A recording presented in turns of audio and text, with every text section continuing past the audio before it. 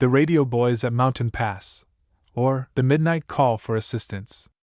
By Alan Chapman. Chapter 1. The Bear Pursues. Nothing to do till tomorrow, sang out Bob Layton, as he came out of high school at Clintonia on Friday afternoon, his books slung over his shoulder, and bounded down the steps 3 at a time. And not much to do then, except just what we want to, chimed in Joe Atwood, throwing his cap into the air and catching it deftly as it came down. You fellows do just love to work, don't you? Put in Herb Fennington, with an air of self-righteousness that was belied by the merry twinkle in his eyes. Oh, we just dote on it, replied Bob. Work is our middle name, asserted Joe. In fact, we lie awake nights trying to conjure up something to do. Regular pair of work-hard twins, I don't think, declared Jimmy Plummer. Now as for me. Yes? Said Herb, with an assumption of polite interest. As for me, repeated Jimmy, not at all daunted by the incredulity in Herb's tone. I've been working like a horse all this season. A little more and I'll be only skin and bone. As Jimmy was by all odds the fattest boy in school, this assertion was greeted by a roar of laughter. Now I know why you look like a string bean, chuckled Joe. That explains why his clothes hang on him so loosely, laughed Bob, pointing to Jimmy's trousers, which were so filled out that they resembled tights. Jimmy, you may be an unconscious humorist, but you're a humorist just the same. Jimmy glared at his tormentors and tried to look wan and haggard, but the attempt was not a pronounced success. All the same, he protested. Doc, Preston has been rushing us like the old Harry all this fall, and what with school work and homework and radio work. Radio, interrupted Bob. You don't call that work, do you? Why, it's fun, the greatest fun in the world. You bet it is, chimed in Joe enthusiastically. We never knew what real fun was until we took it up. Look at the adventures it's brought us.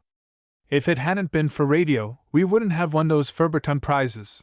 We wouldn't have run down Dan Cassie and made him give back the mortgage he was trying to cheat Miss Barrick out of, and we wouldn't have got back the money he nearly got away with when he knocked out Brandon Harvey. Right you are, agreed Bob. And probably that boat our folks were on would have gone down with all on board if it hadn't been for the radio message that brought help to it. And see the good it did for Larry and the experience we had in sending out from the broadcasting station in Newark. I tell you, fellows, there's nothing like radio in the universe, agreed Jimmy. I'd like to take it up as a regular profession, said Joe. Think of what it must be for fellows like Armstrong and Edison and DeForest and Marconi. I'll bet they don't think it's work.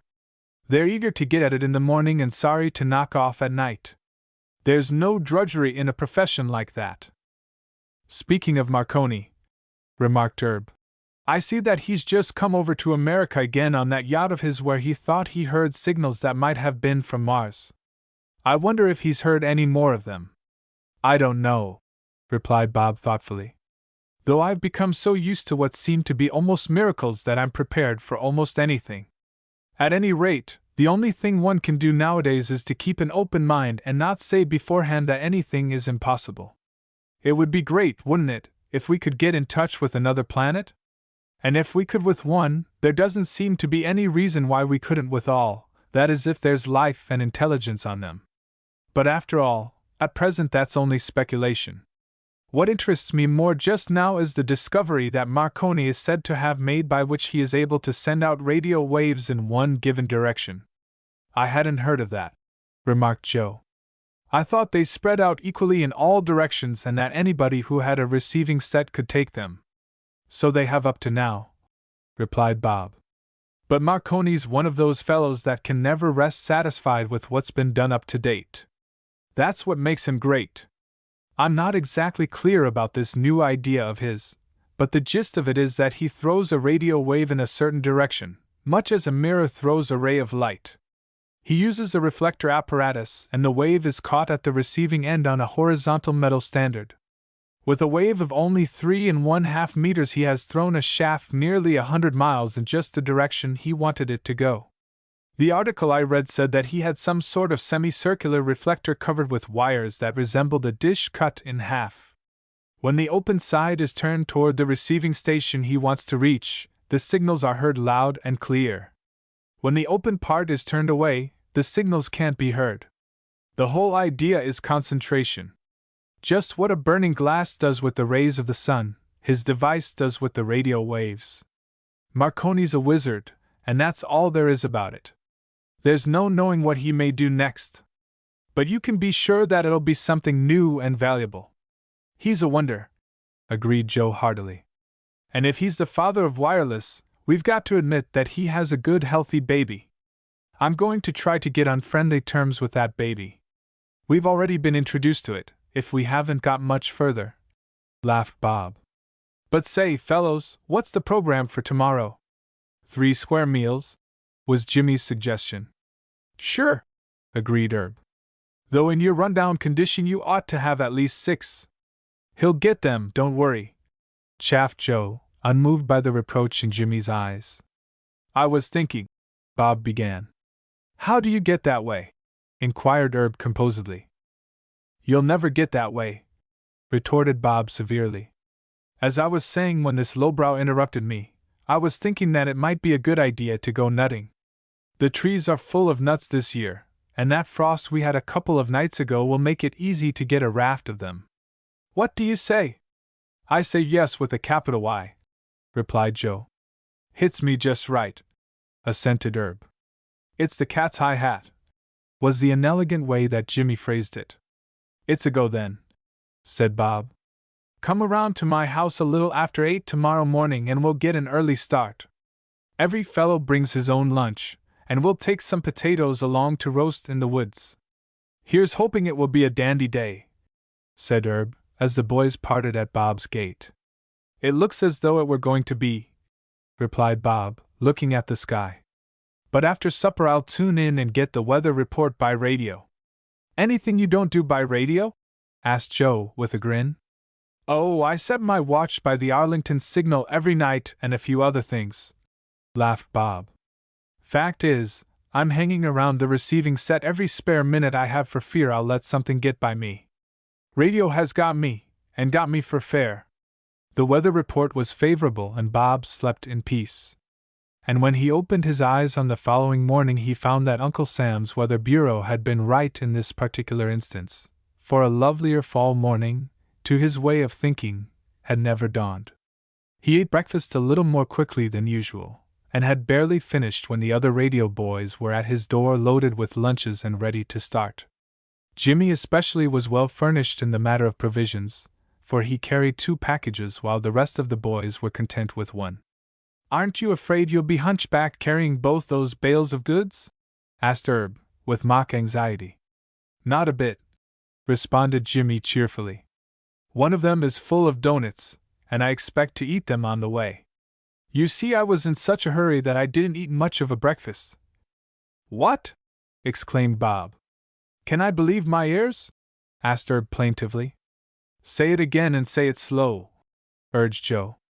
I mean, Jimmy hurried to correct himself. Not so much as I might have eaten. I had a bit of cereal. Catch on to that bit, murmured Herb. And some bacon and eggs and a slice of cold meat from the roast last night, and some hot rolls and… Outside of that you didn't have anything to eat, said Joe. All right, Jimmy, old boy, we understand. But shake a leg now and let's get under way. This is too fine a day to be spending it in a chinfest, and besides we can have plenty of that as we go along. The air was brisk and stimulating, with just enough warmth imparted by the sun to prevent its being cold, and a soft autumnal haze hung over the landscape and clothed it in mellow beauty. It was the kind of day when nature is at her best, and when it is good just to be alive. The boys were like so many young colts turned out to pasture, and joked and jested as they went along. Laughter came easily to their lips and shone through their eyes, while the joy of youth ran through their veins and made them tingle to their fingertips. Life was roseate, and they had not a care in the world. A walk of between 2 and 3 miles brought them to the woods for which they had set out. The forest covered a great many acres and was full of noble trees, chestnut, hickory, and many other varieties. As Bob had said, the year had been an unusually good one for nuts, and the trees were loaded with them. The frost of a little time before had been just sufficient to make them ready to pick, and the ground was already strewn with the half-opened burrs of many that had been shaken from the trees. Others still hung to the boughs by so slender and brittle a thread that it was only necessary to hurl clubs up into the trees to have them come down in showers.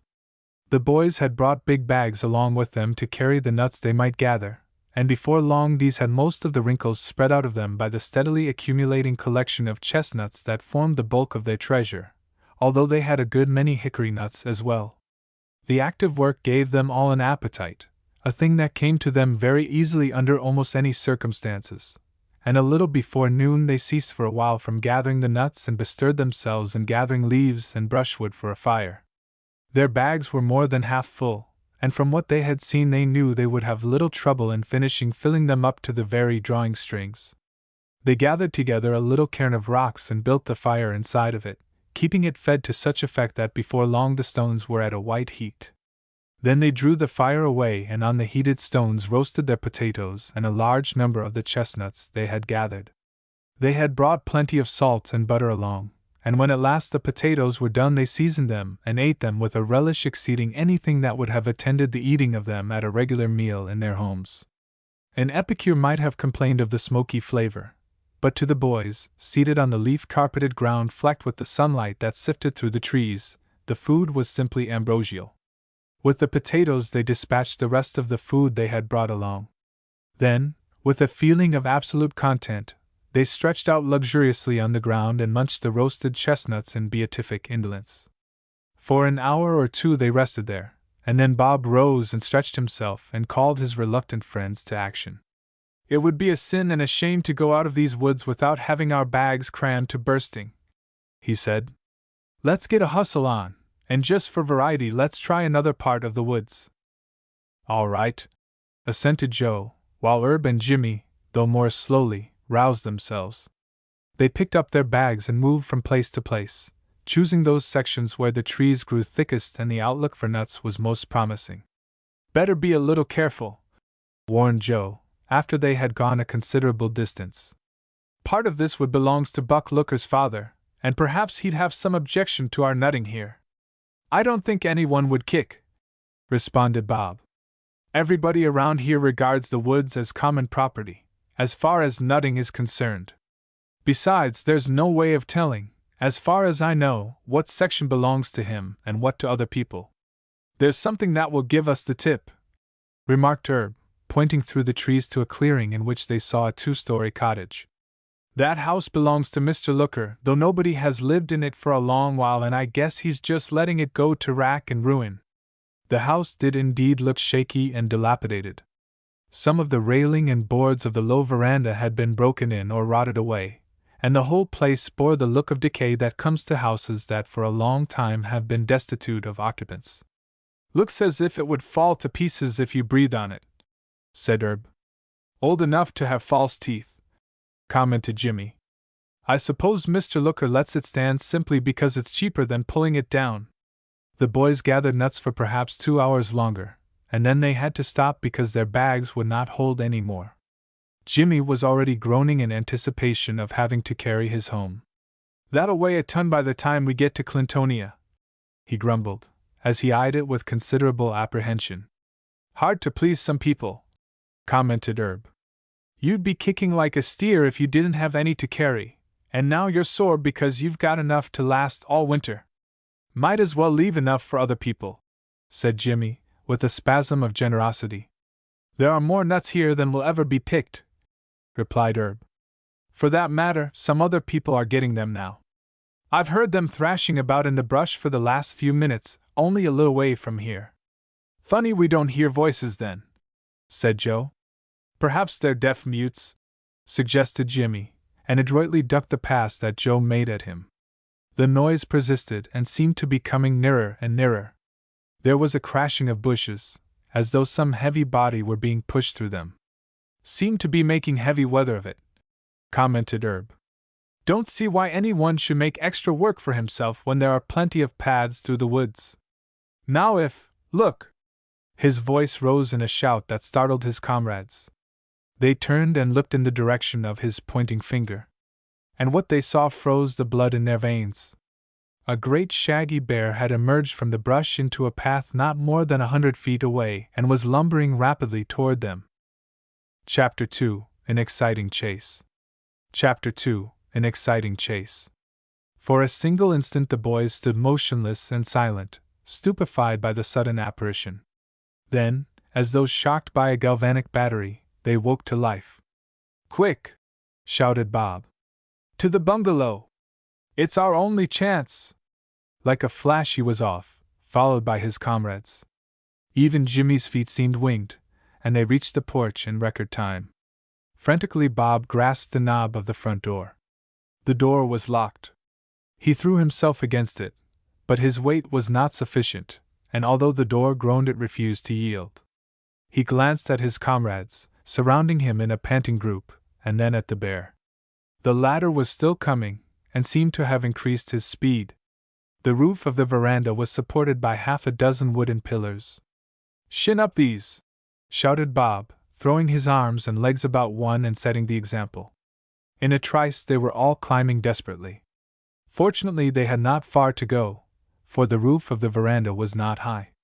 But they felt as though they were in a nightmare, and although they were really making surprisingly good time, it seemed as though they would never get to the top.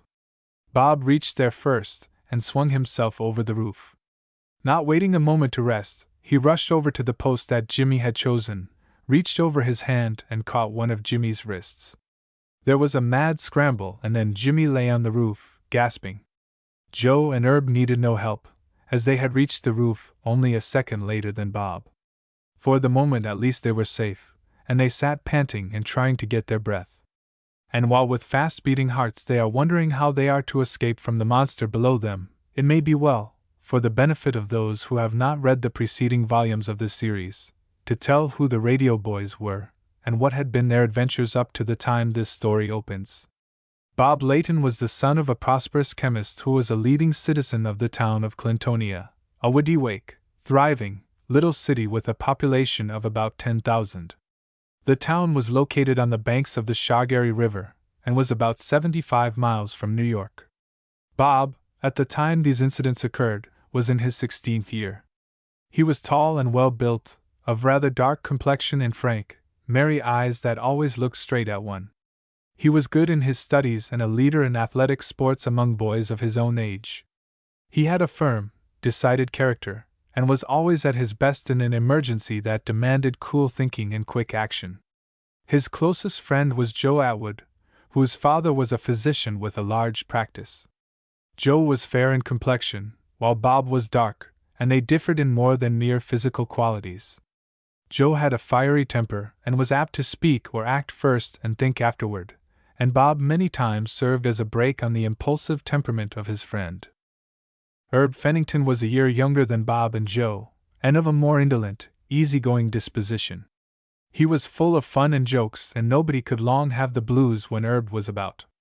A fourth member of the group was Jimmy Plummer, whose father was a carpenter and contractor and a highly respected citizen of the town. Jimmy was fat, red-faced and good-natured, with a special partiality for the good things of life. He had gained the nickname of Doughnuts because of his fondness for that famous product of the kitchen, and did his best to deserve the name. Besides the liking that drew the boys together, there was an added link in their interest in radio, which by its wonders had taken a firm hold on their youthful imaginations. In delving into the mysteries of this new and fascinating science, they had been greatly assisted by the kindly help afforded them by the Reverend Dr. Dale, the pastor of the old First Church of Clintonia. His suggestions had been of immense value in helping them to master the elements of the science, and whenever they got into a quandary they had no hesitation in appealing to him for help that was never refused. What gave the boys an added stimulus was the offer by the member of Congress for the district in which Clintonia was situated of prizes for the best radio sets made by the boys themselves. The contest was open to all the boys residing in the congressional district, and Bob, Joe, and Jimmy entered into it with enthusiasm. Herb, with his natural indolence, did not go into the competition and was sorry afterward that he had not.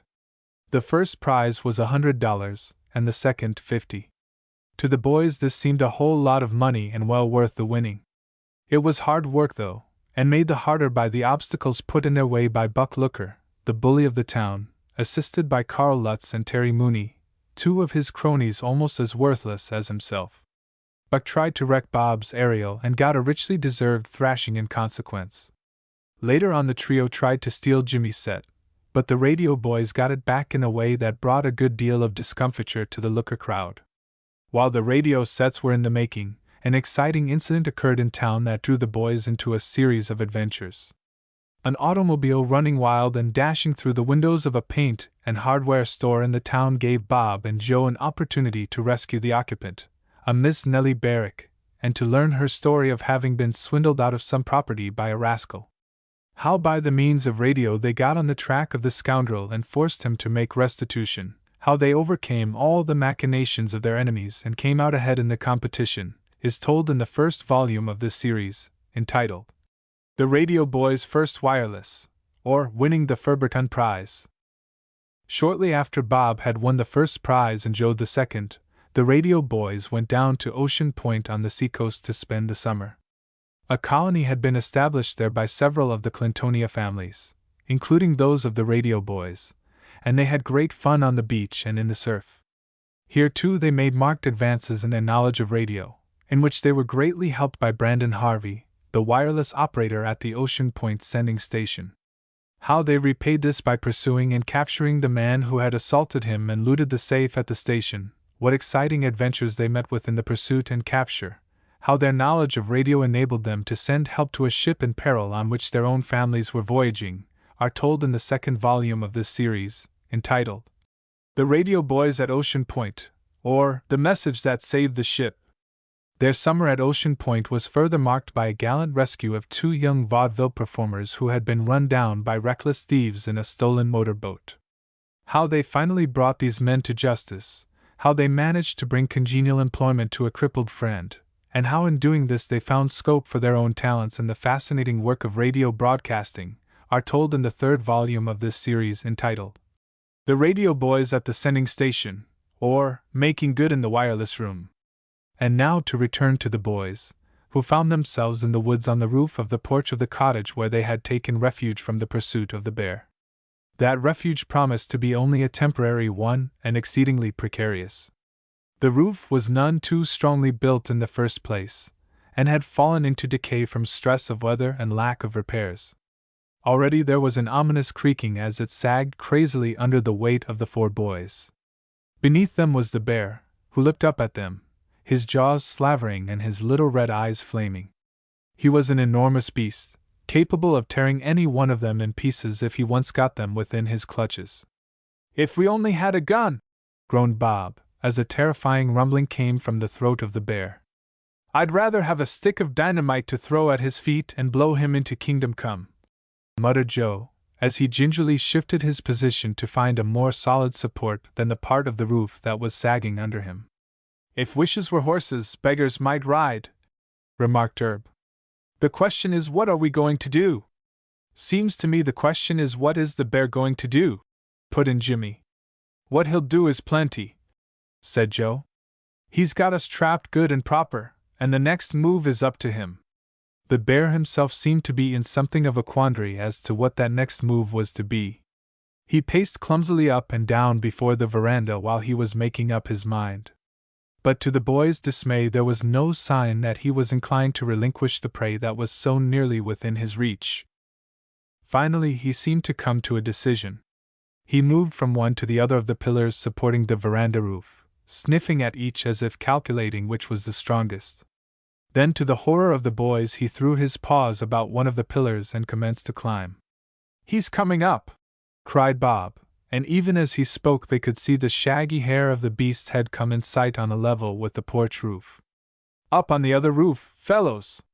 Maybe he can't follow us there."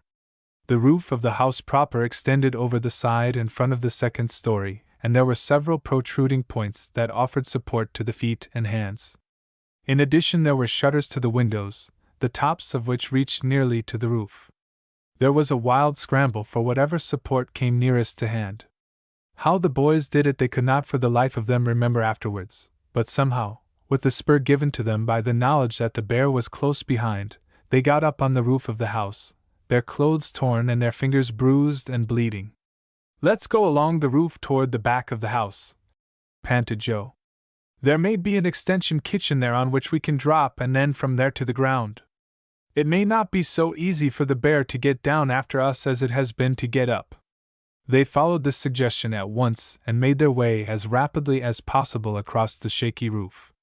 It would have been more prudent of them to have left some interval between them, but they were so excited that they did not think of that, and crowded close on one another's heels. Suddenly a shout rose from Bob. "Back, fellows!" he cried. "The roof's caving in!" But the warning came too late.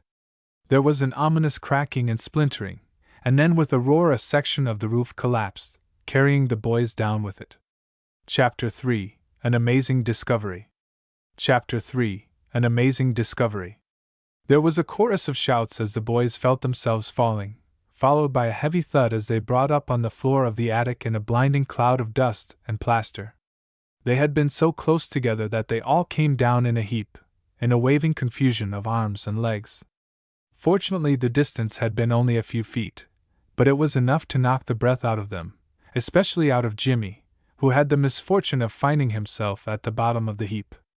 For a minute or two they were too dazed by the suddenness of the fall to speak coherently, or in fact to speak at all. Then gradually they disentangled themselves and got to their feet. Their first sensation had been that of alarm and the second of shock. But after they had in some measure recovered from these, there came a third sensation of immense relief.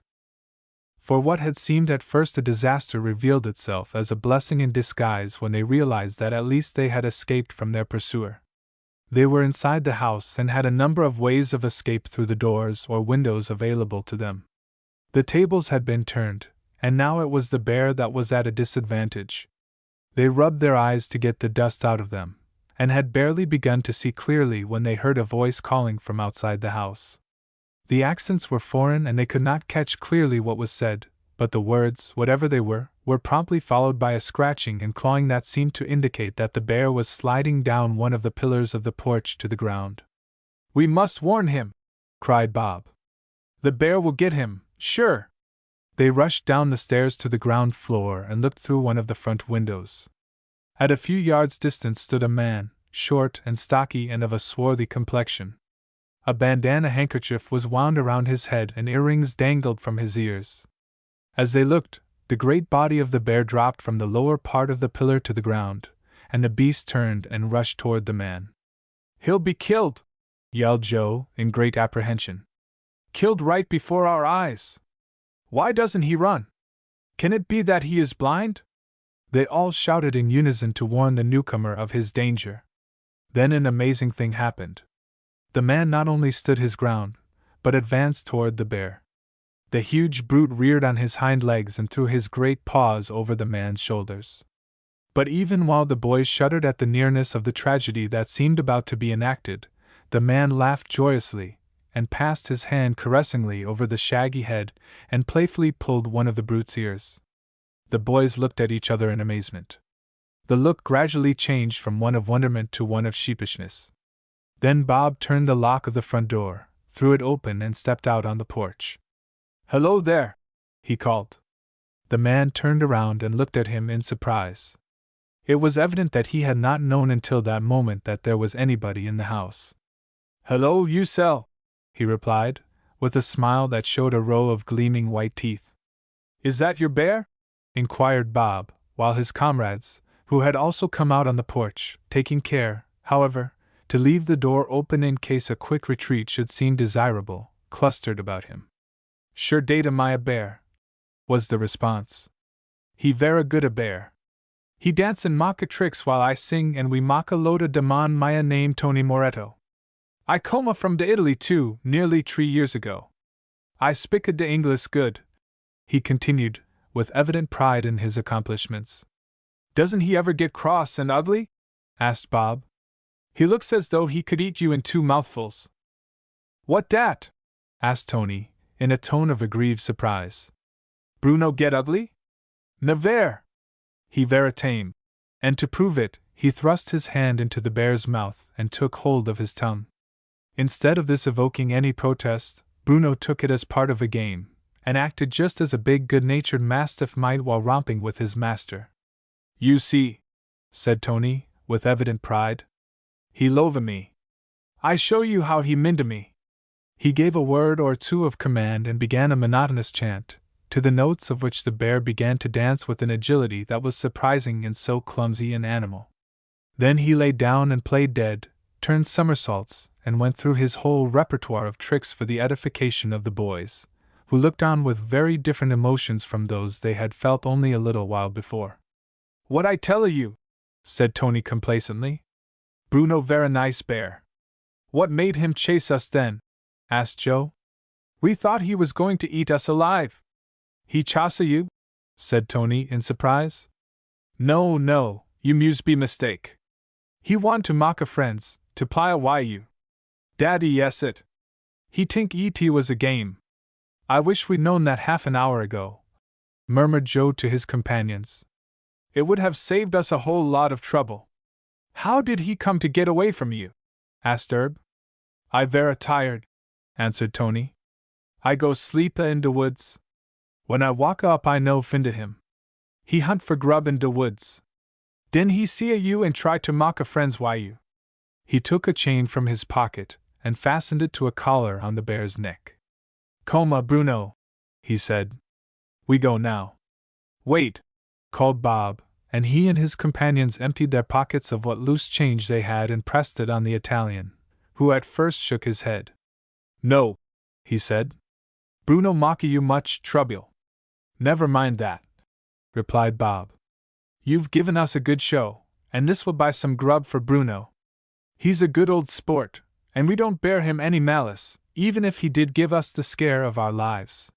He was so insistent that Tony finally pocketed the money, and with a smile and another flash of his white teeth trudged off through the woods with Bruno lumbering along clumsily beside him. The boys watched the pair until they were out of sight and then turned and looked at each other. Then the comical aspect of the whole affair appealed to them, and they burst into inextinguishable laughter. "Stung!" cried Bob, when at last he could get his breath. "Stung good and plenty.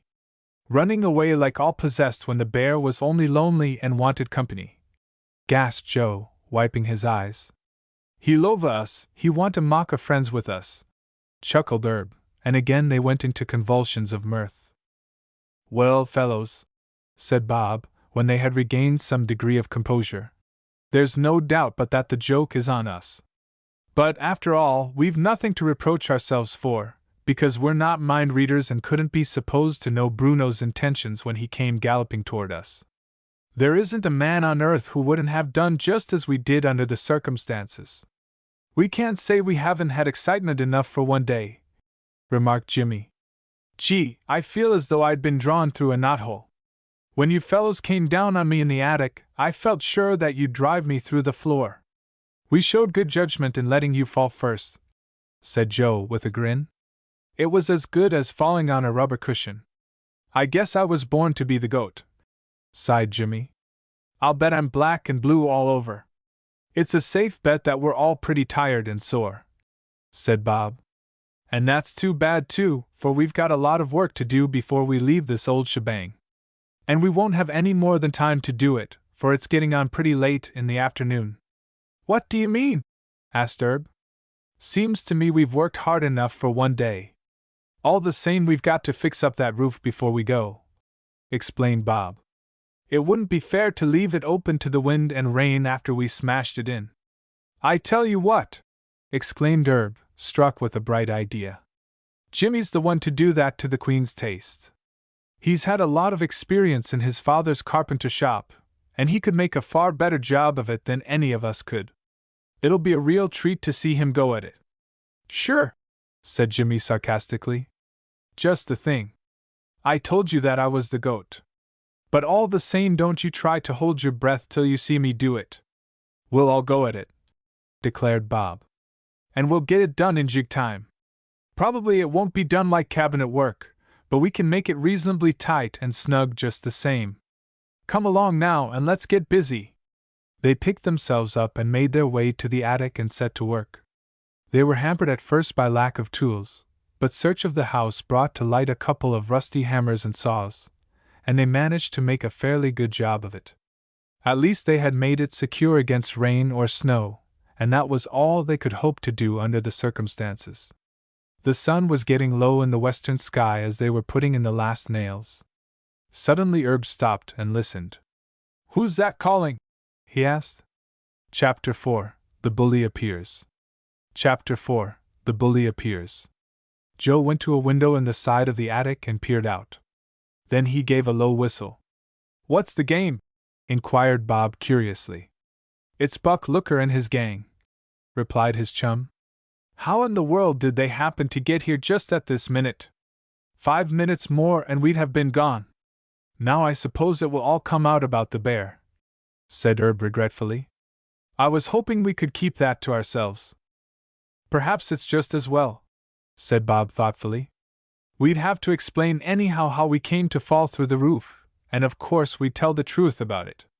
What we've done now is only a makeshift job, and we'll have to get some carpenter to make a perfect thing of it at our expense. That's the only fair thing to do." "Hello up there!" came a voice from below, which they recognized as Buck Looker's. "Who's up there and what are you doing?" Bob, who had come up to Joe's side, thrust his head out of the window. "Some of my friends and myself are here," he answered. "We broke through the roof of the house and we've just been fixing it up." "Broke through the roof?" came in a gasp from below. "What business did you have on the roof of my house? You're going to get into trouble for this." "Oh, I don't know," replied Bob. "We're not worrying much about it." "Well, you'd better worry," growled Buck truculently. "You come right down and get out of my house as fast as your legs can carry you, or I'll. "Yes," said Bob quietly. "Go right ahead with what you were going to say, Buck Looker." "You'll do what?" Buck hesitated, for there was a note in Bob's voice that he did not like. "You'll see what I'll do," he blustered. "You get right out of my house." "Now listen, Buck Looker," replied Bob. "We're going to get out of this house for just 2 reasons. The first is that there's nothing especially attractive to keep us here, and the second is that we've finished our work and we're just about to go anyway. But don't fool yourself into thinking that we're going because you tell us to. If your father told us to, we'd have to, because it's his property. But it isn't yours, and what you say doesn't interest us a little bit. Get that?" There was a growling response, of which they did not catch the words, and Bob turned to his companions. "Come along, fellows," he said. "Let's go down and see what this terrible man-eater and his cronies are going to do to us." "I only wish they'd give us an excuse for pitching into them," said Joe. "I've been aching to give Buck Looker a licking ever since that time Mr. Preston came along and stopped us." "No chance," laughed Bob. "Buck is prudent enough when anyone comes face to face with him. As a long-distance fighter he's a wonder, but he wilts fast enough when a scrap seems coming." The radio boys brushed off their clothes, restored the tools to their places, and went downstairs and out on the front porch, where they found the bully and his friends in close conversation. "It's time you got out of here," exclaimed Buck. "My father will have something to say about this, and maybe he'll have you all arrested for burglary." At this the boys could not help laughing, and Buck's face grew red with fury, while a venomous light glowed in his mean eyes. "You'll laugh out of the other side of your mouths when you find yourselves in jail," he shouted. "Now look here," burst out Joe, taking a step toward him. "You've gone quite far enough. You keep a civil tongue in your head, or I'll give you what I've owed you ever since Mr. Preston came between us. And there's no Mr. Preston here now." Bob put a restraining hand on his friend's arm. "Easy, Joe," he counseled. Then he turned to the bully. "We don't owe you any explanation, Buck Looker," he said. "But we do owe one to your father, and you can tell him what we say.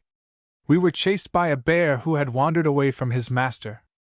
We chose this house for safety because it was the only place at hand and we couldn't do anything else. First we got up on the roof of the porch, but the bear came after us there and we had to take to the roof of the house itself. While we were going across it, part of it caved in and let us down into the attic. Afterward we tried to repair the damage for the time, and you can tell your father that we will pay whatever is necessary to make the roof as good as it was before." "Chased by a bear!" repeated Buck with a sneer. That's a likely story. There hasn't been a bear around these parts for 100 years. Tell that to the Marines. I suppose that means that I'm telling a falsehood, said Bob, his eyes taking on a steely glint. I didn't say that, muttered Buck, as he stole a glance at Bob's clenched fist. But you can tell that to my father, and see if he believes it. He can believe it or not as he sees fit, replied Bob. Come along, fellows. Just notice that we're going of our own accord, put in Joe, as he prepared to follow his friend down the steps. Don't you want to throw us off the porch or any little thing like that? He inquired politely, pausing a moment for an answer. But the only answer was a snarl, and the radio boys left the bully there and went on to the place a little way off where they had dropped their bags when the bear came upon them. Jimmy, who was in the van, suddenly gave a cry of dismay. The bags are gone, he exclaimed. I dropped mine right here, and now there are no signs of it. And mine was close by this tree, cried Herb. That's gone too. They hunted about for a few minutes, but the search was fruitless. Look here, exclaimed Joe at last. Those bags didn't walk away of their own accord. Somebody's taken them. And after working all day to fill them, groaned Jimmy. Say, fellows, said Bob. The only ones that have been around here have probably been Buck Looker and his gang. There's the answer. But they didn't have any bags with them, interposed Herb. They could have hidden them, intending to come back after dark and get them, replied Bob. I'm going to question them anyway. Buck Looker isn't going to put anything like that over on us. They'll only lie out of it, prophesied Jimmy pessimistically. We can see from the way they talk and act whether they are lying or not, returned Bob. At any rate, I'm going to take a chance. They all went back rapidly toward the house, and reached there just in time to see Buck and his cronies vanishing around the back. They've seen us coming and tried to dodge, cried Joe. That won't do them any good, replied Bob, quickening his speed. We can beat them running any day. The truth of his words was quickly demonstrated when they drew up abreast of the three, who slowed to a walk when they saw it was no use trying to evade their pursuers. What are you running away for? Queried Bob, as he stepped in front of Buck. None of your business, answered Buck snapishly. I might ask you what you are running for. And if you did, I'd tell you mighty quick, answered Bob. I was running after you to ask you what you did with the bags of nuts you found under the trees. Buck tried to put on a look of surprise, but the attempt was a failure. I don't know what you're talking about, he stammered. Every tone and every look betrayed that he was not telling the truth, and Bob went straight to the point. Yes, you do, he retorted. You know perfectly well what I'm talking about. You found those bags under the trees where we had dropped them when the bear chased us, and you've hidden them somewhere intending to come back for them later. We've got you dead to rights, and you'd better come across and come across quick. Buck hesitated a moment, but the look in Bob's eyes told him what was in store for him if he refused, and again he concluded that discretion was the better part of valor. Oh, were those yours? He said, with an affectation of surprise. We did find a few nuts and laid them aside for the owners if they should come back for them. I had forgotten all about it. It's too bad that your memory is so poor, remarked Bob grimly. Suppose you come along and show us where you laid them aside so carefully for their owners.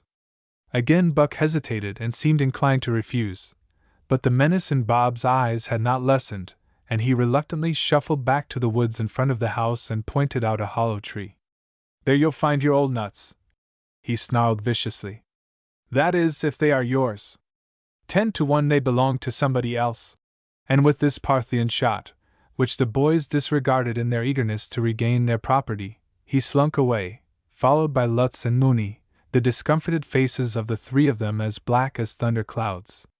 Chapter 5. A Startling Accusation. Chapter 5. A Startling Accusation. Elated and triumphant, the radio boys shouldered their bags and set out for home. This is the end of a perfect day, chanted Joe, as they trudged along, tired in body but light in heart. For us perhaps, but not for Buck and his crowd, chuckled Herb. And those sneak thieves were the fellows who were talking about burglars," laughed Jimmy. The sun had gone down before the radio boys left the woods, and it was full night by the time they reached their homes and disburdened themselves of their load of nuts. "I was going to ask you fellows to come around tonight and listen in on the broadcasting concert," said Bob, as they reached his gate. "But I guess our folks will be so much excited about the bear that they can't talk or think of anything else." "That's barely possible," chuckled Herb, and grinned at the indignation of his companions at the pun. "But I think there'll be something doing at church tomorrow on the subject of radio," continued Bob. "You fellows must be sure to be there. I heard Dr. Dale talking about it to Father." "I'll be there if I can wake up in time," said Jimmy. "But just now I feel as if I could sleep through the next 24 hours straight. I'll be like one of the 7 sleepers of Pegasus." "Ephesus, I guess you mean," laughed Bob. "Pegasus was a horse." "Is that so?" replied Jimmy. "Well, that's a horse on me. Don't hit me," he begged, as Bob made a pass at him. "I'm stiff and sore all over, without having that big ham of yours land on me." Bob laughed and went up the steps, while the others made their ways to their respective homes not many doors away. As they had anticipated, the telling of the adventures that they had gone through that day was listened to with breathless interest by all the members of their families. At places in the story there was laughter, but more frequently there were exclamations of alarm mingled with great relief that they had come through safely. "I tell you," said Bob, as he finished telling of the matter to his parents, "I felt mighty cheap to think that I had run like mad from a bear that, as the Italian said, was simply trying to mock a friends with me. It was rather amusing after it was all over," assented his father, with a smile. "But after all you were very wise to act as you did. It isn't by any means certain that the bear would have been as friendly with you as he was with his master, and resistance of any kind might have awakened all his savage instincts. I am very doubtful about the bear thinking it was only a game when he was climbing up after you. But even if he did, you had no reason to suppose it. For all you knew, he might have escaped from a circus or menagerie and might have been ready to tear you in pieces. That was my first thought, that is, as soon as I could think calmly about anything," answered Bob. "But, after all, a miss is as good as a mile, and he didn't get us. He came mighty near it, though. The most serious outcome of the whole thing will probably be the matter of the broken roof," said Mr. Layton meditatively. "It will probably cost considerable to put it in perfect shape again. But, after all, that doesn't count for anything as long as you boys weren't hurt. I'll see Looker about it on Monday and fix the matter up with him. And of course the fathers of the other fellows will chip in on the expense," said Bob. "I'd like to hear what Buck is telling his father about it tonight," he continued with a grin. "By the time he gets through, we'll have pulled the whole house down." The next morning all the boys were at church in time for the morning service, even Jimmy, who walked very stiffly and smelled strongly of arnica. "You fellows needn't sniff as though I had the plague," he protested, as his friends lifted their nostrils inquiringly. "I was the fellow who was underneath when you fell on me like 1,000 of brick. You got off easy, while I had all the worst of it. But then I'm used to that," he concluded, sighing heavily. "Cheer up, old boy," said Joe, clapping him on the back, at which poor Jimmy winced. "The first 100 years is the worst. After that you won't mind it. But now we'd better get in if we want to sit together, for there's a bigger congregation here than usual." Dr. Dale, the friend and counselor of the boys in radio, as in many other things, was in the pulpit. He was a very eloquent preacher, and was always sure of a good congregation. But as Joe had said, the church was even fuller than usual that morning, and there was a general stir of expectancy, as though something unusual was in prospect. The attention of the boys was attracted at once by a small disc-like contrivance right in front of the preacher's desk. It had never been there before. They recognized it at once as a microphone, but to the majority of the audience its purpose was a complete mystery, and many curious glances were fixed upon it.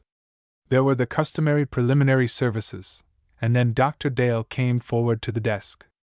"Before beginning my sermon this morning," he said, "I want to explain what will seem to some an unusual departure from custom, but which I hope will justify itself to such an extent as to become a regular feature of our service. There is no reason why the benefits of that service should be confined to the persons gathered within these four walls. There are thousands outside who, by the means of radio, that most wonderful invention of the present century, can hear every word of this service just as readily as you who are seated in the pews. The prayers, the hymns, the organ music, the sermon, the benediction, they can hear it all. The only thing they will miss will be the privilege of putting their money in the collection plate. He paused for a moment, and a smile rippled over the congregation. I have said, he resumed, that they can hear it. And if they can hear it, they ought to hear it, that is, if they want to. This is no new or untried idea. It is being carried out today in Pittsburgh, Washington, and other cities. The pulpit becomes a religious broadcasting station, from which the service is carried over an area of hundreds of miles.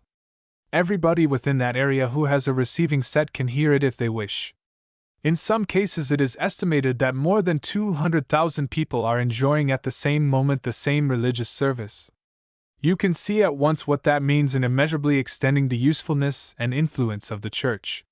Now it has occurred to me that we might do here what is being done elsewhere on a larger scale. So, after a conference with the officials of the Church, an adequate sending set has been installed in the loft of the building. What is said here is sent from this microphone to the loft, where it is flung out into the ether. Arrangements have been made with a number of churches in this county, too poor and small to have a regular pastor, by which they have installed loudspeaker receiving sets in their buildings. At this moment there are a dozen scattered congregations where the people have gathered to worship, and where at this moment they are hearing everything that is said just as plainly as you do. And in addition to that, he went on, in hundreds, perhaps thousands of homes, people who cannot go to church because of illness or some other reason are listening to this service. The sick, the crippled, the blind, think of what it means to have the church brought to them when they cannot go to the church. You in the pews are the visible congregation. But outside these walls there is today an invisible congregation many times greater, to whom this service is bringing its message of help and healing. With this prelude, Dr. Dale announced his text and preached his sermon, which, if anything, was more eloquent than usual. It seemed as if he were inspired by preaching to the greatest audience that he had ever had in his whole career, and the audience in the pews also felt a thrill as they thought of the invisible listeners miles and miles away. It seemed as though the natural were being brought into close connection with the supernatural, and the impression produced was most powerful. If the doctor had had any misgivings as to the attitude of his people toward this new departure, these were quickly dissipated by the cordial congratulations and approval that were expressed after the service was over and he moved about among them. It was the universal opinion that a great advance had been made and that the innovation had come to stay. The radio boys had been intensely interested in this new application of their favorite study, and after the sermon they went up into the loft and examined the apparatus that had been used in sending. It was a vacuum tube set with 2 tubes and power enough to send messages out over the whole county. It had been set up by Dr. Dale himself, and that was proof enough for the boys that it had worked perfectly in sending out the morning service. "What will radio do next?" asked Bob, as the boys were walking homeward. "What won't it do next is the way you ought to put it," suggested Joe. "It seems as if there were no limit. There are no such things as space and distance anymore. Radio has wiped them out completely." "That's true," chimed in Herb. "The Earth used to be a monstrous big thing 25,000 miles round. Now it's getting to be no bigger than an orange. What a fuss they made when it was proved that one could travel around the world in 80 days, said Jimmy. "But radio can go round the Earth more than 7 times in a single second. Just about the time it takes to strike a match." "Gee, but I'm glad we weren't born 100 years ago," remarked Bob. "What a lot of things we would have missed. Automobiles, locomotives, telegraph, telephone, phonograph, electric light." "Yes," interrupted Joe. "And radio would have been the worst miss of all. They're doing in the colleges now, too, something very like what the doctor did in the pulpit this morning," said Bob. "In Union College and Tufts and a lot of others the professors are giving their lectures by radio. Talk about university extension courses. Radio will beat them all hollow. Think of a professor lecturing to an audience of 50,000, instead of the 100 or so that are gathered in his classroom. And think of the thousands of young fellows who are crazy to go to college and haven't the money to do it with. They can keep on working and get their college education at home. I tell you what, fellows, Mr. Brandon was right the other day when he said that the surface of radio had only been scratched so far. The next day at school the boys found that the story of their experience with the bear had had wide circulation, chiefly through the activity of Buck Looker, who took care at the same time, however, to express his belief that nothing of the kind had happened. There was a good deal of good-natured joking, and the boys in self-defense had to explain the whole thing in all its details. At recess their story received unexpected confirmation, for there, just outside the schoolyard, was Tony putting Bruno, the bear, through his tricks while a breathlessly interested crowd gathered about the pair. Tony grinned at the boys when he saw them and Jimmy asserted that Bruno grinned too, but the rest of the radio boys thought that that was due to Jimmy's excess of imagination. A noticeable feature of the school work that day was the scarcity of pupils. All the classes were more or less sparsely attended, and the teachers were called to a conference with Mr. Preston, the principal. "What do you suppose the powwow of the teachers was all about?"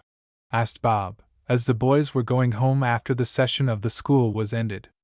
"About so many fellows being away," replied Joe, who, as his father was the leading physician of the town, was better informed than were his friends as to the situation. "Dad says there's an awful lot of sickness in the town. He's kept busy day and night, and scarcely has time to breathe. I wonder what the reason is," remarked Herb. "Dad thinks the water supply may have something to do with it," answered Joe. "He says there's a regular epidemic of typhoid fever, and that usually comes from impure water. He's called the attention of the town council and the engineers of the reservoir to the matter, and they're going to have an investigation. Dad says it may even be necessary to close the schools for a time." "What's that?" exclaimed Jimmy, with sudden animation. "Don't tell Jimmy anything like that," mocked Herb. "It would simply break his heart. If there's anything he's stuck on, it's school. You fellows wouldn't be tickled to death either if you thought you were going to get a vacation, would you?" retorted Jimmy. "I know you birds. Say, wouldn't it give us lots of time for radio?" said Bob enthusiastically. "I want to get all the new wrinkles in that latest set of ours, and we don't have time to do it in the few evenings we can spare from our homework." "You bet," agreed Herb. "I don't want there to be any more sickness, but I sure do hope they find it necessary to close the schools. That would be just what the doctor ordered, in more senses than one." "I wouldn't shed any bitter tears myself," admitted Joe. "There's going to be a meeting of the Board of Health to consider the subject soon, and I'll give you fellows the tip the minute I hear anything definite about what they decide to do. In the meantime, suppose you fellows drop around this evening for a little while," suggested Bob. "I want to try out some long-distance receiving and listen in on Chicago." All agreed to be there at about 8 o'clock. The Laytons had barely finished dinner that night when the doorbell rang. Bob answered the bell. He was surprised to find that the callers were Mr. Looker and his son Buck. Both had dark and angry looks on their faces. "I want to know," said Mr. Looker abruptly, "what you and your companions mean by burning down my cottage." Chapter 6: The Burned Cottage. Chapter 6: The Burned Cottage. "Nonsense!" exclaimed Bob. "What makes you think we'd do a trick like that?" "Never mind about that," exclaimed the elder Looker, furiously. "I suppose you deny it. I want to see your father, young man." "Here he is," and Mr. Layton, who had been attracted to the door by Mr. Looker's loud and angry tones, emerged on to the porch. "What can I do for you, Mr. Looker?" "You can pay me for my house that your boy and his companions burnt down," said Mr. Looker in angry tones. "I rather think you must be mistaken," said Mr. Layton. "What grounds have you for making such a serious accusation?" "My boy caught them red-handed after they'd broken into the house, and made them get off my property. It wasn't 6 hours later that the place was burned, and there's no doubt in my mind that your boy and his friends set it on fire just to get even. They've always had a grudge against Buckley, anyway, and are always doing all they can to make life miserable for the poor fellow.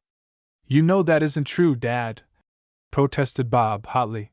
Neither about the fire, nor about Buck. He's always the one that starts trouble. You've got plenty of nerve, Looker, to come here and make an accusation like this to me, remarked Mr. Layton, his usually kindly face stern and set. There are many ways that fire could have occurred besides being deliberately set, and you know it. Likely enough some tramps had decided to spend the night there, and set it on fire by accident. You had better get off my property before I am tempted to throw you off. It might not be so easy as you think, sneered the elder Looker, but nevertheless he began edging toward the sidewalk. If you don't pay, I'll see my lawyer and have him bring action in court. See if I don't. Suit yourself, answered Mr. Layton, shrugging his shoulders. Your lawyer will tell you, though, that you haven't the shadow of a case. As for your boy, he looks big enough to take care of himself, and if he can't, I don't see what business that is of mine.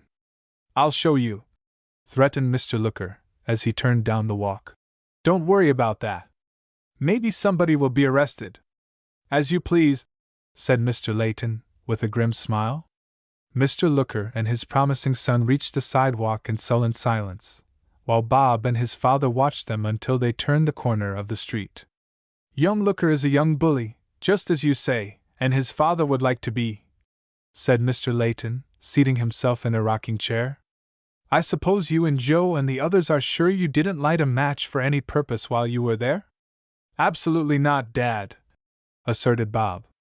We weren't inside that shack more than 5 minutes the first time, and with that bear outside, lighting matches was the last thing we'd have thought of. As soon as the bear's owner captured him, we went outside. We worked on the roof both from outside and inside, and tried to patch the thing up. We struck no matches. We were doing the last few things inside when Buck came along. Tell me just what happened then, directed Mr. Layton. Why, then there was a bit of an argument with Buck, grinned Bob. We knew that the place belonged to his father, and that there was nothing for us to do but clear out. We came right home from there, though, and you know that we were all here listening to radio that entire evening. Yes, I remember that, nodded his father. And I guess that would be a pretty convincing alibi if Looker really should carry the case to court. My opinion is, though, that he's just bluffing, and we'll never hear any more of it. I wish I did know who was responsible, speculated Bob. Do you really think tramps were responsible, Dad? Very likely. Several barns have been burned in this neighborhood from the same cause, you know. I'm rather sorry that you and your friends were around there the same day it happened, because unless the real cause is discovered, the Lookers will never stop talking about it. However, it's a small matter and will not think any more about it. From what you tell me, the place must have been falling apart anyway. I should say so, laughed Bob. We were a surprised bunch when that roof caved in with us. The place was so rickety it's a wonder it didn't all come down then. I'll bet you were a scared bunch, bantered his father, a twinkle in his eyes. I'll say we were, admitted Bob honestly. If we'd had a gun with us, it would have been a different story, though. Tony would have been out one large brown bear. It's just as well you didn't, said Mr. Layton dryly. We'd have had Tony threatening a lawsuit, too, if you had killed his pet bear. It would have been a shame to do it, admitted Bob. For a few minutes they both sat silent, each busy with his own thoughts. I expect I'll have to be away from home most of next week, Bob, said Mr. Layton at length. Bob looked at him expectantly, and he continued. There is a store at Mountain Pass being offered at a bargain, and I'm strongly tempted to buy it and operate it as a branch. I'm going to look the ground over anyway, and if it looks as good then as it does now, I think I'll buy. That will be fine, exclaimed Bob. I've heard a good deal about that place lately, and it seems to be getting more popular all the time. If you go, will you take Mother with you? Mr. Layton nodded, and waited expectantly for the question that he knew was coming. Nor was he wrong. How about taking me along, Dad? Said Bob eagerly. It will be a peach of a trip. They say the scenery through Mountain Pass is the best ever. Well, I've thought of that too, because I was pretty sure you'd want to come. But I'm afraid they'll have you too busy in the high school this term for us to manage it. I may have to be gone 2 or 3 weeks, and that would be a serious break in your studies," Bob urged and pleaded, but his father was adamant, and at last Bob was forced reluctantly to give up the idea of going. When he told the other radio boys about the visit of the lookers, they were as indignant as he. "Like father, like son," quoted Joe. "They're two of a kind, that pair. But I guess they didn't get much satisfaction out of your father, Bob." "I should say not," laughed Bob. "If they had said much more, I think we'd have treated ourselves to the pleasure of throwing them into the street." Bob then told them about his father's projected trip to Mountain Pass, and his disappointment at not being allowed to accompany his parents. "That's pretty tough," said Jimmy, sympathetically. "I know how you must feel. It would be a swell trip, and they say the meals at the Mountain Rest Hotel up at Mountain Pass are about the best ever." "There you go!" exclaimed Bob, laughing. "It's a lucky thing for the hotel that you're not going. They'd lose money on you, sure as shooting." "Well, I try to get my money's worth," said Jimmy, complacently. "You'd get it too, no fear of that," said Joe, confidently. When this conversation took place, the boys never dreamed that they might all be going to Mountain Pass together in the near future. But as events shaped themselves in the next few days, this began to assume an aspect of probability. The epidemic of typhoid increased, and there was something nearly approaching a panic in Clintonia. Families began leaving the town every day, and Dr. Atwood, as head of the town Board of Health, finally issued orders that the schools must close until the epidemic had been gotten under control. When Bob heard this news, he could not, in spite of the seriousness of the situation, suppress a feeling of exultation. With school closed, the main objection to his accompanying his parents to Mountain Pass was removed, and he had little doubt now that he could persuade them to take him.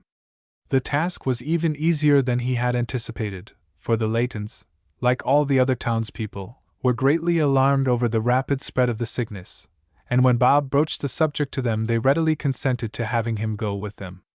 "It's an ill wind that blows nobody any good," thought Bob, and hurried away to seek his friends and tell them the good news. He found all three of them in a state of excitement equal to his own. "Dad wants us all to leave town, too," declared Joe. "He says there must be something wrong with the water supply, and he wants us all away until the trouble has been located and remedied." "My father says the same thing," said Herb. "The trouble is that we'll have to go to different places, and that breaks up our combination for goodness knows how long. Maybe we could get our folks to let us all stick together and go to Mountain Pass with Bob," ventured Jimmy. "It seems too good to be true, though." "It's an idea anyway," declared Joe. "You certainly come out strong once in a while, don't it? It won't do any harm to try, at any rate." The others agreed with this, and that night besieged their parents to let them go to the mountain resort. They succeeded more easily than they had hoped, as the older people were too worried over the situation, and too busy packing up, to offer much resistance to the impetuous lads. Early the next morning first Joe, and then Herb and Jimmy, dropped into the Layton home, to report their success to Bob. "Well, that's great!" exclaimed the latter. "Jimmy, you win the celluloid frying pan for making that suggestion yesterday." "Huh! That's about as useful as anything I'll ever get from you Indians," snorted Jimmy. "I ought to make you pay in advance for my ideas, instead of giving them away so carelessly." "You'll never get rich that way," remarked Joe. "But let's cut out the comedy, fellows, and get down to business. When are your folks going to start for Mountain Pass, Bob?" "The day after tomorrow." "Phew!" whistled Herb. "That means that we'll have to flash a little speed, doesn't it?" "I shan't worry about that," grinned Bob. "I'm all ready to start this minute, so I'll sit back and watch you fellows hustle. It will be lots of fun." "You won't be able to see me, on account of the dust I'll raise," announced Jimmy. "You're going to stay at the Mountain Rest Hotel, aren't you, Bob?" asked Joe. "Sure. It's the best hotel up there. The only one, in fact, though I believe some of the natives take a few people into their homes." "By the way," said Herb, "who's said anything to Mrs. or Mr. Layton about our joining their party? Seems incredible, but maybe they won't want us." "Gee!" gasped Joe. I never thought of that. But maybe it's so. There's Mother now, announced Bob. Let's put it up to her. This they did, and her son's 3 friends were assured by Mrs. Layton that if their parents were willing they should go. She and Mr. Layton would be glad to have them in their party. That's fixed then, announced Jimmy. I'm off now, fellows. Next stop, Mountain Pass. Chapter 7, Radio Wonders. Chapter 7, Radio Wonders. That day and the next were busy ones for the radio boys. The party was to go in 2 big automobiles that Mr. Layton had hired, and the boys had secured permission to take a small radio set with them. On the morning set for their departure they were ready to the last detail, and it was not long before they and their belongings were snugly packed into the 2 automobiles and they were all on their way to the mountain resort. Although it was still only mid-autumn, the air had a keen edge to it, the sky was gray and overcast, and there was the indefinable feel of snow in the air. The big cars rolled crisply through long drifts of dead leaves, going at a lively pace, as it was quite a journey to the resort, with many steep grades to be encountered on the way. The boys were warmly wrapped, and the keen air only gave zest and added to their high spirits. These cars ought to be equipped with a radio set, remarked Bob, a short time after they had started. I saw a picture the other day of a car that was rigged up that way, with an antenna from the radiator to a mast in the rear. It's not a bad idea at that, said Joe. If a person were going on a long tour, he could keep in touch with the weather forecasts, and know just what to expect the next day. Yes, and when he camped for lunch, he could have music while the coffee pot was boiling, said Herb. Pretty soft, I'll say. He'd be out of luck if the static were bad, though, observed Jimmy. Oh, it won't be long before they'll get around that static nuisance, said Bob. Have you heard of the latest method of overcoming it? The others had not, and Bob proceeded to explain. At Rocky Point, Long Island, they put up 12 radio towers, each 410 feet high, in a row 3 miles long. Then they hitched up a couple of 200-kilowatt alternators so that they run in synchronism. That means 400 kilowatts on the aerial, and I guess that can plow through the worst static that ever happened. 400 kilowatts! Exclaimed Joe. That's an awful lot of juice, Bob. You bet it is, agreed Bob, nodding his head. But it does the work. When they tested out this system, signals were received in Nauen, Germany, of almost maximum strength, in spite of bad weather conditions. You know they have a numbered scale, running from nothing to 10, which is maximum. Well, the Rocky Point signals were classed as number 9, which means they were almost maximum strength. It must have been a terrible job to synchronize those 2 alternators, commented Joe. No doubt of it, agreed Bob. This article stated that they had to experiment for months before they succeeded. Those machines turn over at somewhere around 22,000 revolutions per minute, you know.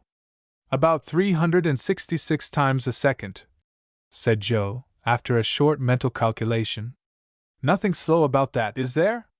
It's fast enough to do the trick, anyway, agreed Bob. Wouldn't it be great to be in charge of a station like that? The others agreed that it would, and for some time they discussed this latest marvel of radio. Then their minds were drawn away by the wonderful scenery through which they were passing.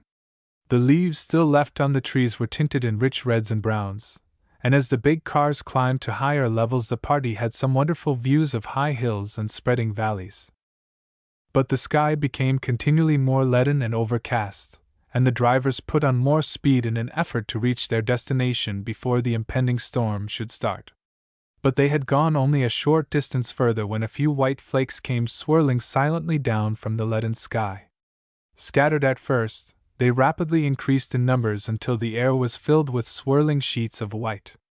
The snow packed over the windshields and powdered the occupants of the 2 cars, and the drivers were forced to stop and put up the side curtains.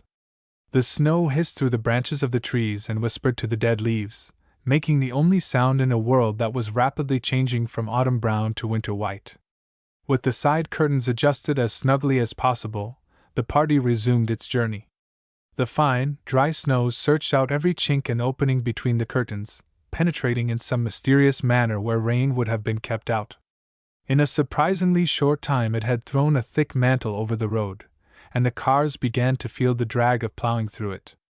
Another stop had to be made to put on tire chains, and by this time it was plainly to be seen that the drivers were becoming worried. They had still about a third of the distance to cover, which included some of the worst grades in that part of the country. The road had changed from smooth macadam to a rough trail that required careful driving even under the most favorable conditions, and now the snow, drifting into holes and depressions, hid them from sight, the first intimation of their presence being a jolt and slam as the wheels dropped into some pit that the driver could easily have avoided otherwise. The passengers were shaken about unmercifully, and had to hold fast to anything handy to keep from being thrown against the roof. "Good night!" exclaimed Herb, as one particularly heavy jolt threw him from the seat and left him floundering on the floor. "We won't have any springs left on the cars by the time we reach the hotel, provided we ever do. I know people who have driven over this road, and they never mentioned its being so bad." "So have I," said Bob, peering out through the side curtains. "My private opinion is that we've gotten off the main road altogether. There was a fork away back, and I thought then that the drivers turned in the wrong direction." "That hardly seems possible, Bob," said Mr. Layton. "They are both experienced drivers, and are supposed to know this road like a book." "Well, likely enough I'm wrong," said his son. "If they did take the wrong fork, though, I suppose they'll soon find it out and turn back." But Bob was gifted with a keen sense of direction, and it was not long before the little party found that he had been correct in his surmise. The leading car halted, the other followed suit, and the drivers, beating their numbed hands together, held a conference in the road. After a struggle with the fastenings of the side curtain, Mr. Layton descended and joined them. The boys followed suit, leaving Mrs. Layton in sole possession of the two cars. "We don't rightly know how it happened, sir," said one of the drivers, addressing Mr. Layton. "But somehow we've got off the right road in this confounded snow, and I guess there's nothing for it but to turn and try to get back on it at the place where we branched off." "Well, let's do it then, as quickly as possible," said Mr. Layton, decisively. "The snow is getting deeper every minute, and we can't afford to lose any more time. I thought you men knew the road too well to make a mistake like that." One of the drivers muttered something about snow, and "can't see nothing 10 feet ahead," and they climbed into their seats, while the others scattered to their places inside. The driver of the leading car stepped on the electric starter button, but instead of the engine starting there was a shock, a sharp snap of braking steel, and the starter motor whirred idly around with no more effect on the engine than one of the thickly fallen snowflakes. The driver uttered a fierce exclamation. "There goes that starter spring again!" he exclaimed. "Now I'll have to crank the blamed engine every time I want to start for the rest of this trip." He fished around under the front seat, produced a starting crank, and tried to turn the engine over by hand. In his haste, however, he had forgotten to retard the spark, and as he lunged down on the crank with all his strength, the motor backfired, the crank spun around several times, and the driver staggered back, his right arm hanging limp and useless. Chapter 8: A Close Shave. Chapter 8: A Close Shave. Mrs. Layton uttered a scream, and the others looked at each other a second with blank faces. Then they jumped out and surrounded the unfortunate driver, who was gazing at his injured arm in a dazed fashion. Mr. Layton made a quick examination, and pronounced that the wrist was badly sprained. Fortunately, they had a complete medical outfit in one of the cars, including splints, and Mr. Layton contrived to bind up the injured wrist after a fashion, and then suspended the arm in a sling. "But who's going to drive the car?" asked the uninjured chauffeur, after this operation had been completed. "If none of you people knows how to drive, we're in a pretty bad fix." "I'll drive," volunteered Bob. "You lead the way, and I guess I'll manage to keep near you." "Are you sure you can do it, Bob?" questioned his father, anxiously. He had great faith in his son's ability, and liked to have the lad take a certain amount of responsibility. "Sure, Dad. Watch and see," was the quick answer. "I don't know about this," said the chauffeur, with the professional's distrust of the amateur. "We could all pack in one car in a pinch, you know, and leave the other here." But that would so overload one car that we'd have very little chance of getting there without a breakdown, argued Bob. Don't worry about my driving. I'll manage somehow. I'll bet you will, said Joe. You'll have to move lively to keep from being run over, he told the driver. Quit your kiddin', said the chauffeur unbelievingly. We'll have to hit the high spots from now on, and it ain't going to be an easy job holding those boilers on the road. Somewhat against his mother's will, Bob cranked the motor of the car he was to drive, but took care to see that the spark was fully retarded, in consequence of which he started the engine without any trouble. The injured driver occupied the other half of the driver's seat, so as to give Bob pointers in handling the car if they were needed. But he soon found that Bob required very little of his advice.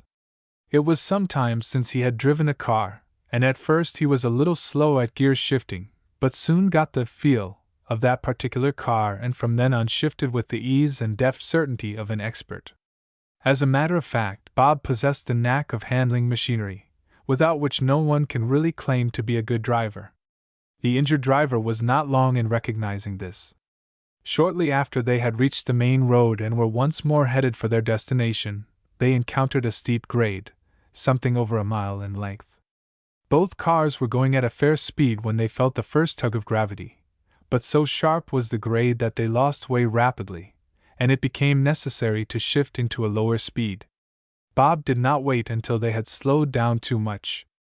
With a quick shove he disengaged the clutch, shifted into neutral, and then dropped the clutch into the engagement, at the same time accelerating the engine momentarily.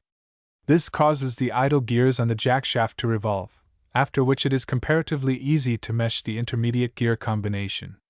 Bob had no difficulty in doing this, and with his gears properly engaged, he let in the clutch again and stepped on the accelerator.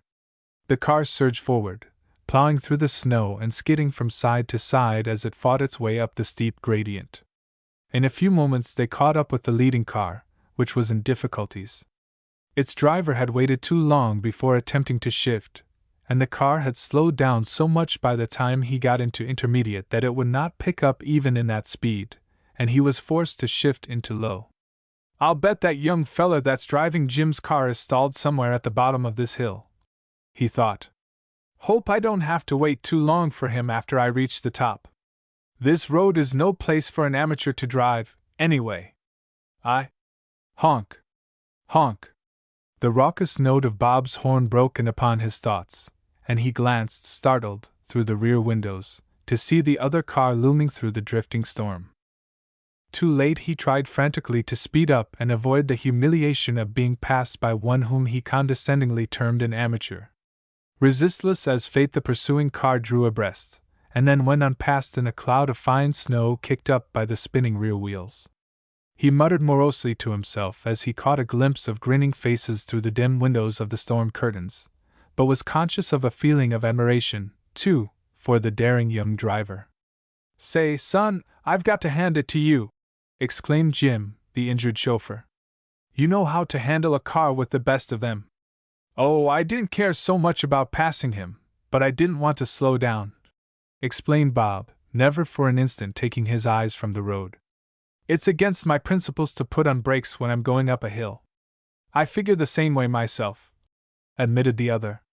Now that we're ahead, we might as well stay ahead. I'll tell you which way to turn, and I guess between us we'll get through all right. But many miles still lay between them and their destination, and the storm showed no sign of abating. Softly, silently, but implacably the white flakes continued to pile up that clinging carpet over the road until driving became more a matter of guesswork and instinct than anything else. For a time the injured chauffeur gave Bob directions and advice, but at length he came to the conclusion that this boy behind the wheel was very capable of doing the right thing in the right place, and he sat silent, gripping the seat and pressing on imaginary pedals when they got in tight places. They were making good progress, considering the adverse conditions, and were within perhaps 10 miles of their destination when suddenly, through the whirling snow, Bob glimpsed another car swinging into the main road not 15 feet from him. Both cars were going at a fast speed, but the drivers caught sight of each other at almost the same instant, and both jammed on their brakes. The cars swayed and skidded, and the occupants of both started from their seats, believing a collision inevitable. Nothing could have averted this had not Bob, quick as lightning, wrenched his wheel around, bringing his car into a course almost parallel with the other. For a few brief seconds the outcome lay in the hand of fate. When the two cars finally came to a jarring halt, they were side by side, with not 6 inches between their running boards. The door of the other car, which was a sedan, burst open, and a small, red-faced and white-haired man leaped out and shook a belligerent fist at Bob. "What do you mean by driving that car at such a rate of speed?" he shrilled. "You were breaking every speed law there is, young man, and I'll make you sorry for it, or my name isn't Gilbert Salper. But your car was going faster than ours, and there isn't any damage done anyway," Bob pointed out, as he wriggled from behind the wheel and descended to the road. "No damage done?" echoed the other, waving his hands excitedly. "You almost scared my wife and daughters into fits, and yet you have the nerve to stand there and tell me there is no damage done. What do you mean by it?" Before Bob could make an indignant reply, a lady wrapped in costly furs stepped from the sedan and laid a soothing hand on the irate old gentleman's shoulder. "I'm sure it wasn't the young man's fault, Gilbert," she said in a pleasant voice. "Indeed, I think it was his quick action that prevented a collision. Jules was at fault in coming on to the main road without slowing down or blowing his horn." "They were both going too fast, I say," insisted her husband. "But I suppose we ought to be thankful that we are still alive, after undertaking such a fool trip. Next time we'll do what I want and stay at home." The gentleman fumed and fussed a little longer, but at length his wife and daughters succeeded in enticing him back into his car. The latter were both unusually pretty girls, and as they coaxed their father back into good humor, Joe, who was in the car driven by Bob, whispered that he hoped they were also bound for the Mountain Rest Hotel. Mr. Salper was a wealthy Wall Street broker, whose pocketbook was much longer than his temper. Although irascible and prone to fly off the handle at the slightest provocation, he was at bottom a kindly man, and one who would do anything for those he cared for. Like many others, his health had suffered in the process of money-making, and his physician had ordered him to give up business for a month or two and rest.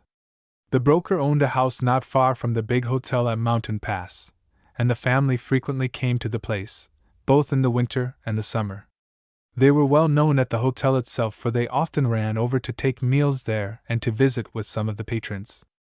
By the time his daughters had succeeded in calming the broker's excitement, the second car of the Layton party came up, and it was decided that the 3 cars should keep close together for the rest of the journey, in order to render mutual aid if it should be needed.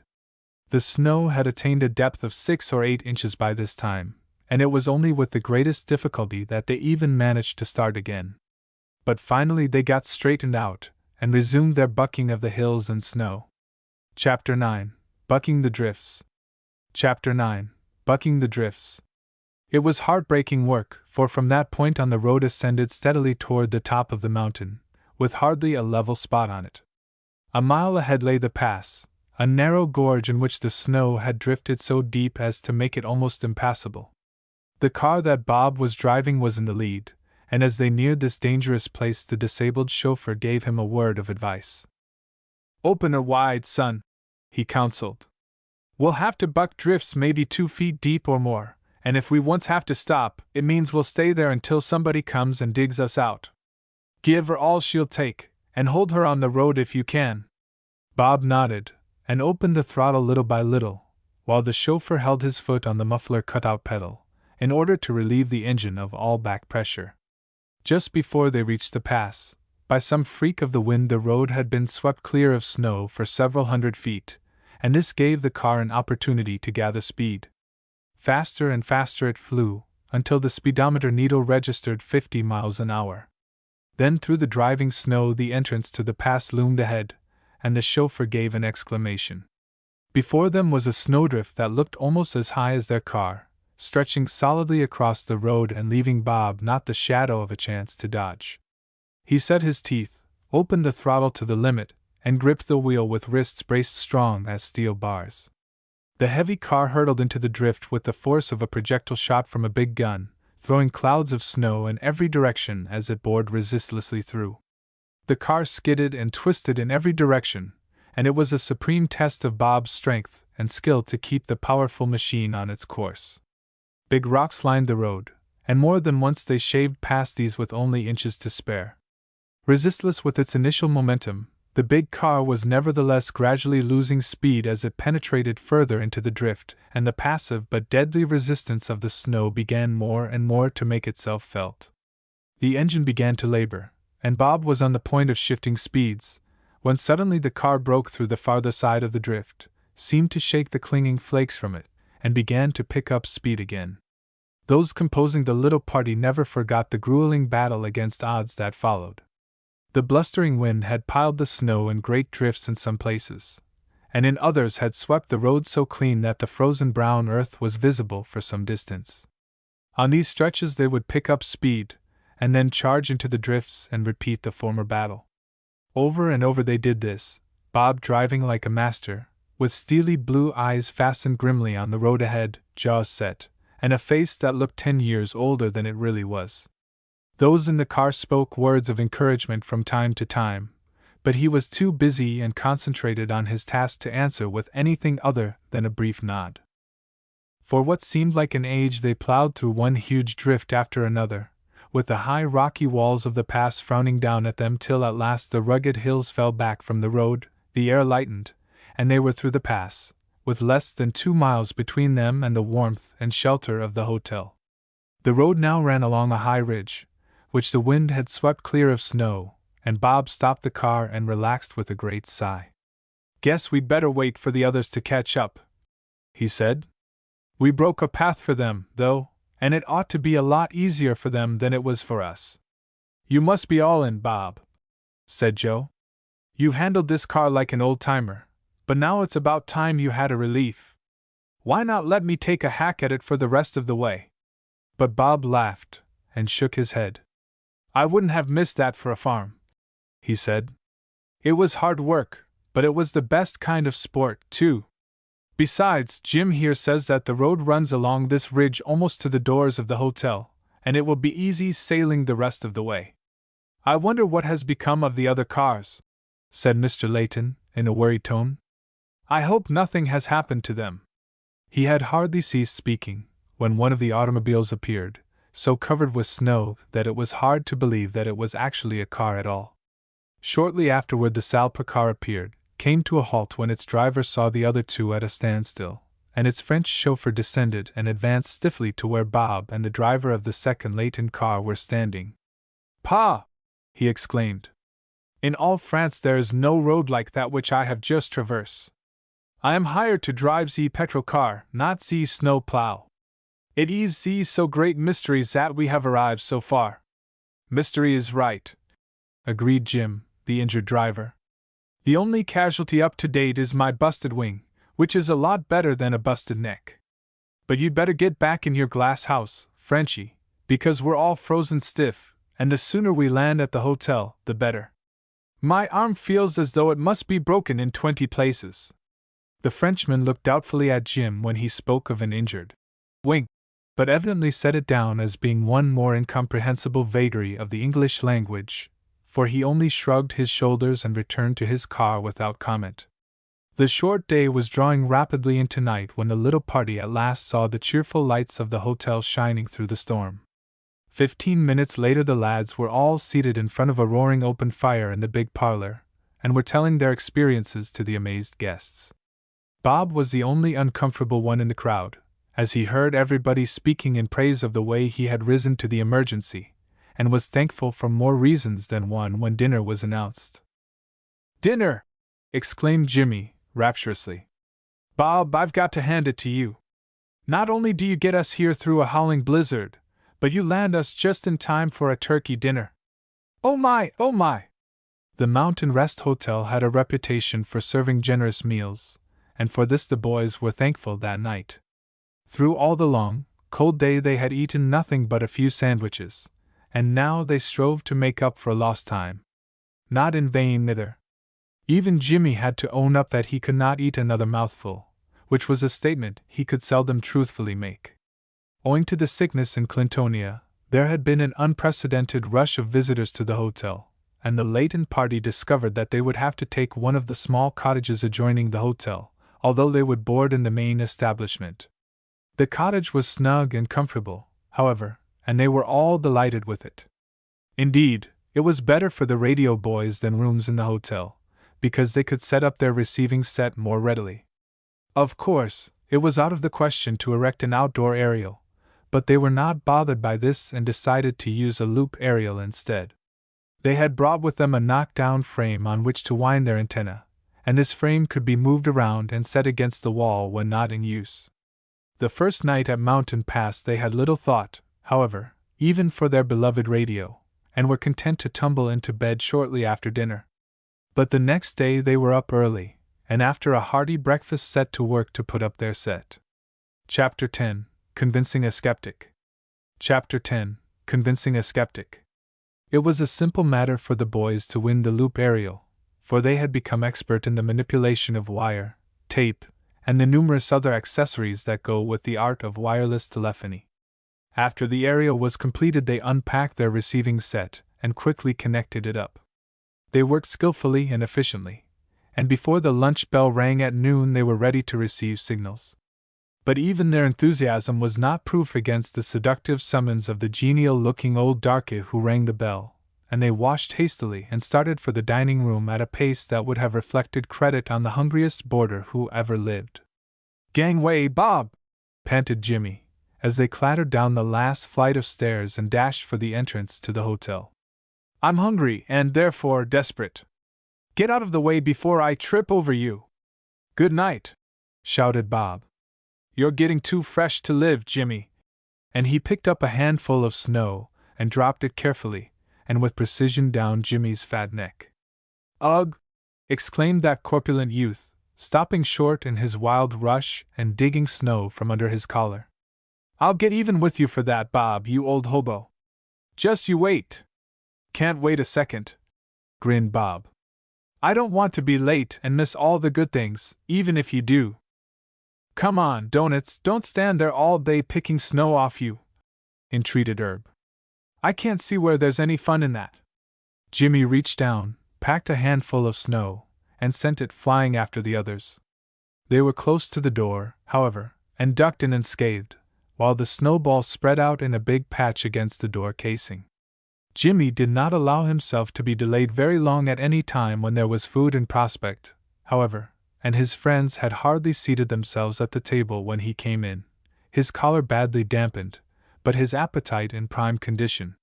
He shook his fist surreptitiously at the others, but he was incapable of staying angry long, and was soon his usual jolly and happy-go-lucky self. The snowstorm had stopped during the night, the weather had grown warmer, and a brilliant sun now shone down on a dazzlingly white world. The snow had come ahead of time, as all the regulars at the Mountain Rest Hotel united in asserting, and now it gave every indication of disappearing as fast as it had come. The boys wanted to get back to their radio set after dinner, but the snow looked so inviting that they could not resist the temptation to have a snow fight. Some of the men, seeing them hard at it, cast dignity to the winds and joined them, until quite a miniature battle was raging. Ammunition was plentiful, and there was a good deal of shouting and laughter before both sides became tired and agreed to call it a draw. The radio boys were pretty damp with snow water, and their hands were stiff with cold, but trifling discomforts such as these did not bother them much. They had had a good time, and they knew that there is seldom any fun that does not have its own drawbacks.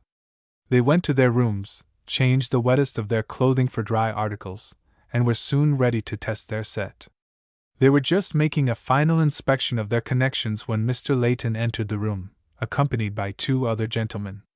Mr. Layton introduced the two latter as the owners of the store he was thinking of purchasing. "Mr. Blackford and Mr. Robbins are rather skeptical about radio," explained Mr. Layton, when the introductions had been duly accomplished. "I happened to mention it this morning, and as they both seemed to think I was exaggerating its possibilities, I asked them here to see and hear for themselves." "It's no trouble to show goods," said Bob, grinning.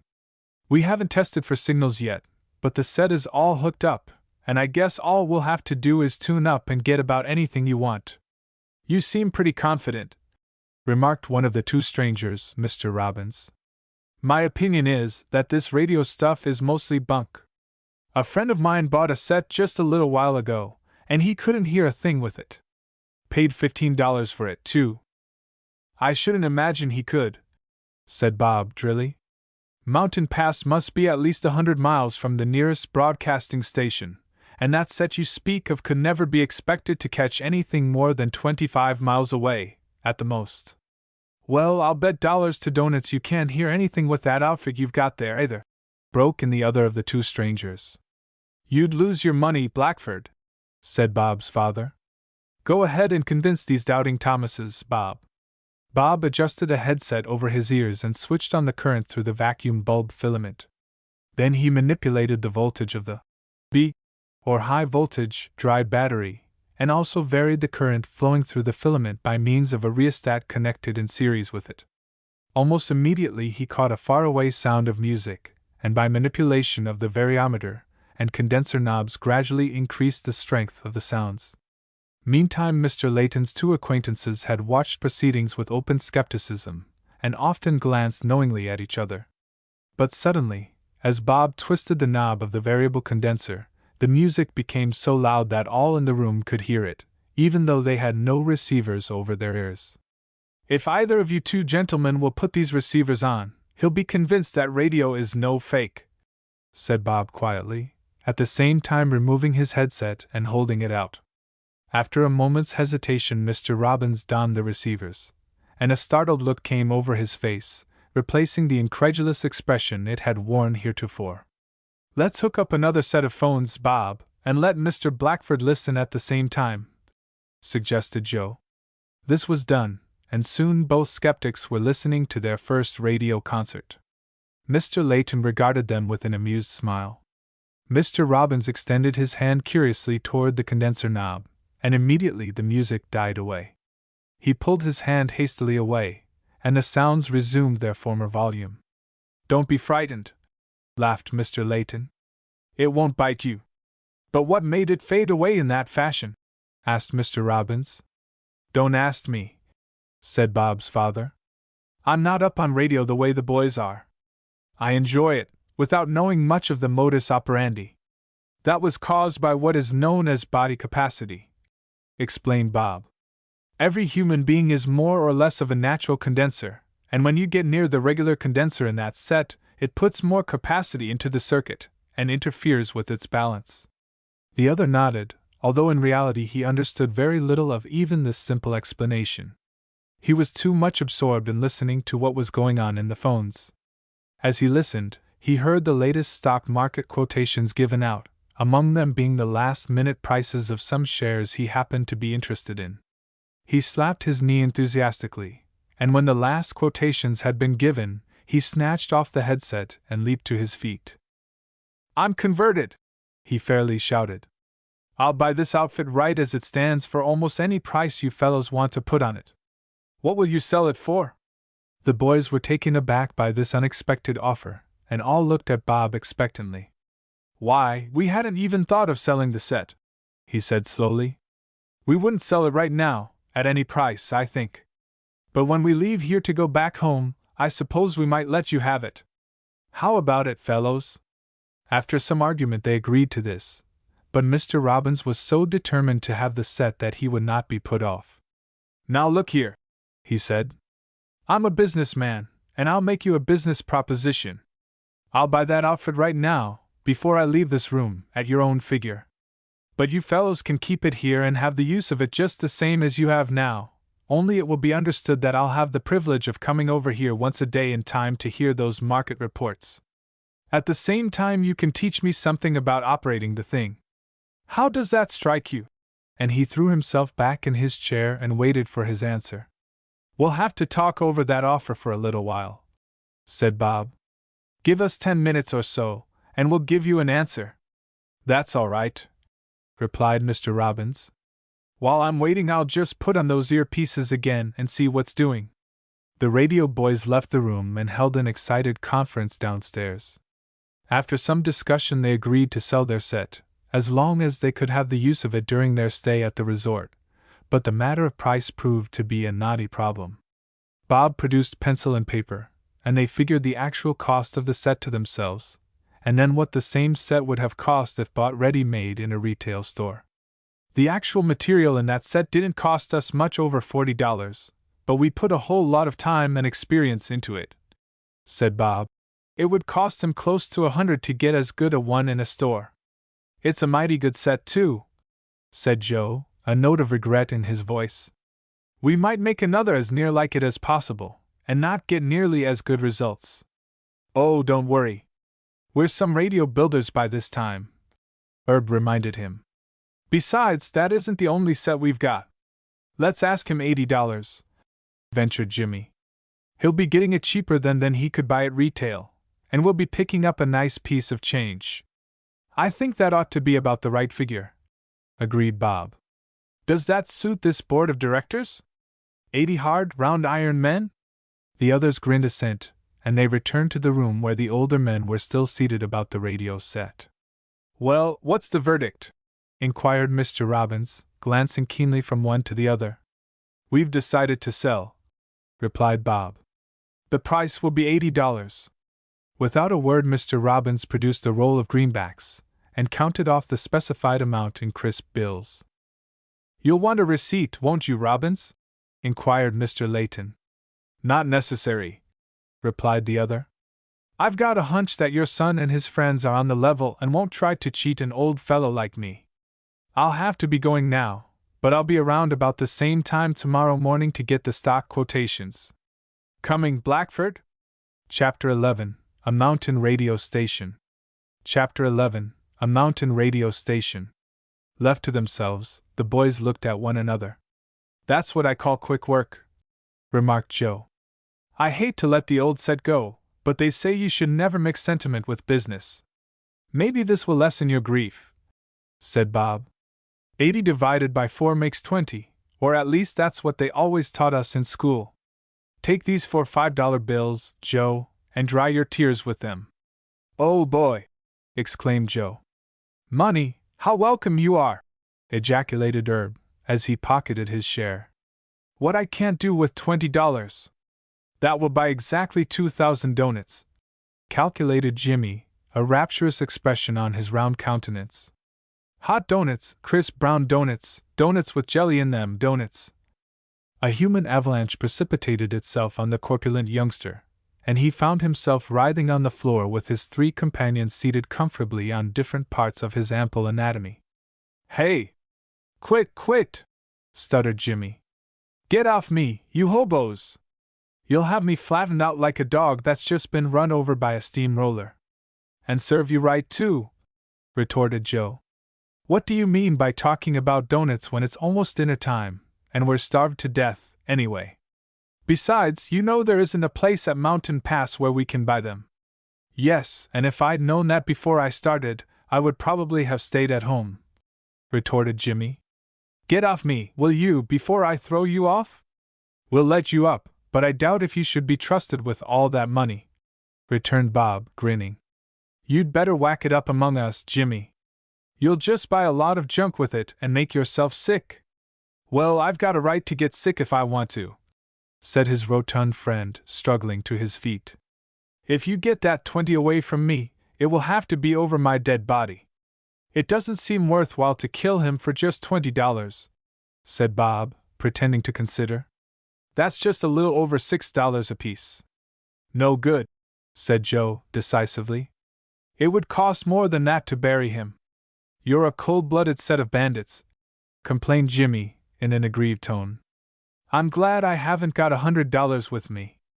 I'd be a mighty poor insurance risk then, I suppose. I wouldn't give a lead nickel for your chances, said Bob. But don't let that worry you, Jimmy.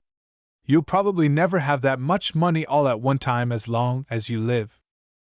I won't if I wait for you fellows to give it to me, admitted his friend. But I'm going over to the hotel and see if dinner is served yet. I'm not going to be the last one in the dining room at every meal. When you get the hang of this place, you'll always be the first one, said Herb. After a little while they'll make you up a bunk in a corner, and you can even sleep there. Oh, go chase yourself, exclaimed Jimmy. You never learned how to eat, Herb, and that's why you're such a human being, Pole. And with this parting shot he slammed the door behind him before Herb could think of a suitable reply. He got you that time, Herb, said Bob with a grin. I guess we might as well all get ready for dinner. Dad says they hate to have people coming in late. Every day after that Mr. Robbins dropped in time to hear the market reports, sometimes alone, and at others accompanied by his partner, Mr. Blackford. The latter was not quite so enthusiastic as his colleague, but he was nevertheless greatly interested, and was always glad to don a headset and hear what was going on. True to their agreement, the boys instructed the new owner of the set how to adjust it and get the best results. He always paid the closest attention to what they told him, and in a few days could pick up signals and tune the set fairly well. Not bad for an old fellow, eh? He exclaimed delightedly one day, when he had accomplished the whole thing without any aid from the boys. If Blackford and I sell out to your father, Bob, I'll have a little leisure time, and blame it all if I don't think I'll do some experimenting and possibly some building myself. You're pretty badly bitten by the radio bug, observed his partner. I won't try to deny it, said the other, emphatically. The more I think about it, the more wonderful it seems. Besides, it's got a mighty practical side to it. I was holding on to some shares a few days ago until I learned by way of the radio that they were starting to fall. I sent a telegram to my brokers, they sold out for me just in the nick of time, and I made a profit on the deal instead of having to take a loss. The bottom dropped clean out of the market that same afternoon, and if I'd been holding on to those shares, I would have gotten bumped good and hard. The other nodded. It's a good investment when you look at it that way, he admitted. Good investment is right, declared his partner. I saved a lot more in that deal than the whole radio outfit cost me, and I still own the set. I wonder why the new government wireless station doesn't do something of the kind, remarked Mr. Blackford. They might as well make themselves useful as well as ornamental. Government station, exclaimed Bob and Joe at once. Is there a government station at Mountain Pass? Mr. Blackford nodded. I thought you fellows knew about it, or I'd have mentioned it before, he said. It was just opened a few weeks ago, and I don't think they've got all their equipment in yet. There's been some delay in getting the stuff here, I understand. What does the government want of a wireless station away up here? Asked Bob. This is the highest point in all the surrounding country and makes an ideal lookout for forest fires, said his informant. The station was supposed to be ready for use last summer, but, as I say, was delayed a good deal. But we expect it to be of great service in the future. There have been some disastrous forest fires around here in the last few years, as you probably know. We ought to know it, remarked Joe. The smoke has been so thick as far away as Clintonia sometimes that you could cut it with a hatchet. It's about time something was done to stop it. Of course, once they heard about the government station, the boys could think of nothing else until they had visited it. Bob proposed that they go right after lunch, and this met with the enthusiastic approval of his friends. Poor Jimmy was so rushed by his eager friends that he was frustrated in his design of asking for a second helping of chocolate pudding, and was hurried away protesting vainly against such unseemly haste. What do you Indians think you're doing? He grumbled. Do you all want to die of indigestion? Don't you know you're supposed to rest after a meal and give your stomach a chance? Oh, dry up, said Joe heartlessly. If you didn't eat so much you wouldn't want to lie around for 2 hours after every meal like a Brazilian anaconda. You know you didn't want another plate of that pudding anyway. Didn't I? Said Jimmy, disconsolately. That was about the best pudding I ever tasted, bar none. You fellows are such radio bugs that you can't even pay proper attention to what you're eating. You give enough attention to that to make up for the whole gang, said Bob. Stop your growling and step along lively, old-timer. Jimmy grumbled a little more in spite of this admonition, but regained his usual cheery mood when he saw the steel lattice-work towers with the familiar antennas sweeping in graceful spans between them, and forgot all about the missing plate of pudding. The station was situated some distance from the Mountain Rest Hotel in a clearing cut out of the dense pine woods, and the boys ceased to wonder why they had not discovered it on some of their rambles. As they drew near they could see that everything was solidly and substantially built, as is usually the case with government work. The station, besides the towers, comprised a large, comfortable building, which housed all the sending and receiving equipment, and a smaller building, in which the operators slept when off duty, and where spare equipment was stored. The radio boys knocked at the door of the larger building, and after a short wait it was opened by a tall, rather frail-looking young fellow, who eyed them inquiringly. Bob explained that he and his friends were radio fans, and were anxious to look over the station, if it would not cause too much inconvenience. "Not a bit of it," said the young operator, heartily. "To tell you the truth, there is not much doing here at this time of year, and company is mighty welcome. Step in and I'll be glad to show you around the place." Chapter 12: The Marvelous Science. Chapter 12: The Marvelous Science. Inside of half an hour the boys were on a friendly footing with the young operator, and felt as though they had known him a long time. He was only a few years older than themselves, and had been a full-fledged operator for about 6 months. The Mountain Pass station was his first assignment, and he was inordinately proud of the complicated apparatus that went to compose it. "This is some little station that Uncle Sam has rigged up here, and while there are plenty of bigger ones, there are very few that are more complete and up to date. Look at this 3-unit generator set, for instance. Compact, neat, and efficient, as you can easily see. It doesn't take up much room, but it can do a whole lot. It does look as though it were built for business," admitted Bob. "I suppose that unit in the center is the driving motor, isn't it?" "Right," said the other. "And the one nearest you is a 2000-volt generator for supplying the plate circuit. The one at the other end is a double-current generator. That supplies direct current at 125 volts and 4 amps for the exciter circuit, and alternating current at 88 volts and 10 amps for feeding that 12-volt filament heating transformer that you see over there in the corner. Pretty neat, I'll say," remarked Joe. "I think so," said the other, and continued to point out the salient and interesting features of the equipment. "Over here, you see, is our main instrument panel. These dials over here control the variable condensers, and the other ones control the variometers. But there!" he exclaimed, catching himself up short.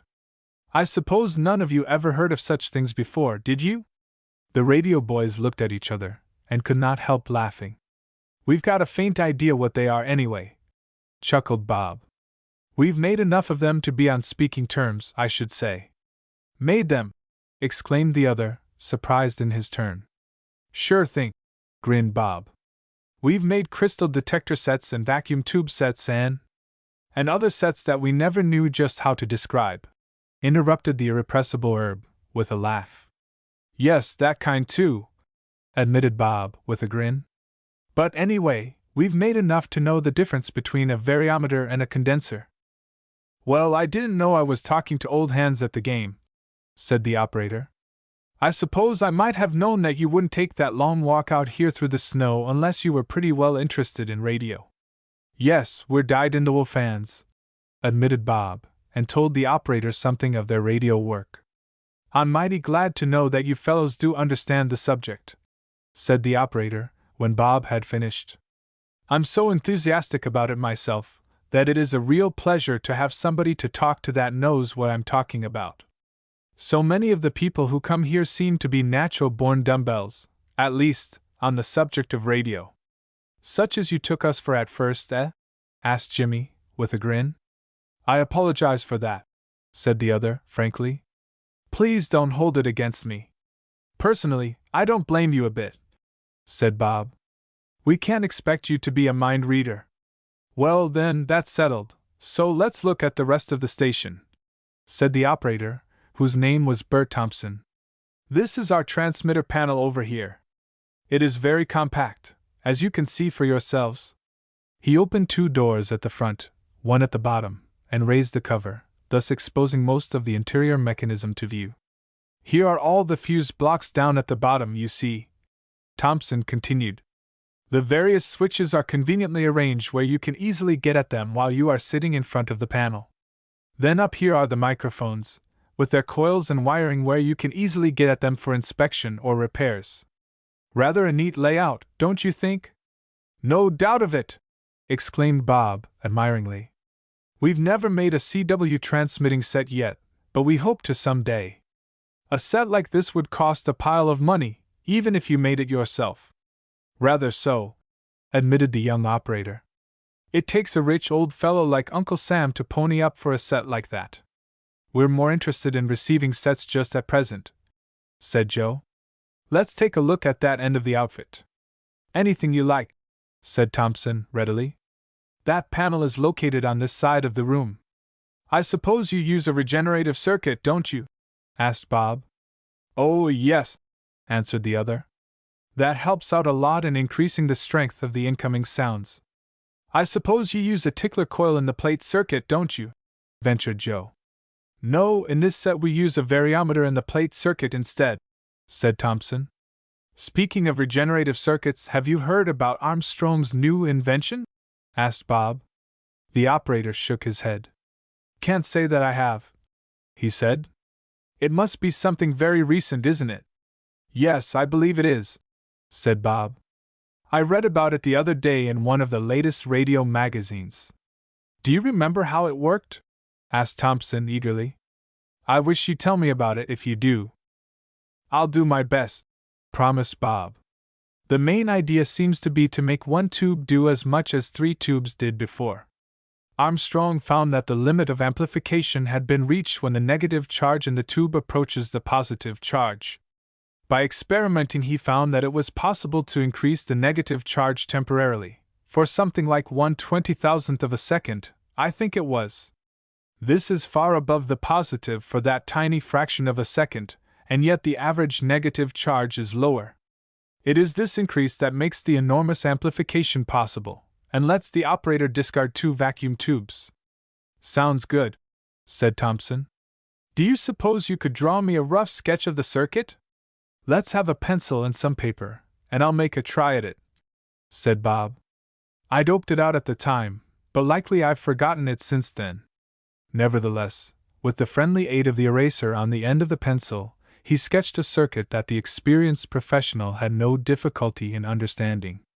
You see, explained Bob, with this hookup you use the regular Armstrong regenerative circuit, with the second tube connected so that it acts as an automatic switch, cutting in or out a few turns of the secondary coil.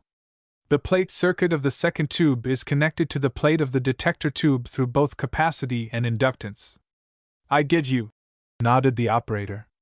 According to your sketch, the plate and grid of the second tube are coupled inductively, causing variation in the positive resistance of the tuned circuit. That's the idea exactly, agreed Bob. You see, this is done by means of the oscillating tube, the grid circuit being connected through the tuned circuit of the amplifying tube. Say, that looks pretty good to me, exclaimed Thompson. I wonder how Armstrong ever came to dope that out. I've been trying to get something of the kind for a long time, but I never seem to get quite the right combination. Well, better luck next time, said Bob, sympathetically. There are a lot of people working at radio problems, and it seems to be a pretty close race between the inventors. Something new is being discovered almost every day. If you fellows are building sets, you're just as likely to make some important discovery as anybody else, said Thompson. That super-regenerative circuit is a corker, though. I'm going to keep that sketch you made, if you don't mind, and see if I can make a small set along those lines. I have lots of spare time just at present. It will repay you for your trouble, all right, remarked Joe. We're figuring on doing the same thing when we get back home. Jimmy had tried faithfully to follow the technicalities of the recent conversation, but his was an easygoing nature, disinclined to delve deeply into the intricate mysteries of science. Herbert was somewhat the same way, and they too wandered about the station, laughing and joking, while Bob and Joe and the young wireless man argued the merits of different equipments and hookups. Say, exclaimed Jimmy at length, I hate to break up the party, but don't you think it's about time that we thought of getting back to the hotel? Remember, we've got a long way to go, and it's 4:30 already. Gee, said Bob, glancing in surprise at his watch. I guess Jimmy is right for once in his life. We'll have to hustle along now, but we'll drop in here often while we are at Mountain Pass, unless you put up a no admittance sign. No danger of that, laughed the other. The oftener you come, the better I'll like it. This is a lonely place, as you can see for yourselves. The radio boys shook hands with Bert Thompson, and after thanking him for the trouble he had taken to show them the station, they started back for the hotel at a brisk pace. The days were growing very short, and it was after dark when they reached the hotel. Very warm and comfortable it looked as they approached it, windows lighted and throwing cheerful beams over the white snow outside. A red glow filled the windows of the living room, and the boys knew that a big wood fire was roaring and crackling in the big fireplace. As they drew close, a tempting aroma of cookery reached them, and caused them to hasten their steps. They had barely time to get freshened up before the dinner bell rang, and in a short time they were making havoc with as fine a meal as any of them ever tasted. When they told about their visit to the radio station, Edna and Ruth Salper, the daughters of the Wall Street broker they had met in the snowstorm, were among the most interested of the listeners. "We find it so dull over at our house we are glad to come over here for meals and to visit," said Ruth Salper. "I suppose being in the woods in winter is rather dull," returned Joe, politely. "Did you boys really know enough about radio to talk all afternoon with the man in charge of the government station?" inquired Edna, curiously. "Why not?" asked Bob. "Don't you think radio is a broad enough subject to talk about for an entire afternoon?" "Oh, I suppose it is," she admitted. "But why don't you share some of your fun with us?" Chapter 13, Pressed into Service. Chapter 13, Pressed into Service. "Just what do you mean?" asked Bob. "Do you want to talk radio with us all tomorrow afternoon?" he went on, with an irritating grin. "No, of course I don't, stupid," she exclaimed. "But why can't you bring your old wireless things into the hotel parlor and let us all hear some music? We'd be ever so grateful if you would." The radio boys looked doubtfully at each other. "We'd do it fast enough," said Bob. "But we didn't bring a loudspeaker with us, and without that nobody could hear much unless he had a set of telephone receivers." "Oh dear!" she exclaimed. "I just knew you'd make some excuse or other. A loudspeaker is something that looks like an old-fashioned phonograph horn, isn't it?" asked Ruth, the younger sister, before any of the radio boys could refute the older girl's accusation. "Well, yes, it looks like that, but the details are different," replied Bob. "Yes, but if you had a phonograph horn, couldn't you fix it up so that the music would be loud enough for us all to hear it?" persisted Ruth. "Good for you, Ruth!" exclaimed her sister. "I know what you mean. You're thinking of that old phonograph they used to have in this hotel, before they got the big new cabinet machine. If Edna and I get that horn for you, it will be easy for such experts as you boys are to make a what you may call it, loudspeaker, out of it, won't it?" asked Ruth, demurely. "I think they're kidding us now, Bob," said Joe, grinning. "When a girl tells you you're an expert, you can bet she's figuring to wish something on you." "Yes, but it's so unusual that we ought to do something to encourage it," laughed Bob. "Let's call their bluff. Probably they'll never be able to find a horn anyway." "Don't count too much on that," said Edna, with a dangerous smile. "We almost always get what we ask for." "Yes, and you are everlastingly asking for something, it seems to me," grumbled her father, who had joined the little group at that moment. "Now, Daddy, you know you love to give us things," chided Ruth. "If we suddenly had everything we wanted, you'd be dreadfully disappointed." "There's no danger of that happening," said her father, a smile softening his grim face. "But what is it you're after just at present?" "We want that big phonograph horn they used to have here in the hotel," said Edna, with a provoking side glance at the radio boys. "Will you ask the manager to hunt it up and lend it to us?" "I'll see what I can do about it," promised Mr. Salpa. "I remember the horn you mean, but it was probably thrown away long ago."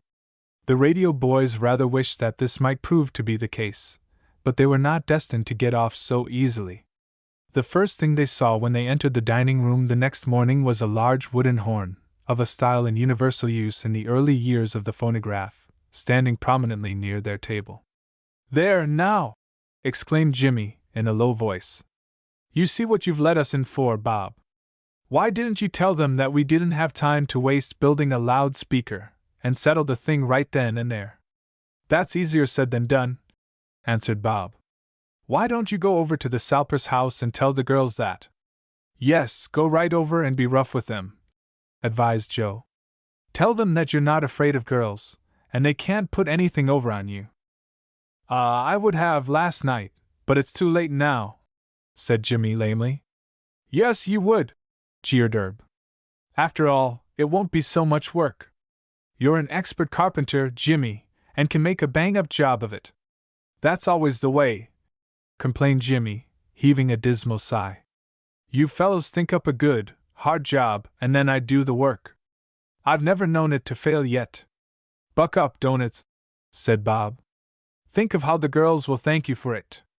You'll be the most popular fellow in the hotel. Like fun I will, returned the fat boy. But I'm not going to let it interfere with my appetite. I can see where I've got a hard day ahead of me. It proved to be a busy morning for all the radio boys. Immediately after breakfast they fell to work on the horn, and after some 3 hours of steady labor they had constructed a passable loud-speaking horn, using one telephone receiver clamped securely at the narrow end. They mounted the whole thing on a solid wooden pedestal, leaving 2 substantial shelves at the back to hold their radio apparatus. It did not take them long to mount the receiving outfit in a neat manner, and when this was done they all drew a long breath and sat down to admire the result of their labors. While still engaged in this gratifying occupation, Edna and Ruth Salper entered. Oh! Exclaimed the former, with a gesture of delight. Doesn't it look simply beautiful? I never thought you boys could make it so quickly. You've got Jimmy to thank for that, said Bob. I never saw him work so hard in his life before. It was easy to see that he was thinking of you and Ruth all the time, from the way he put his heart into it. I didn't anything of the kind, said the embarrassed Jimmy. I never thought of them once even. What a dreadful thing to say, laughed Ruth. I didn't know you hated girls, Jimmy. Who said I hated 'em? Demanded Jimmy, getting as red as a beet. I love them, Joe finished for him. Is that what you are trying to say, Jimmy? Say, who asked you to butt in? Inquired Jimmy desperately. Everybody is trying to tell me what I mean, until I don't know which is right myself. Never mind, said Edna, coming to the rescue of the floundering youth. We are grateful to you for working so hard for us, anyway. Oh, that's all right, mumbled Jimmy. If it works all right, we won't worry about the labor we put into it. But don't you expect it to work?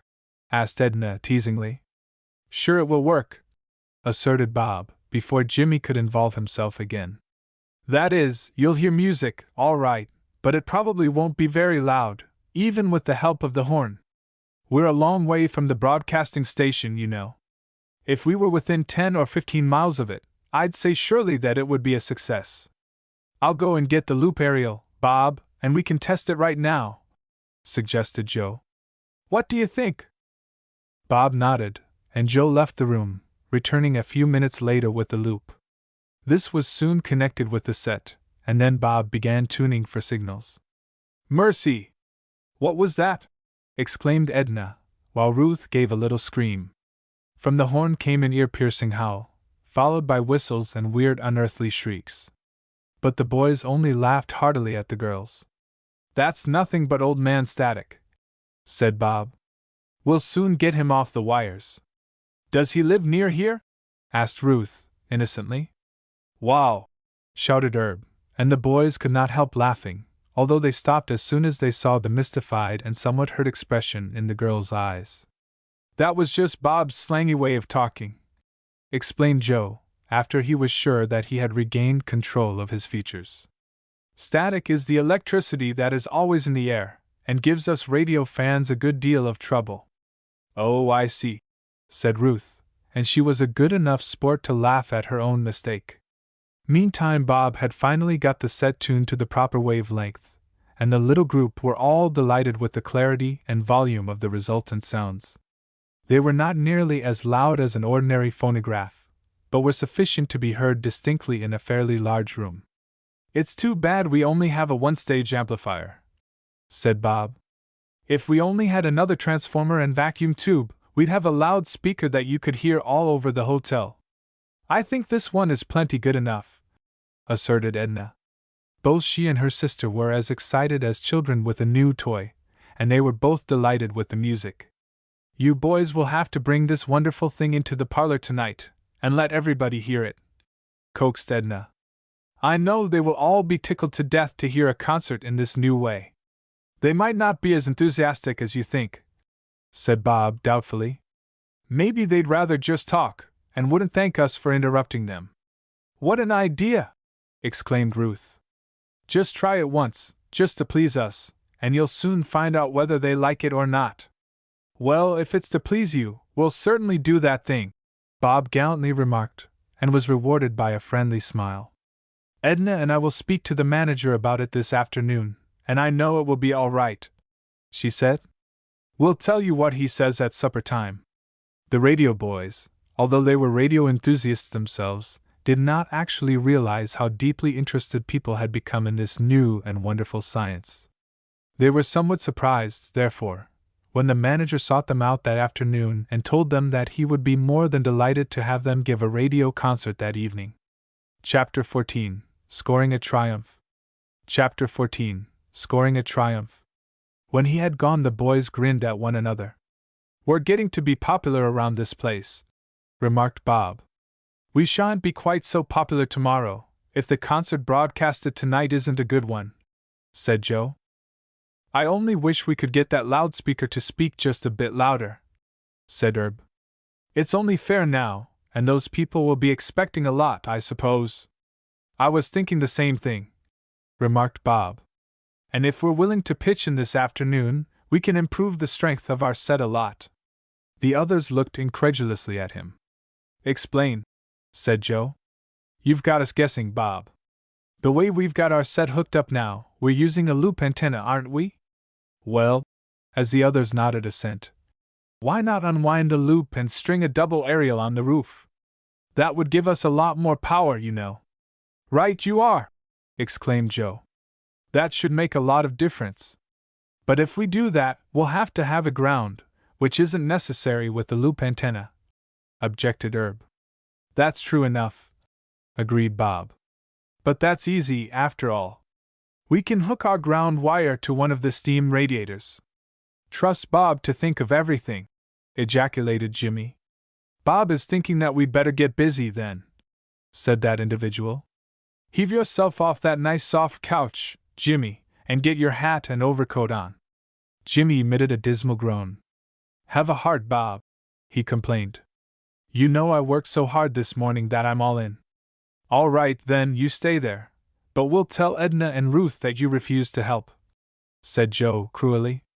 This threat had its effect, and Jimmy struggled to his feet and had his outer clothing on almost as soon as the others. It was a beautiful day outside, and after they once got warmed up, they thoroughly enjoyed the work of stringing the aerial on the roof. They brought the leading-in wire to one of the windows of the hotel parlor.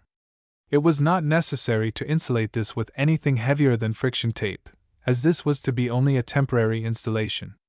Before dark they had everything ready, and then they went inside, moved their receiving set into the parlor, and connected it up to the leading-in wire. Following Bob's suggestion, they attached a ground wire to a radiator, and found that everything worked perfectly. As they had anticipated, the signals were considerably louder, and the old phonograph horn filled the big room with a satisfying volume of sound. During dinner the boys were so excited that they could hardly eat, and immediately afterward they hurried into the parlor. The guests had been notified of the impending concert, and soon almost everybody in the hotel had crowded into the room. The hotel manager made a little speech introducing the boys to those who had not already become acquainted with them, and mentioning the concert that was to come. Then every one waited expectantly for the promised entertainment. It proved unnecessary to do much tuning, as the adjustment they had secured that afternoon proved to be very nearly correct still. When the first clear notes floated into the room, many of the audience straightened up in their chairs, while looks of astonishment passed over their features. At first they were too engrossed with the novelty of the thing to pay much attention to the music, but gradually the golden notes wove their magic net and held them all enthralled. The night was an ideal one for radiophony, cold and still, with hardly any static to annoy. One selection after another came in clear and distinct, and after each one the audience applauded instinctively, hardly conscious of the fact that upward of 100 miles of bleak and snow-covered mountains and valleys lay between them and the performers. At length, to everybody's regret, the last number was played, and the receiving set was silent. Not so the audience, however, who overwhelmed the boys with thanks, and made them promise to entertain them in a similar manner on other evenings. After most of the audience had drifted out, the Salper girls thanked the boys prettily for all they had done, and they felt more than repaid for the hard work of the day, even Jimmy admitting afterward that it was worth it. The next day the boys were eager to see Bert Thompson, the radio man, and tell him about their successful experiment, so they set out for the government station soon after breakfast. It had snowed in the early morning, but had now stopped, and the air was cold and bracing. The four lads relieved the monotony of the long walk with more than one impromptu exchange of snowballs. It seemed that they had hardly started before they had traversed the miles of difficult going and found themselves in the snug interior of the wireless house. As they were approaching it, they were astonished to see Mr. Salper emerge, a heavy frown on his usually none too cheerful countenance. He only nodded to the radio boys in passing, and hurried away through the snow at a pace of which they would never have believed him capable. When they entered the station, they found Bert Thompson excited and angry. When they opened the door, he started up, but when he saw who his visitors were, sank back in his chair. "I'm glad it's you fellows," he exclaimed. "I thought it was that Wall Street man coming back. I'm not sure, but I'll throw him out if he does. I'd like to, anyhow." "You are all up in the air," said Bob. "Did you have an argument with Mr. Salper?" "Well, he did most of the arguing," said the other, with a faint smile. "He's so blamed used to having his own way that if any one doesn't do just as he wants, he gets mad. I suppose I should make allowances for him, because he has plenty to worry him," went on Thompson. "Some of those Wall Street manipulators are a ruthless bunch, and when they aren't busy taking money from an innocent public, they stage some battles between each other. Mr. Salper has an idea that a bunch of them are trying to swing the market against him while he's up here, and he seems to think that this is a public radio station, with nothing to do but send and receive messages for him all day. I'm working for Uncle Sam, not for him." "Oh, well, don't let him get you all stirred up, anyway," said Bob. "He doesn't mean half of what he says. He was real decent last night while we were giving our concert." "What do you mean, concert?" asked the wireless man. "Are you in the entertainment game now?" "Something like that," answered Bob, grinning, and then he told the operator about the concert of the previous evening. "That's fine," said Thompson heartily, when he had finished. "That was a good idea, to use a regular aerial instead of the loop. It certainly catches a lot more." "Yes, but the loop is mighty handy, just the same," remarked Joe. "Especially in a portable set. You can set it up in no time." "Oh, it's handy, there's no doubt of that," admitted the young wireless man. "I wish I had been there for the concert. I heard most of it here, but it must have been fun to watch the faces of the audience when you started in." "It was," laughed Herb. "I think that some of them imagined we had a phonograph hidden somewhere, because after the concert was over a number of them looked all around the set as though they were hunting for something suspicious."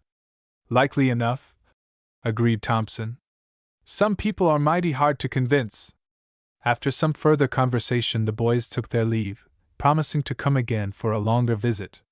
On the way back, the chief topic of discussion was Mr. Salper, and the boys wondered more than once just what the nature of the trouble was that caused him to haunt the wireless station and besiege the operator with a flood of messages. Chapter 15: The Snowslide. Chapter 15: The Snowslide. "Well," said Herb philosophically, "it is an ill wind that blows nobody any good." Bob, who had been shaking a tree for nuts and had shaken down more snow than anything else, looked at Herb inquiringly. "Now what's the poor nut raving about?" he asked slangily of Jimmy and Joe, who were also engaged in nut gathering. "I was just thinking," said Herb with an attempt at dignity, "how sorry I am for all those poor sick people in Clintonia." "Oh, yes, you were," scoffed Jimmy, who was eating more nuts than he saved. You were thinking how lucky we are to be here picking nuts in the woods instead of slaving away in Clintonia High. Gee, that fellow must be a mind reader! Exclaimed Herb, grinning, and Bob, coming near, made a pass at him. Say, get busy, old bluffer, he said. You're getting slower than donuts here. You haven't got half the nuts that I have. But I'm having twice as much fun, countered Herb, unmoved. A fellow can't work all the time. I wish I knew what was worrying Mr. Salper, said Joe suddenly. I wonder if that Wall Street bunch is really out after his money. Gee, he sure does know how to change the subject, murmured Herb, and Bob threw a nut at him, which he successfully ducked. He seemed rather cut up about it, anyway, said Bob, in answer to Joe. I wouldn't trust those Wall Street sharpers out of my sight myself, added Jimmy solemnly. Gee, listen to the financier, jibed Herb. He's lost so many millions in Wall Street himself. Not yet, said Jimmy, plaintively. But wait, my boy, my life is all before me. Say, cried Joe, if you two fellows don't look out, I'll put you in my pocket with the other nuts. Mr. Salper seems kind of a nut himself, said Joe, continuing with his own reflections. He seems to have a grouch on everything and everybody. No wonder, with all the worries he's got, said Jimmy, adding dolefully. You see the penalties of extreme wealth. One thing you'll never have to worry about, said Herb, and Jimmy grinned good-naturedly. I'd rather have my sweet disposition, he sighed, than all of Salper's wealth. I don't see why you think he's so wealthy, Bob objected. Everybody who trades in Wall Street isn't a millionaire, you know. Say, wait a minute, cried Bob suddenly, with an imperative wave of his hand. Did you hear anything? They listened for a moment in breathless silence, and it came again, the call that Bob's sharp ears had first detected. In the distance it was, surely, but a distinct cry for help, nevertheless. Come on, fellows! We're needed! Cried Bob, and dropping his bag of nuts in the snow, he started off at a swift pace in the direction of the sound. The rest of the radio boys needed no second invitation. They started after Bob, pushing swiftly through the deep snow. But as the seconds passed and they heard no further outcry, they thought that they must have been mistaken or that they had started in the wrong direction. However, as they stopped to consider what to do, the cries began again, louder this time, a fact which told them they had been on the right track all along. They hurried on again, sometimes plunging into snowdrifts that reached nearly to their waists, but keeping doggedly on to the rescue. It was enough for the radio boys that someone was in trouble. Even roly-poly Jimmy, puffing painfully, but running gallantly along in the rear, had but one thought in his head, and that to help whoever needed help. As they came nearer, the cries became louder, and they thought they could distinguish 3 voices, and one seemed to be that of a woman. Another minute they came upon a cleared space and stopped still for a moment to stare at the amazing scene which met their eyes. A woman stood, nearly knee-deep in snow, waving her arms wildly, and even in that moment of astonishment they recognized her as Mrs. Salper. She was gesticulating towards something in front of her and calling urgently to the boys to hurry. Then the lads saw the cause of her distress. At the foot of a steep rise of ground, almost a small hill, was all that was to be seen of 2 girls. These latter had their heads above the snow that enveloped them, and they were trying desperately to work their arms free of the icy blanket. From their expressions and from their wild cries for help it could be seen they were panic-stricken. A snowslide! Joe, who was standing close to Bob, heard him mutter. Those girls had a narrow escape to keep from being buried entirely. The next moment he was dashing off in the direction of the 2 prisoners, shouting encouragement to Mrs. Salper. The others were close at his heels. We'll get you out all right, he called to the frightened girls, who had stopped their struggling and were looking at him hopefully. Just keep still for a moment, and save your breath. We'll have you out of there in a jiffy. Dig, fellows, for all you're worth, he added to the boys, who, as usual, looked to him for directions. These girls must be pretty cold by this time. For answer the boys did dig manfully, the imprisoned girls helping them as much as they could with their numb fingers, and before many minutes they had the snow cleared away sufficiently to be able to struggle through it to a spot where it was not so deep. The girls were, of course, Edna and Ruth Salper, the pretty daughters of the Wall Street broker. Edna and Ruth were trembling with cold and with the shock of their recent accident, and Mrs. Salper ran to them, putting an arm about each of them protectingly and pouring out thanks to the embarrassed boys. "That's all right," said Bob modestly. "We couldn't very well have done anything else, you know. I hope," he added with a glance at the shivering girls, "that the girls won't take cold." "They will if I don't get them home quickly," said Mrs. Salper, adding, with a worried frown, "I wish we hadn't come so far from the house." It was then that Joe broke in. "I tell you what," he said eagerly. "It isn't far to Mountain Rest. And there's sure to be a fire in the grate up there." Bob finished for him. "And it's a fire that will warm you up in a jiffy," added Herb with his most friendly smile. "If we can only make it," sighed Mrs. Salper. The radio boys knew of a short cut from this spot to Mountain Rest, and along this they led the others as swiftly as they were able to travel. And on the way they learned how it was that the girls had happened to be in such a predicament. I shouldn't have let them do it. It was Mrs. Salper who told the story. The two girls were still too shaken from their adventure to say anything. All they could think of was the comforting shelter of a room and an open grate fire. They wanted to climb up that little hill to see what was on the other side of it. The lady went on to explain. "I didn't want them to, for I saw that the snow was deep. But they were in wild spirits, wouldn't listen to me, said I didn't need to come if I didn't want to, which I didn't, and off they went. When they had nearly reached the top, Edna started to fall." "No, it was Ruth, Mother," corrected the girl, showing the first sign of returning interest. "Well, it doesn't matter," said Mrs. Salper with a sigh. The result was the same. One of them clutched at the other, and they both toppled down the hill. Their fall must have loosened a mass of the drifted snow, and it came down on top of them. Heavens! She shuddered at the memory. It seemed as if the whole mountainside were falling on top of them.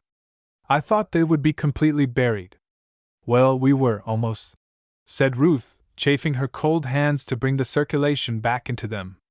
"Anyway," she added with a stiff smile, "I feel almost as frozen as if I had been." Chapter 16. The Modern Miracle. Chapter 16. The Modern Miracle. "I bet you're cold," said Bob, sympathetically. "Never mind, we'll have you warmed up in a jiffy now." As a matter of fact, the big hotel was even then looming before them, and in a moment more they entered its doors, to find to their delight that a roaring fire was burning in the grate of the big living room. The two girls rushed to it joyfully, holding out their chilled hands to the blaze, snuggling to its warmth like two half-frozen kittens. They happened to have the big room all to themselves at that moment, and, after having drawn chairs up to the fire for Mrs. Salper and the girls, the boys excused themselves and hurried back to the spot where they had dropped their bags of nuts when the cry for help had interrupted them in their occupation. "Never do to lose the fruits of our labor," said Herb, grinning, as he picked up his own particular bag. The other boys did likewise, and they were soon hurrying back to the hotel again, talking excitedly about the rescue of the Salper girls. "It's mighty lucky we happened to be near enough to hear the cries for help," said Joe soberly. "It would have been pretty hard for them to have forced their way through those drifts alone, half numbed as they were." "Yes," agreed Bob. "It's pretty nice to think of them warm and snug before the fire just now." "Queer," observed Jimmy as they neared the house, "that we should have been talking about them just at the time the thing happened." "Queer," said Herb patronizingly, "but not half so queer, doughnuts, as the modern miracles that happen every day. Take radio, for instance," finished Bob, and they entered the hotel laughing. They found the two girls recovered from their fright and quite a good deal happier than they had been a few minutes before. They regarded the radio boys with interest, and it was clear that the girls and Mrs. Salper had been talking about them during their absence. "You're often called the radio boys, aren't you?" challenged Edna, as the boys drew chairs up to the fire. "Why, I guess so," said Bob, with a smile. "Lots of folks call us that." Dad was up at the radio station the other day and the operator there was enthusiastic about you," said Ruth Salper in her direct way. "Said that if you kept on the way you were going, you would soon know more about radio than he does himself." "That's mighty nice of him, but I'm afraid he was boosting us too high," replied Bob, trying hard not to show how pleased he was. "That fellow at the station has forgotten more about radio than we ever knew," added Joe modestly, but in his heart he was as pleased at the praise as Bob was. It is always nice to receive commendation from someone who is an authority. "You're very modest," teased Edna gaily. "But when Dad says anything nice about anybody, he generally means it. He doesn't say nice things very often." She caught a glance of reproof from her mother and bit her lip penitently. "You mustn't say unkind things about your father, Edna," said Mrs. Salper gently. "You know he is worn to death with business worries. If we could once succeed in making him forget his responsibilities, he would be as jolly and fun-loving as he used to be." "Yes, Dad used to be no end of fun," said Ruth, adding, with a fierce little frown and a clenching of her fists, "I just wish I could get hold of whoever's worrying him so. I'd give them something to worry about for a change." Then, seeming to realize that the boys might not be interested in her personal affairs, though as a matter of fact they were interested, extremely so, the girl tactfully turned the conversation to something which she thought might interest them. "Could we see your radio set?" she asked, impulsively. "We'd just love to have you tell us about it. As much as we could understand," she added, with a smile for the boys. Mrs. Salper protested feebly, but so eager were the boys to show off their set to the girl radio fans that her opposition was overcome almost at once. Then followed a happy hour during which the radio boys talked learnedly of condensers and amplifiers and different kinds of receivers until the admiration of the girls mounted almost to awe. "My, but it sounds worse than Greek!" cried Edna Salper once, as she bent absorbedly over the apparatus that worked such miracles and bore such high-sounding names. "This is the tuning apparatus, isn't it?" she asked, gingerly touching the wire coil. "It seems almost impossible that you can tune to any wavelength with this thing, just as the piano tuner can tune the wires of his instrument to the proper sound vibration. The whole thing, seems impossible," added Ruth, while Mrs. Salper found herself quite as interested as her daughters. "Yes, that's the way it seemed to us at first," agreed Bob, his eyes shining. "When Dr. Dale told us we could make a set for ourselves, we could hardly believe him. But it didn't seem a bit hard once we got started and learned the hang of it." "You mean to say that you made this set yourselves?" asked Mrs. Salper, with interest. "Oh, this is nothing. We've made lots of 'em," said Jimmy proudly, at which Herb promptly kicked him under the table. The injured Jimmy glared at his assailant, but the others were too much interested in the subject to notice him. "You see, this is a comparatively small set," Bob explained. "But we're working on a powerful apparatus now," broke in Joe eagerly. "And when we have that in working shape, we'll be able to send as well as receive." "Well, I think you're just as smart as Father said you were," said Ruth, and at this candid compliment the confused boys thought it time to change the subject. "How about listening in a while?" suggested Bob, struck by a sudden inspiration. "We ought to be just about in time to catch the afternoon concert, if there is one. Would you like to find out?" "Would we?" cried Edna, enthusiastically. "Indeed we would. Just try us," added Ruth happily.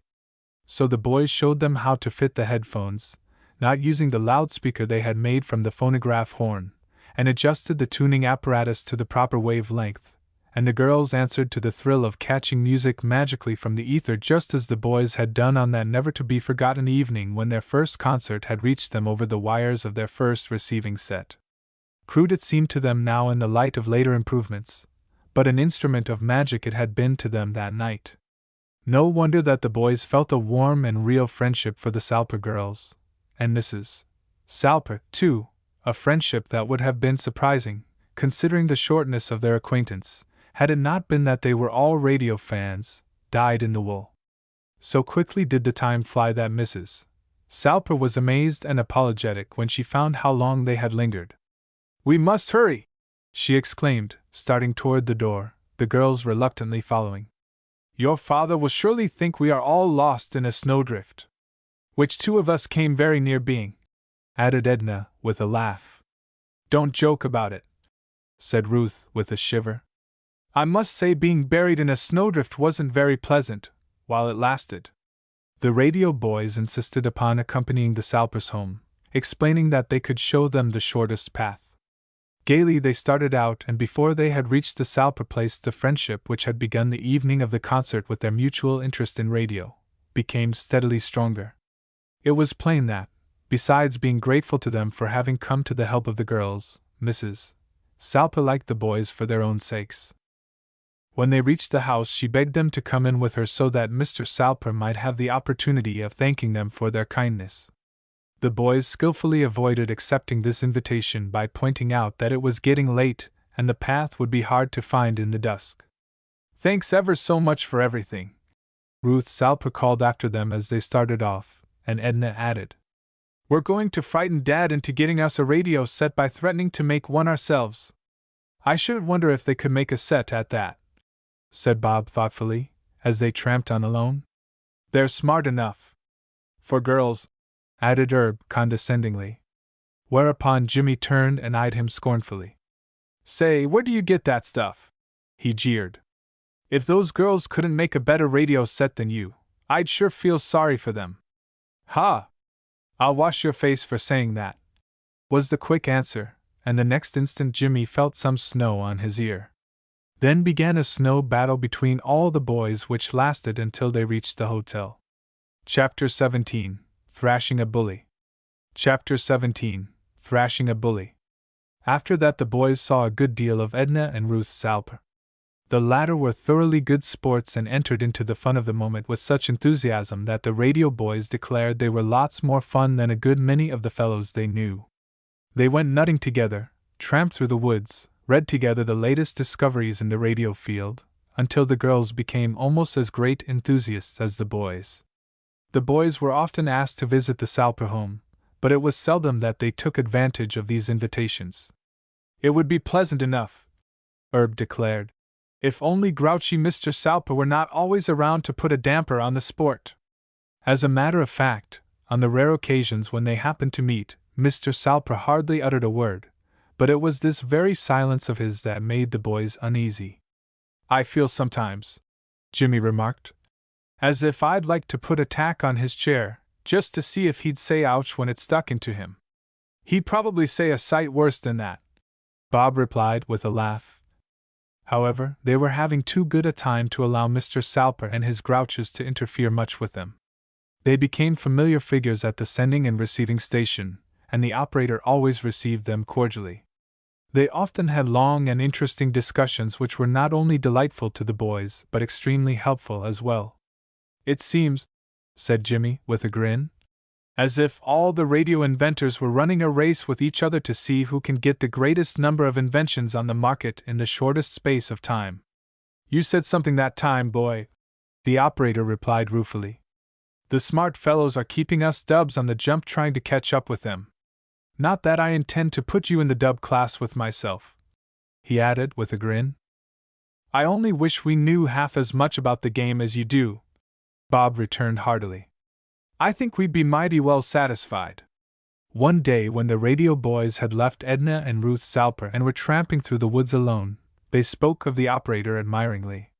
He sure does know a lot about radio, said Joe. He must stay up all night studying. Guess that's what's the matter with him, remarked Bob, soberly. He spends too much of his time indoors, boning. He should get out in the open more. Looks as if a little fresh air might tone him up some, Herb admitted. He looks as if a breath of air might blow him away. If I looked as thin as he does, I'd go see a doctor, said Jimmy emphatically. It was a fact that the operator at the station, while looking far from strong when the boys had first seen him, had grown thinner and thinner and paler until now he seemed to be positively going into a decline. Because they had a sincere regard for Bert Thompson, the boys had tried to lure him out into the open, but he had been proof against all their blandishments. And after a while the boys had given up trying. If he wants to kill himself, Bob had grumbled, I suppose we'll have to let him have his own way about it. And now, at this particular time when the boys were at peace with the world, something suddenly happened that gave them a rude jolt. Talking happily of improvements they expected to apply to their new radio outfit, they came suddenly upon Buck Looker and his crowd. To say they were surprised would not have half expressed it. They were dumbfounded and mad, clear through. So here were these rascals, turning up as they always did, just in time to spoil the fun. That Buck and his cronies had been talking about them was evident from the fact that at the appearance of the radio boys they stopped short in what they were saying and looked sullenly abashed. And from their confusion Bob guessed that the meeting was as much a surprise to the gang as it was to themselves. The boys would have gone on without speaking, hoping to avoid trouble if it was possible, but Buck hailed them boisterously. "Say, what are you guys doing here?" he asked, sneeringly, thrusting himself almost directly in front of Bob, so that the latter would be forced to step aside in order to pass him. "That's what I'd like to ask you," returned Bob, feeling himself grow hot all over. "Get out of my way, Buck. You're cramping the scenery." What's your awful rush?" asked Buck, refusing to move, while Carl Lutz and Terry Mooney sidled over to the bully, keeping a wary eye on Bob's right fist, nevertheless. "Say, get out of here, Buck Looker, and get quick!" It was Joe who spoke this time, and anyone not as stupid as Buck Looker would have known it was time to do as he was told. But because of the fire that had burned to the ground his father's disreputable cottage in the woods and which he and his followers had blamed upon the radio boys, Buck Looker thought himself safe in taunting the latter as much as he wished. He assumed that they would not dare resent anything he said or did, for fear he would make public the matter of the fire, and accuse them openly. It was a chance of a lifetime for Buck, or so he thought, and he was determined not to overlook it. So his manner became more insulting than ever, and his face took on a wider grin as his glance shifted from Bob to Joe. "So you're in a hurry too, are you?" he sneered. "Going to set some more houses on fire, eh?" He turned to his cronies with a grin, and they piped up together as if by a prearranged signal. "Firebrands!" This undeserved insult was more than the radio boys could stand, and all stepped forward with clenched fists. "You take that back, Buck Looker!" cried Joe, with flashing eyes. "Take back nothing," answered the bully. "Yes, you will," broke in Bob, and caught Buck by the arm. At once the bully aimed a savage blow at Bob's head. But the latter ducked, and an instant later his clenched fist landed upon Buck's chin with such weight that the bully was sent over backward into the snow. At the instant when Buck made his attack on Bob, Terry Mooney tried to hit Joe with a stick he carried. Joe promptly caught hold of the stick, and putting out his foot, sent Terry backward into a snowdrift. Seeing this, Carl Lutz started to run away, but both Herb and Jimmy went after him and knocked him flat. "You let me alone! I didn't do anything," blubbered Carl, who was a thorough coward. "You can't call me a firebrand," answered Herb, and while fat Jimmy sat on the luckless Carl, Herb rammed some snow into his ear and down his neck. While this was going on, both Buck and Terry had scrambled to their feet, and then began a fierce fight between that pair and Bob and Joe. Blows were freely exchanged, but soon the radio boys had the better of it, and when Terry's lip was bleeding and swelling rapidly, and Buck had received a crack in the left eye and it was also swelling, all three of the cronies were only too glad to back away. "Have you had enough?" demanded Bob, pantingly. "If you haven't, we'll give you some more," added Joe. "You just wait. We'll get square with you some other time," muttered Buck. And thereupon he and his cronies lost no time in sneaking away into the woods. "Of all the mean fellows that ever lived!" cried Herb. "I guess they'll leave us alone, for a while anyway," came from Joe, as he felt of his shoulder where he had received a blow. "I wonder what those fellows are doing around here anyway," said Bob thoughtfully. "Do you suppose they're putting up at the Mountain Rest Hotel too?" "More than likely," answered Joe, gloomily. "Perhaps they've been driven out of Clintonia, too, on account of the epidemic. I heard quite a number of the other young folks were getting out. The whole town is pretty well scared. They are sure trying their best to make trouble for us," added Jimmy. "That fire in the woods was just nuts for them. said Bob with a frown. They've been trying for a long time to get something on us, and now they think they've got it. They think we're afraid to beat 'em up now as they deserve, for fear they'll tell everybody we set that old shack on fire. It was a funny thing, remarked Joe musingly, how that fire started anyway. Oh, what's the use of worrying? Added Herb carelessly. I reckon the memory of that licking will keep Buck quiet for a while. Say, that was a fine piece of work you did, Bob. The memory lingers. Bob grinned. How about yourselves? He asked, adding, with a gleam in his eyes, I didn't notice Terry Mooney and Carl Lutz looking very happy. Chapter 18. A Nest of Conspirators. Chapter 18. A Nest of Conspirators. The radio boys saw Buck Looker often, all too often, in the days that followed. As the boys had feared, Buck and his crowd were staying at the Mountain Rest Hotel, and it was almost impossible to help encountering them. Several times there were arguments which almost resulted in blows, but Buck always managed to sneak off at the critical moment, leaving the boys to fume helplessly. Wish we could find out how that shack of theirs caught fire, Joe grumbled on one of these occasions. Then we could stop their mouths on that firebrand question once and for all. Wouldn't make any difference, remarked Herb gloomily.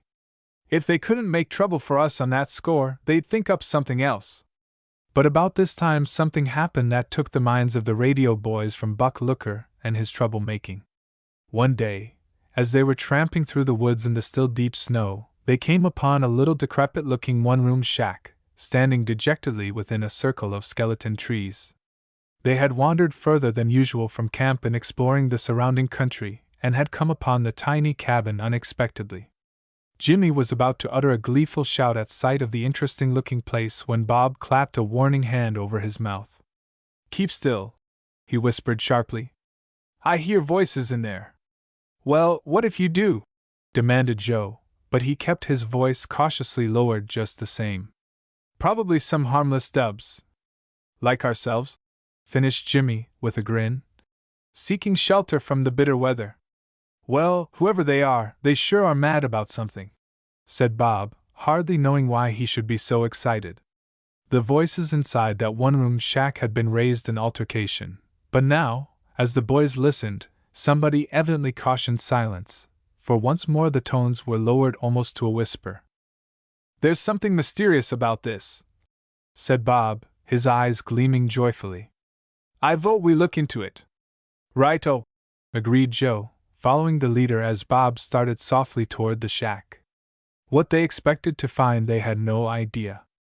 But it was an understood, though unspoken, rule with the radio boys never to pass by anything that looked in the least mysterious. And certainly this queer little shack in the woods bore all the air of mystery. There was one small window near where they were standing, and the four boys crowded up to this, jostling each other in the attempt to be the first to see through the dingy pane. Hey! Whispered Jimmy in anguish, as Joe's foot clamped firmly down upon his. Quit parking on my toe, will you? There's lots of room on the ground. Joe snickered derisively, and that small sound came near to proving their undoing. For inside the cabin it happened that for a moment every one had stopped talking, and in the silence Joe's laugh was distinctly audible. Someone's getting in on this, they heard one of the voices say, as though its owner were nervous, yet was trying his best to hide his uneasiness. Let's take a look around, boys. You never can be too sure. The radio boys looked at each other in consternation. There was no time to get away, even if they had wanted to. And now that they were convinced there was crooked work going on in the shack, they certainly did not want to leave. Bob flattened himself against the wall and motioned to his chums to do likewise. If the fellows found them and wanted to put up a fight, well, they'd get their money's worth anyway. But it so happened that the lads were not discovered. The door of the shack was on the opposite side from them, and either the men were too lazy to search carefully or they were too confident of the obscurity of their meeting place. At any rate, they went to the door, looked around, and finding no one within sight, evidently decided that they had been mistaken in thinking they had heard a suspicious noise and re-entered the shack without searching further. You're crazy, Mohan, the boys heard one of them remark, in an irritable voice. You're letting your imagination, and your nerves, Run away with you. Well, this deal is enough to get on anybody's nerves, was the grumbled reply, evidently from the person addressed as Mohan. If we don't put it across pretty quick, I'm going to quit. I've told you too much delay would be fatal. The boys glanced at each other, and the relief they had felt at not being discovered was closely followed by huge excitement as they became more and more certain that they were on the verge of making an important discovery. They crowded closer to the window, though, mindful of how close they had come to discovery. They were careful to make not the slightest sound. Bob, who was closest to the window, could, by exercising the greatest caution, peer into the shadows of the room.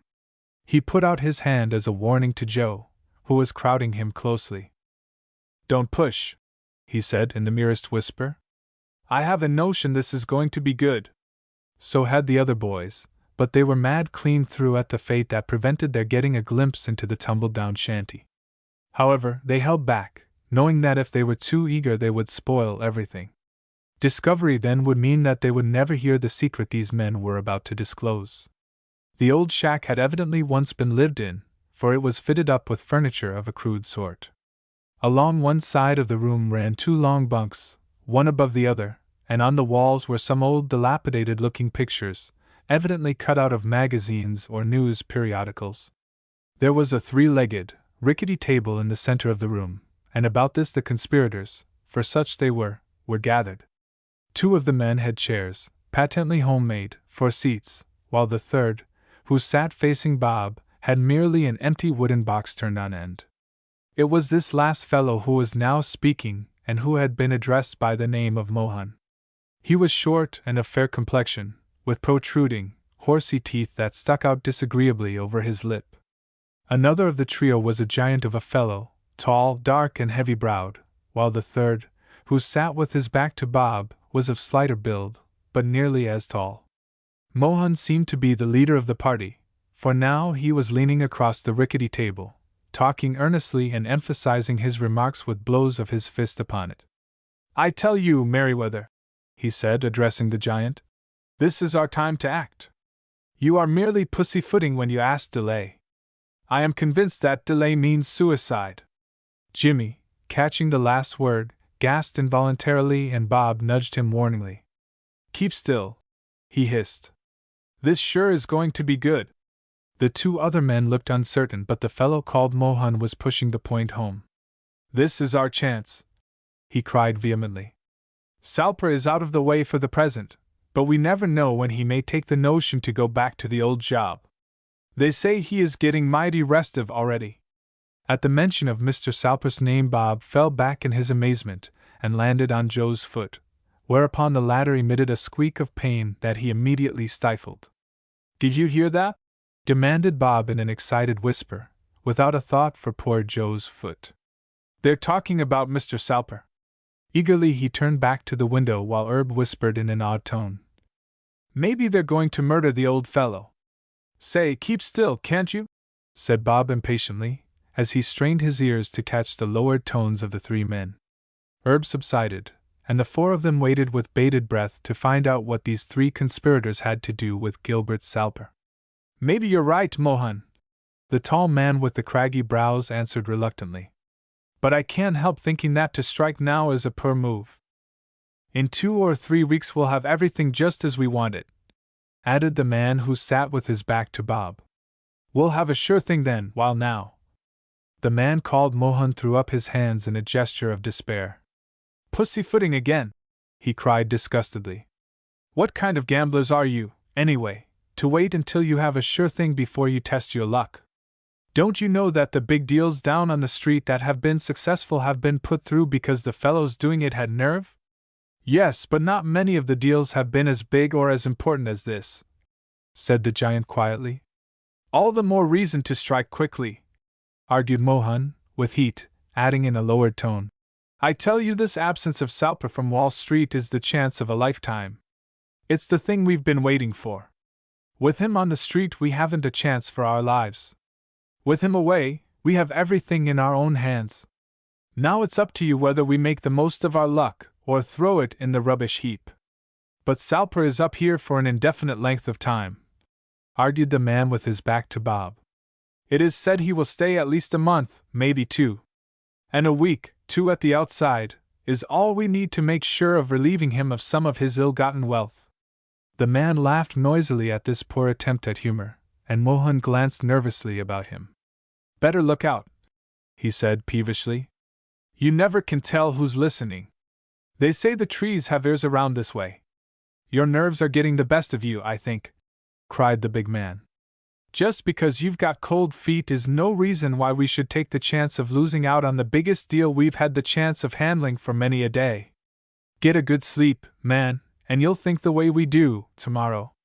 For a moment it seemed as though Mohan were about to spring upon the big man, and Bob held his breath, expecting a struggle. Mohan's face turned a brick red and his lips drew back from his protruding upper teeth as though in a snarl. His hands clenched. He took a step toward the bigger man who had half risen from his chair. "Then I'll tell you one thing, you pussyfooters!" he cried furiously. "If this deal isn't pulled through by the end of a week, and if by that time we haven't our hands on a good chunk of Salper's money, then I'm through. Do you hear that? I quit!" Chapter 19, On Guard. Chapter 19, On Guard. The radio boys had heard enough. Silently they tiptoed from their vantage point, putting off the tremendous desire to exclaim about what they had heard until they had put a good distance between themselves and the shack. Then they overflowed with wonder and excitement. "Say, wait till we spring this news on Mr. Salper!" cried Herb. "The man will near go off his head." "Gosh, you couldn't blame him," said Joe in an odd tone. "I wouldn't like to have those 3 fellows after my hard-earned cash myself." "Then he was right when he thought there was somebody after his money," said Bob, striding along so swiftly in his excitement that poor Jimmy had hard work to keep up with him. "We thought he was kind of crazy, but I guess he knew what he was talking about all the time." "But I say, you got all the best of it, Bob," said Herb. "Why couldn't you let the rest of us get a glimpse of some honest-to-goodness sharpers?" "They weren't much to look at," said Bob with a frown. "That man they called Mohan was one of the ugliest scoundrels I've ever seen." "Was he any worse than Cassie?" asked Jimmy, curiously. "If he was, he must have been going some," added Herb with conviction. "I guess nobody could be much worse than Cassie," said Bob, frowning at the memory of the stuttering scoundrel's evil acts. "But he's just as bad. When he jumped at that big fellow with the bushy eyebrows, I thought he was going to bite him. He has teeth that stick away out over his underlip." "Must be a beauty," commented Herb. "I say," said poor Jimmy, fairly running in his effort to keep up with the other boys. "You're not going toward the hotel, Bob. May I ask where you are going?" "Why, Donuts, you shouldn't have to ask," broke in Joe, before Bob could respond. "Don't you know there is only one place where we could be going after hearing such rotten news as we've just heard? We're going to the Salpers, of course," finished Herb, with a condescending air that irritated the plump and puffing Jimmy. "Well, you needn't be so fresh about it," he grumbled, rubbing his empty stomach ruefully. "It's nearly dark. And it's dinner time," added Joe, with a grin. "How well we know you, Donuts." "Well," grumbled Jimmy, grinning reluctantly, "I don't see why the Salpers can't wait till we can get something to eat." "It won't take us long," said Bob, who had been thinking hard as they tramped along. "We'll just stop in and tell them what we've heard and then go on.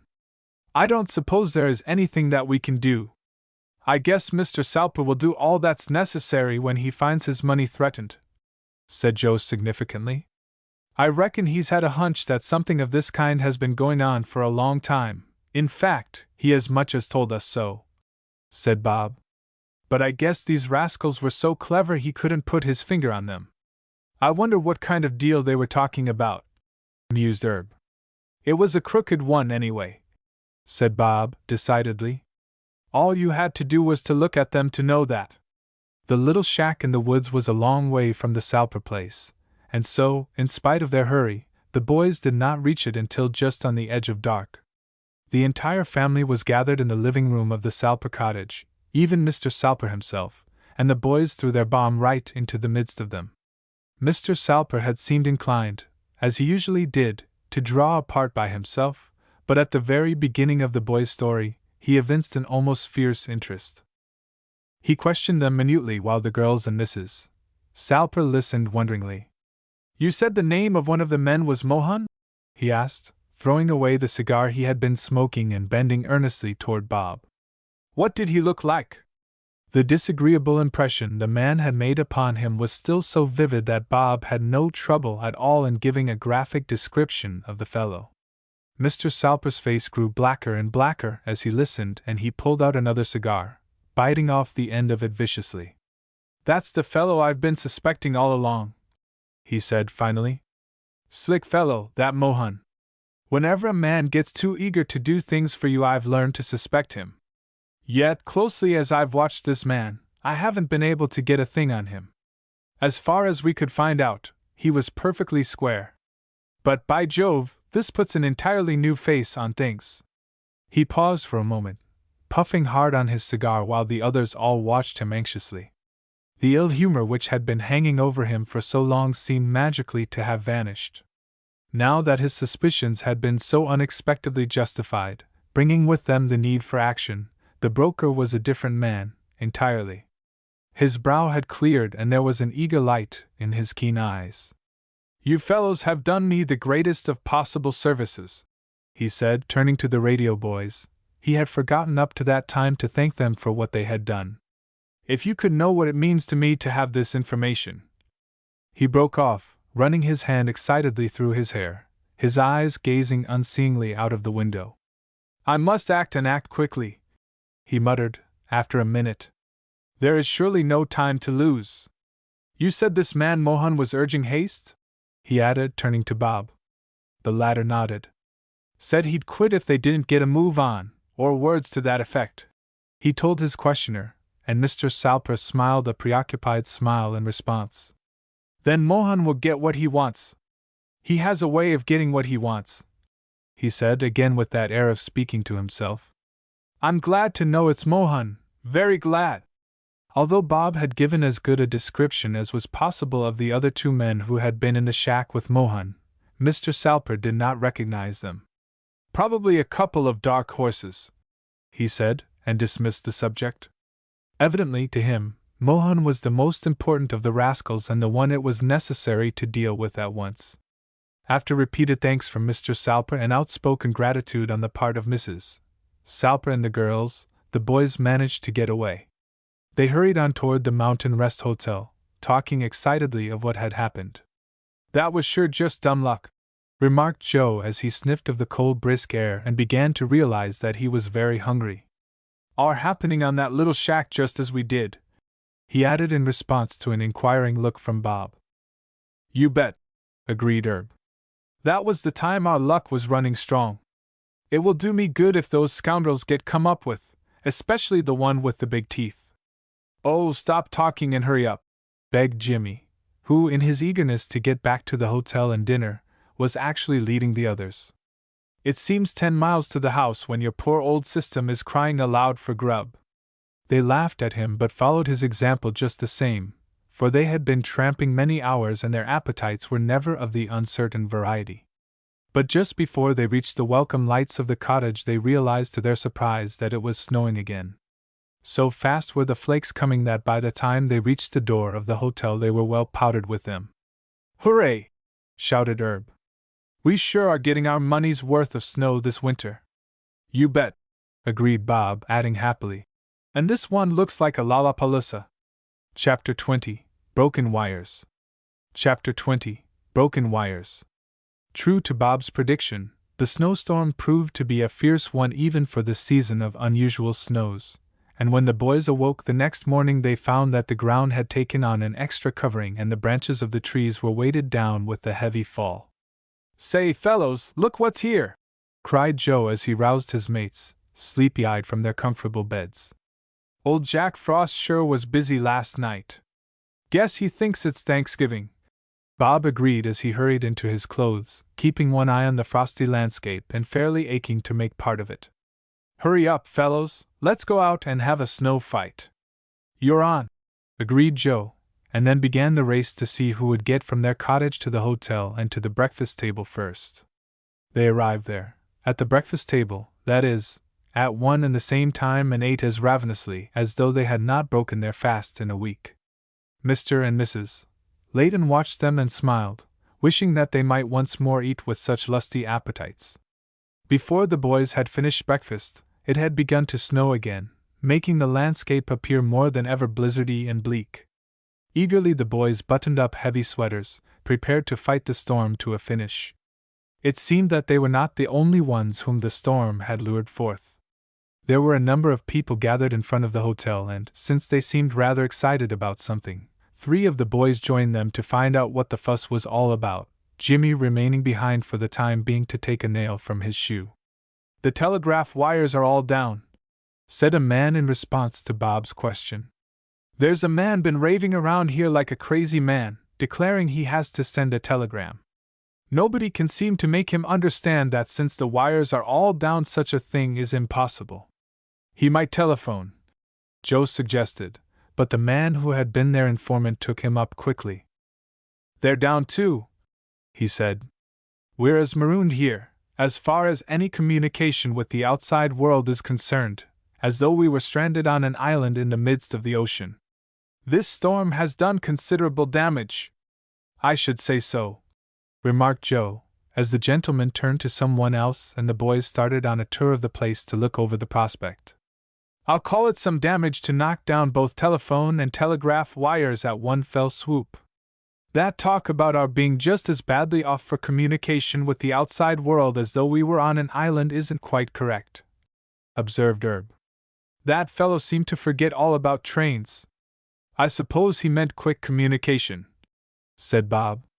"We could send a message by wire in an hour or less, while it would take 2 or 3 times that time to send the same message by rail." "That's so," agreed Herb, staring up at the wires which had fallen beneath their weight of snow. "I'd hate to have to get a message through for any reason just now.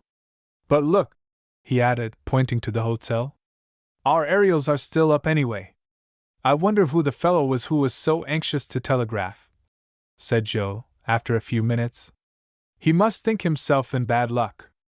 Bob brought his gaze from the damaged wires and stared at the boys, and at Jimmy, who just then came puffing up. "Say, I bet that was Mr. Salper," Bob said.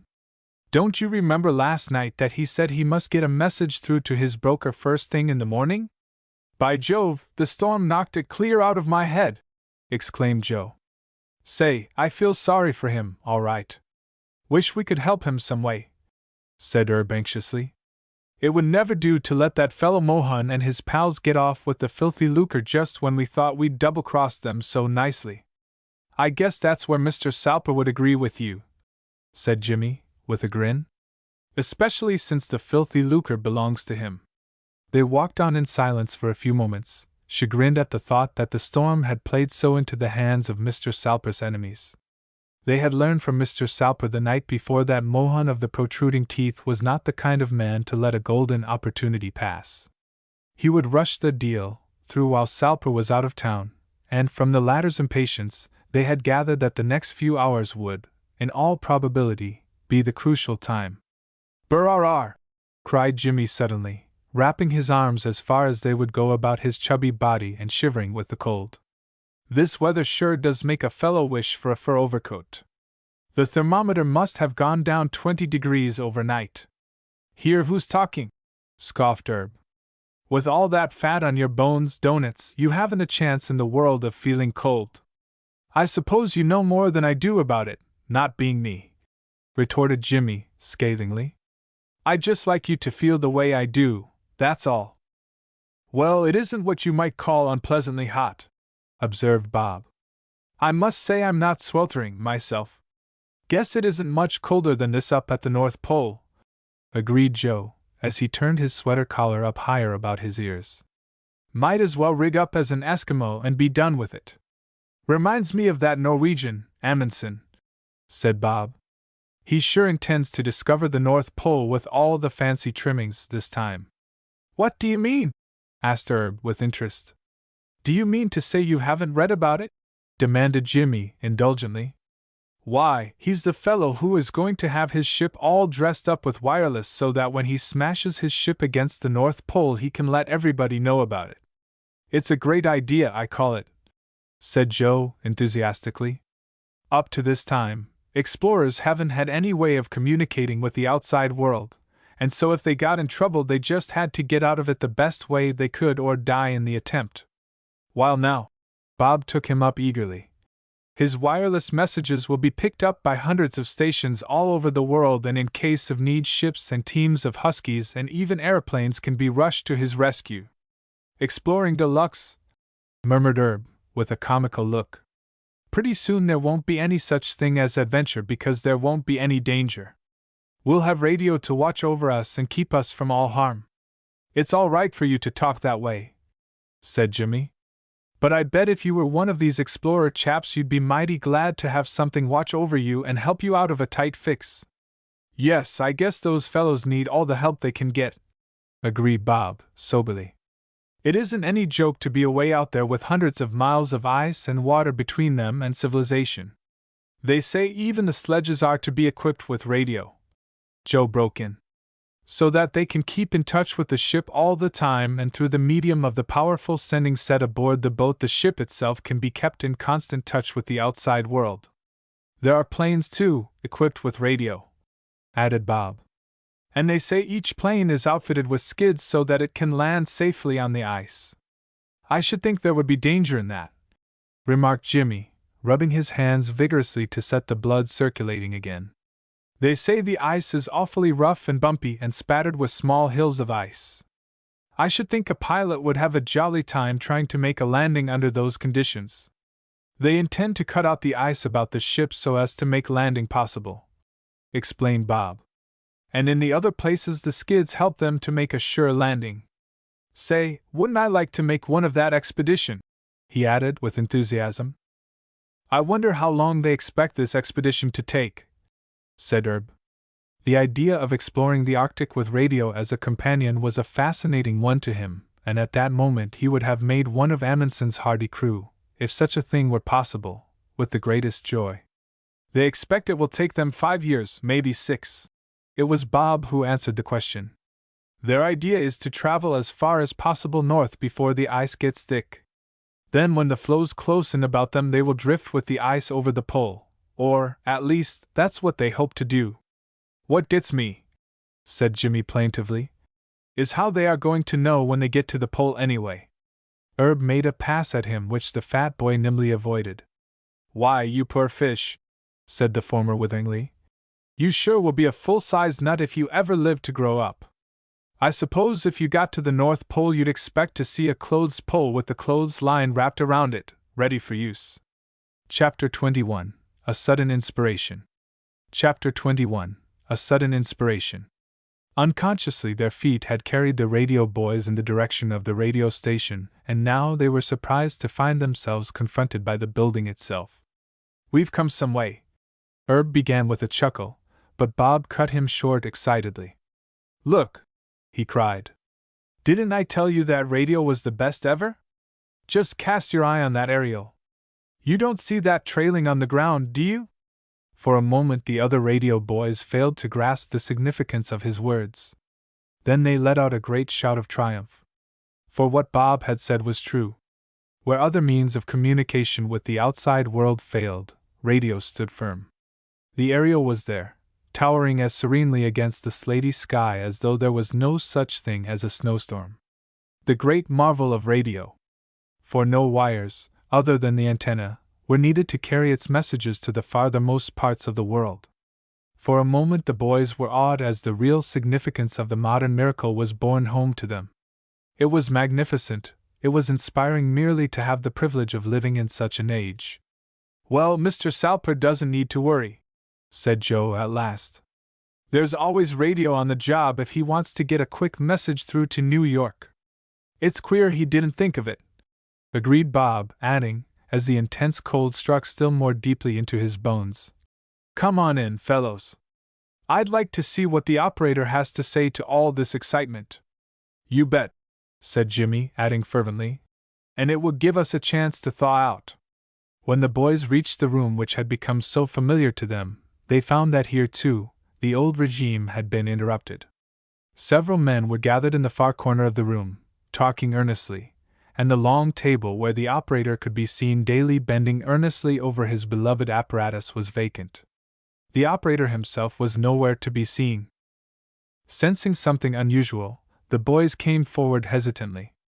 At sight of them, one of the men detached himself from the group of his companions and came quickly over to them. The boys did not know his name, but his face was familiar to them. "A most unfortunate thing has happened," burst out this man nervously, without even an attempt at a preface. "The operator here has been taken very ill with a fever, and we are at a loss to find any one who can take his place in this emergency." The modesty of the radio boys was such that at that moment no thought of the possibility of their being able to take the experienced operator's place entered their heads. They were earnestly sorry for the misfortune which had overtaken their friend, and they told the man so. It seemed to them that the latter was rather disappointed about something, and he listened to their words of sympathy absently. After a moment he left them and rejoined his companions at the other end of the room. "Say, that's tough luck," said Jimmy, his round face comically long. "I knew that fellow would get into trouble if he didn't take more exercise." Bob fumbled with the familiar apparatus on the table, his face troubled. "If he's out of his head with fever, he must be pretty sick," he muttered, as though talking to himself. "And that means that he won't be able to attend to radio for a good long time to come. And with telegraph and telephone wires all down, that's pretty much of a calamity," added Joe, his eyes meeting Bob's with a look of understanding. "Say," cried Herb, suddenly seeing what they were driving at, "that knocks out Mr. Salper's last chance of getting even with those crooks." "Yes," said Bob soberly. "I guess the game's up, as far as he's concerned." "Let's go over to the hotel and inquire for the sick man," Joe suggested, adding hopefully, "Maybe he isn't as sick as they make out." The operator had a room at the hotel, and the boys had been there once or twice to talk over points on radio with him, and so they knew exactly where to go. However, if they had treasured any hope that Bert Thompson's sickness had been exaggerated, they were promptly undeceived. No one was allowed to speak to him, the nurse at the hotel told them, adding, in her briskly professional manner, that it would be no use to speak to him anyway, since he was delirious and recognized nobody. But before they went, softened by their real concern, she said, quite kindly, that as soon as the patient was able to receive visitors at all she would let them know. They thanked her and went out into the freezing air again. The snow had stopped and the wind had died down completely, but in the atmosphere was a deadly chill, a biting cold that seemed to penetrate to their very marrow. "Suppose we go to the Salpers," Bob suggested. "Mrs. Salper and the girls may need help, for I imagine Mr. Salper isn't in a very pleasant mood."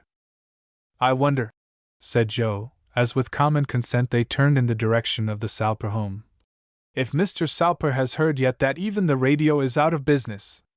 "Give it up," said Herb, while Jimmy added, with a grin, "I'd hate to be the one to break the news to him." But as it happened, that was just what they had to do. They saw Mr. Salper coming and tried to pretend that they did not, but he would have none of it.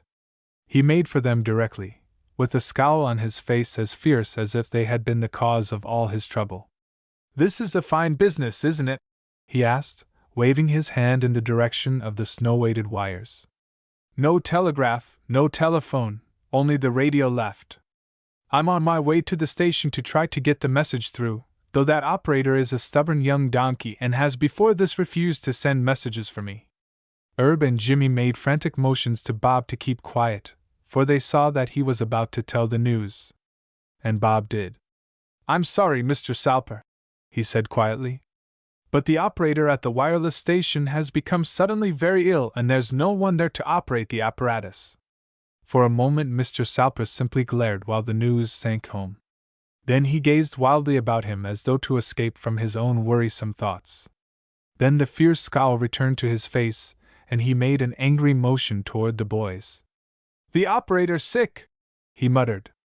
"And not a doctor up here." The boys started and looked at him queerly. "Do you need a doctor?" asked Bob quickly, thinking immediately of Mrs. Salper and the girls. "Is someone sick?" "Yes," snapped Mr. Salper. "My wife is sick, very sick. And if I can't get any sort of word through, even by radio, He paused and his mouth looked as though he were grinding his teeth. He turned back toward his house, and the boys accompanied him with some vague idea of at least offering their sympathy, even if they could not do anything to help. They found Edna and Ruth nearly frantic with fright. "Mother is dreadfully ill," said Edna between sobs.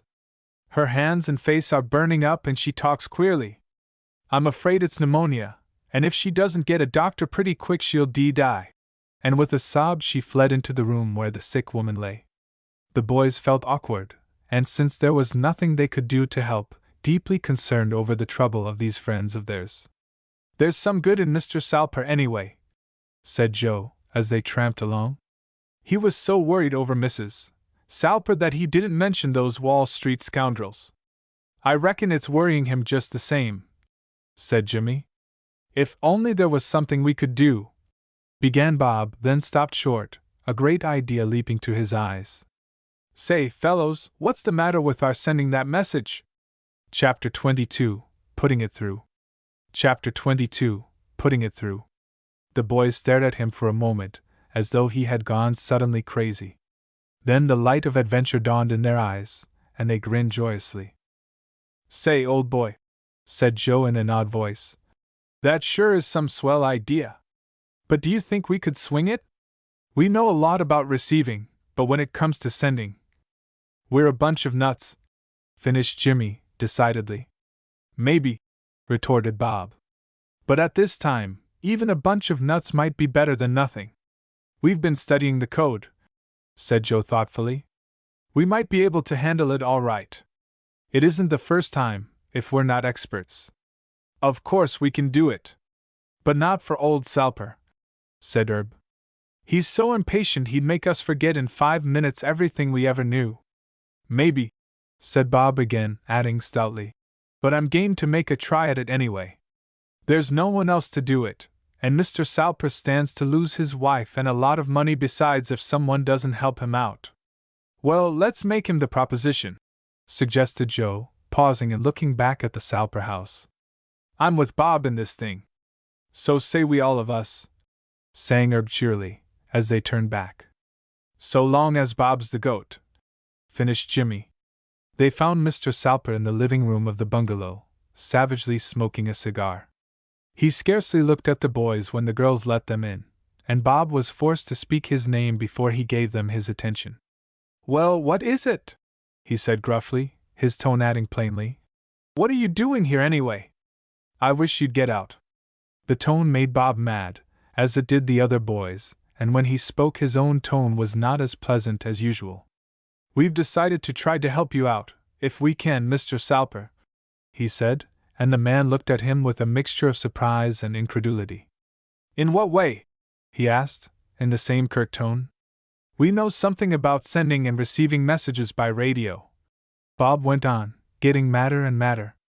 "And we thought maybe we might get a message through for you to a doctor and to your brokers as well. Of course," he added modestly, "we haven't had very much experience." Bob was too modest to say anything about how he had once sent messages to some ships at sea, as related in detail in The Radio Boys at Ocean Point, and how he had tried to send on other occasions. "Experience be hanged!" cried Mr. Salper, so suddenly that the boys jumped. "You mean to tell me you can operate that radio contraption?" "I think so," said Bob still modestly. "We haven't done much along that end of it." "You'll do!" cried Mr. Salper, while Edna and Ruth stared at him with tear-reddened eyes. "Are you ready to go with me right away to the station?" The boys nodded and the older man shrugged into his great coat, reaching quickly for his cap. "Take care of your mother," he said to the girls. "I'll stop on my way over to the hotel and send a nurse over for her. I hear there are 2 of them there. Don't see why the physician there didn't send someone to take his place if he had to leave."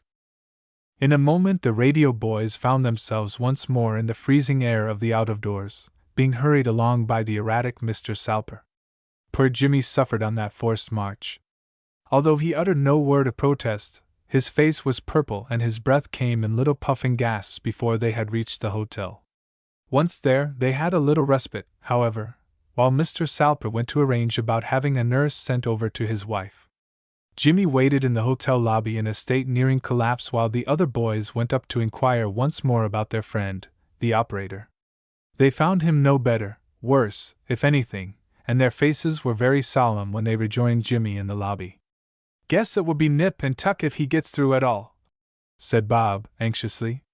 "I don't see why such hard luck had to pick him out for the victim." "I suppose they'll appoint another operator right away," suggested Herb. "I suppose so," agreed Jimmy. "But it will be hard to get any one for a week or more on account of the heavy weather. And in a week's time without communication with the outside world a lot of Mr. Salper's money will probably have gone up in smoke," said Joe. "Yes, it's us on the job all right," said Bob, looking a bit worried. "I only hope we can live up to what's expected of us." "All right, boys," said Mr. Salper, on returning, in his eyes the preoccupied look of the man of affairs. "If you can help me out of this fix, I will surely be deeply in your debt." These genial words, almost the first that they had heard from the self-absorbed man, warmed the boys' hearts, and they resolved to do the best they could for him, and through him, for his daughters. When they reached the station they found it deserted save for one man who sat at a desk, humped over in a dispirited fashion, reading a magazine. At the entrance of Mr. Salper and the boys he looked up, then got up and came over to them as though he were glad of their companionship. "How do you do, Mr. Salper?" he said, addressing the older man with marked respect. "Is there anything I can do for you?" "Nothing, unless you can work this contrivance," returned Mr. Salper, with a comprehensive wave of his hand toward the cluttered radio table. "I'm sorry," said the other, a frown of anxiety lining his forehead. "The operator is sick, and because of the heavy weather it is doubtful if we shall be able to secure another one within the week." "A week?" cried Mr. Salper.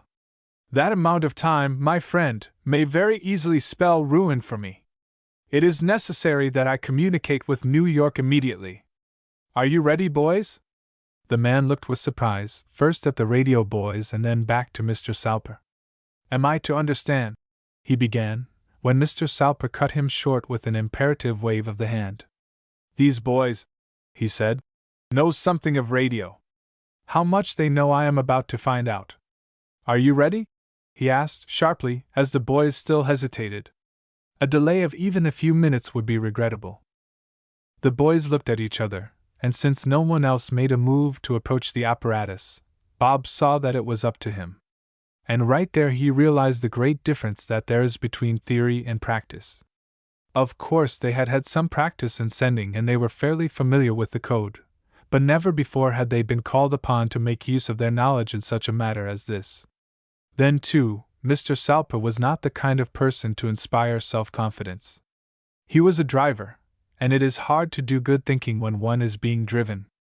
However, having gone so far, there was no possibility of backing out, and with a show of confidence, Bob approached the apparatus. The man who had addressed Mr. Salper regarded him with not a little distrust. He had heard of the radio boys, as who at Mountain Pass had not, but he certainly did not think them competent to send a message of any importance. And at that moment, either did Bob. "Will you send your message phone or code?" he asked, looking up at Mr. Salper inquiringly. "We can do either here." Mr. Salper hesitated for a moment, then with a significant glance at the other man, who was hovering curiously near, he snapped out, "Code." "Do you know the letters of the station to be called?" asked Bob. The broker consulted a notebook which he took from his pocket. "Call her Sa," he returned. "That is our stock exchange station," he explained. "They ought to be on the job while the exchange is open. They will relay a message to my brokers." Joe was standing beside Bob and saw that his chum's hand trembled somewhat as he took hold of the ticker. "Don't get rattled, Bob," he whispered. "Take your time and don't let him scare you. Remember, it's you that's doing the favor." Bob grinned, and then began sending out the call. Across the ether traveled the letters Hersa, and the call was presently caught up in New York, and then another message was relayed to the office of a well-known brokerage firm. "Hey, Bill," called a well-dressed young man seated at a desk in the far end of the office. "Here's Wobs calling us. These are the letters of the station at Mountain Pass, where the Honorable Mr. Gilbert Salper is taking his rest cure. finished another man, flinging away his cigarette and coming to stand beside his partner. Do you suppose it's the old boy himself calling? We'll soon find out, returned the other, and without delay sent in a message to the New York sending station. In a few seconds they were being radioed into the ether. Bob's face beamed as he transcribed the dots and dashes into words. The message read thus. Mr. Salper, who had been striding up and down, hurried to Bob's side and answered to the lad's hail. The other boys were peering eagerly over Bob's shoulder. I've reached her saw and through them H and D, explained the young operator proudly. H and D are waiting for your message. Fine. Fine, cried Mr. Salper, and his face showed great enthusiasm. Those are my brokers, Hanson and Debs. Got 'em right off the reel, didn't you, boy? Great work. Can you get my message through at once? I don't know of anything to stop me, answered Bob. It seemed too good to be true that he had picked up the right station so quickly. Send this, then, Mr. Salper directed. And in a firm hand he wrote down the following message. Mohan is a crook and plots to ruin me. Find out his scheme and check him. Gilbert Salper. Chapter 23, The Midnight Call. Chapter 23, The Midnight Call. Skillfully Bob tapped out the message, and in an inconceivably small space of time it had been received by the station Hersa and relayed to H and D. The boys would have been interested if they could have known the sensation caused by the few words. Oh boy! Cried Hanson, of the firm of Hanson and Debs. I've suspected this slick fellow Mohan for a long time. Now with Salper's authority we can go in and clean him out. Salper wouldn't make an accusation of that sort, said Debs thoughtfully, if there wasn't something in it. He's had some sort of inside tip all right. Well, returned the other briskly, we'll let the old man know we're on the job, and then get busy. Accordingly, a few minutes later Bob received and transcribed this message. At the confidence contained in the message Mr. Salper straightened his shoulders, as if a great load had been lifted from them, and held out a friendly hand to Bob. I can't tell you what you have done for me, he said cordially. Of course I'm not safe yet from the crooked work of these men, but at least Hanson and Debs have been warned to look out. And that's 2/3 of the battle. I'm mighty glad we've been able to help, said Bob, adding earnestly, if there's anything else we can do please call on us. Mrs. Salper. He paused, for at mention of his wife's name the relief disappeared from Mr. Salper's face, and in its place was the old worried frown. Yes, my wife, he muttered, and without another word to the boys, turned and stalked out of the room. The man, who had all this time lingered near them, turned and went out after Mr. Salper, and the boys were left alone. Say, you sure did turn the trick that time, said Herb admiringly. If they succeed in getting those crooks, Mr. Salper will love you all the rest of his life. It was more luck than anything else, Bob repeated. Imagine getting that station first throw out of the box. Never mind, said Joe, adding truthfully, no one else about this place would have been able to do as much. They lingered for a while, talking over the exciting events of the day and tinkering with the complicated apparatus. Did you hear the latest prediction of Marconi? Asked Joe. He says that he has positive proof that in the near future a radio set will be perfected which will send messages entirely around the world. Yes, said Bob eagerly. He even declares that we'll be able to put a sending and receiving set side by side on the same table and receive the messages that a moment before we send out. It only takes a second of time too, said Herb. Imagine sending messages completely around the world at such speed. If Marconi didn't say it could be done, I sure wouldn't believe it. We'll be talking with Venus or Mars pretty soon, said Bob. Marconi says he has already received messages that don't come from anywhere on the Earth. Although they said little about it, the boys were elated at Bob's success with the code, and it was surely a pleasant thought that they had helped Mr. Salper, if only that they might make Mrs. Salper and the girls happy. They had even, despite his usual gruffness, begun to feel a sort of liking for Mr. Salper himself. During the long snow-bound afternoon they thought often of Mrs. Salper and wondered if she were better. They wanted to inquire, but they were afraid of making themselves a nuisance. Toward evening they strolled over to the hotel to ask after the operator, and found to their delight that he was better. The nurse, who had become very friendly toward them, said she thought the trouble had been checked in time and that the sick man's recovery, though it might be slow, was sure. With hearts lightened on that score they went home. After dinner at the hotel they spent some time tinkering with their set. One time they noticed that in a vacuum tube was a pale blue glow, and Joe was at a loss to know how to account for it. "We've got too high a voltage on the B battery," said Bob, after a moment of study. "But how would that affect it?" asked Herb, interested. "Why," answered Bob, thoughtfully, "the high voltage causes a sort of electrical breakdown of the gas in the tube, and it's apt to affect the receiving." "Say, Bob's getting to be a regular blue stocking," commented Jimmy admiringly. "We'll have to get a move on to catch up with him." "You bet you will," said Herb, with insulting emphasis on the pronoun. However, Jimmy was too interested to notice. "Let's reduce the voltage, Bob," Joe was saying eagerly. "We'll test out the theory."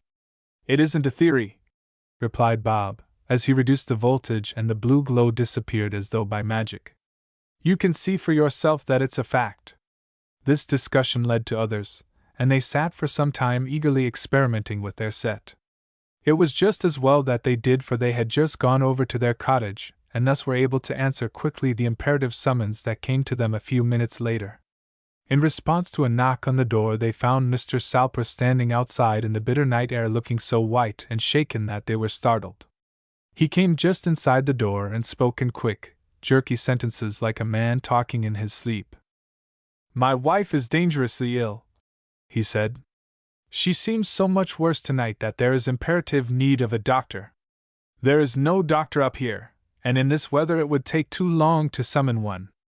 The trained nurse who is with her suggests that we try to get in touch with the doctor by radio and ask his advice. The idea is far-fetched, but it seems about our only hope. If that fails—" He paused and Joe broke in eagerly. "My father's a doctor, Mr. Salper," he said, and there was pride in his voice. "A doctor, eh?" returned the broker quickly. "Oh, if only he were here!" "I don't see how you are going to get hold of your father," broke in Herb. "He's in Clintonia. Even if he got our message through Dr. Dale or somebody else with a receiving set, he couldn't send any message here." "But he isn't in Clintonia!" shouted Joe eagerly. "He went to Newark, New Jersey, to attend some sort of medical convention and see if he couldn't find out more about the epidemic that hit Clintonia." "Newark!" came simultaneously from Joe's chums. "Why, the big radio sending station is there!" exclaimed Bob. "Why can't you send a message to that station and ask them to get hold of your father?" broke in Jimmy. "Maybe I could do it," announced Joe. And then he looked at Bob. "Perhaps you had better do the sending. You'll probably have to call them in code." Bob was willing, but first he went up to tell his mother and father where he and his chums were going and begged them not to worry if they did not come back soon. On the way to the radio station they stopped at the Salper bungalow, where the calm-faced nurse was waiting for them.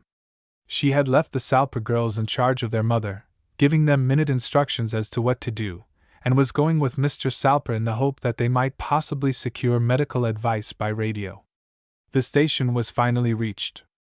It looked deserted and gloomy at that hour of the night, and as Bob sent a call for help vibrating through the ether he felt a creepy sensation, as though he were, in some way, dealing with ghosts.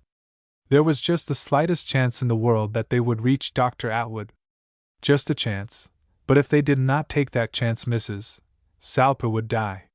For a long time they tried while the nurse sat quietly in the shadows and Mr. Salper strode up and down, his face drawn and white, his usually elastic step heavy and dragging. Again and again went out the call for the Newark station. Minute after minute passed, and still Mr. Salper walked up and down uneasily.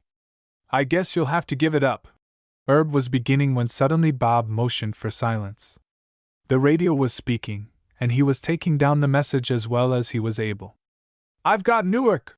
the young operator cried excitedly. "Now I'll put in a call for your father, Joe. Where is he staying?" "At the Robert Treat Hotel."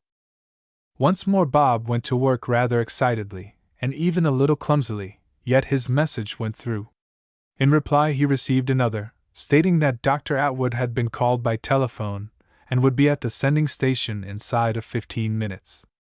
"And the best of it is, he is to radiophone," added Bob to Joe. "So you can talk to him direct." After that the minutes passed slowly, both for Mr. Salper and the boys. They thought the end of the wait would never come. But at last the words so eagerly awaited reached them. There was no mistaking it, even though static interfered and the tuning was not good. Dr. Atwood's voice, cheery, reassuring, helpful. In his joy at the sound of it, Joe shouted aloud. "Hello, Wabza," came the voice. "If this is Joe talking, give me the high sign, my boy." During the message Bob had tuned in the right frequency, and, with static eliminated, one might have thought the speaker was in the same room. Then there followed a battle with death that the boys would remember as long as they lived. As soon as Dr. Atwood was made to understand the nature of the service asked of him, he became immediately his brisk, professional self.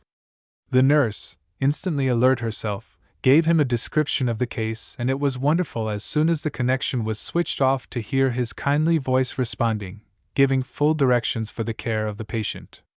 He declared that he would be on call all during the night, and requested that someone call him every hour, oftener, if it became necessary, to report the progress of the patient. The nurse hurried off, accompanied by Mr. Salper, and for the rest of the night the boys kept busy, marking a trail between the Salper cottage and the radio station, taking reports from the nurse and carrying directions from Dr. Atwood. It seemed strange and weird, yet wonderful and soul-stirring, this tending of a patient by a doctor many miles away. Once, during the night, hope almost failed. Mrs. Salper scarcely breathed and lay so still that Edna and Ruth were sure the end had come. They clung to each other sobbing, while Mr. Salper strode up and down the room as though if he stopped he would die too. Then came another message from Dr. Atwood. The nurse followed his directions, and once more hope came back to the Salper home. The patient rallied, stirred, and for that time at least the danger was past. So dawn came at last, and Joe and the two younger boys went back to their cottage to try to catch a few hours of sleep. Bob remained at the station, declaring that he felt not at all tired, and as soon as the other boys had rested they could come to his relief. A hard vigil that for Bob. In spite of all he could do, his head would nod and his heavy eyelids close, to be jerked open next moment by the arrival of someone from the Salper home, or a message from Dr. Atwood.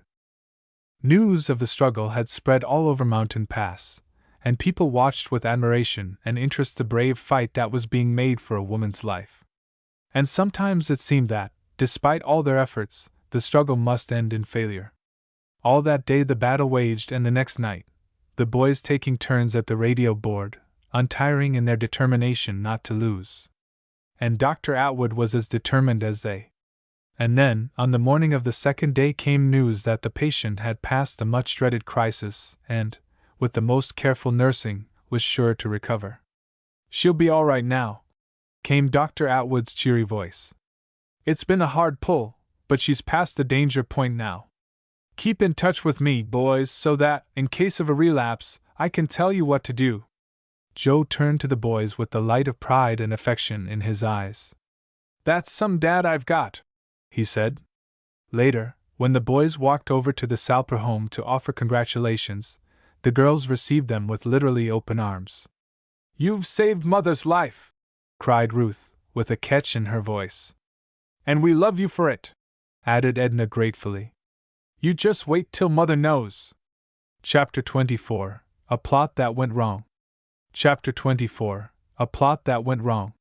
"So far, so good," breathed Bob happily, as the boys were discussing the news that Mrs. Salper had passed the crisis and was now probably on the road to recovery. "That's one thing we can set down to the credit of radio. And it's not the only thing of the same sort," put in Joe. "Do you remember what Mr. Brandon told us of that ship with 30 men and no doctor on board, where 24 of the men were down with a mysterious disease?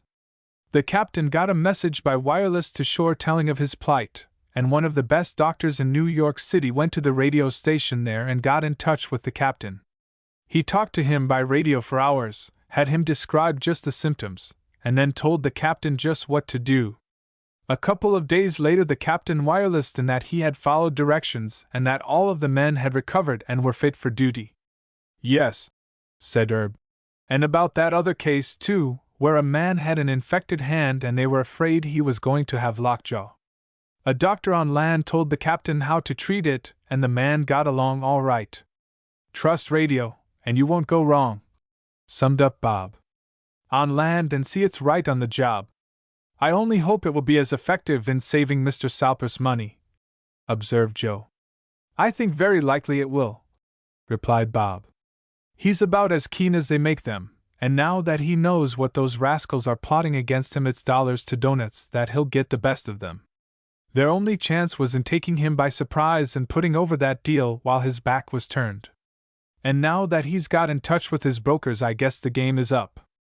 I wonder how long it will be before we know how it turned out, conjectured Herb. Oh, probably not more than 2 or 3 days, replied Bob.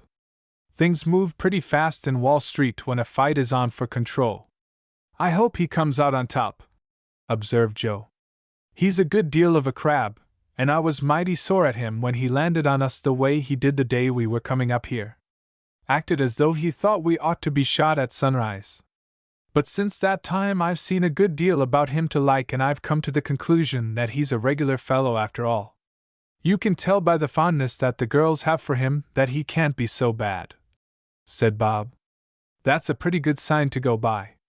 They know him better than anyone else except his wife, and she seems to think, too, that the sun rises and sets in him. I want him to come out ahead not only for his own sake but because I want to see that fellow Mohan downed, put in Jimmy. I'm sore at him right down to the ground. I don't like his eyes, I don't like his voice, I don't like his teeth, I don't like his character. Outside of that, though, I suppose he's all right, suggested Joe, grinning. He seems to be just about as popular with you as a rattlesnake. That's what he reminds me of, anyway, admitted Jimmy. Talking of rattlesnakes, put in Herb. Here come 3 of them now. And he indicated Buck Looker, who, with Lutz and Mooney, was coming along the road.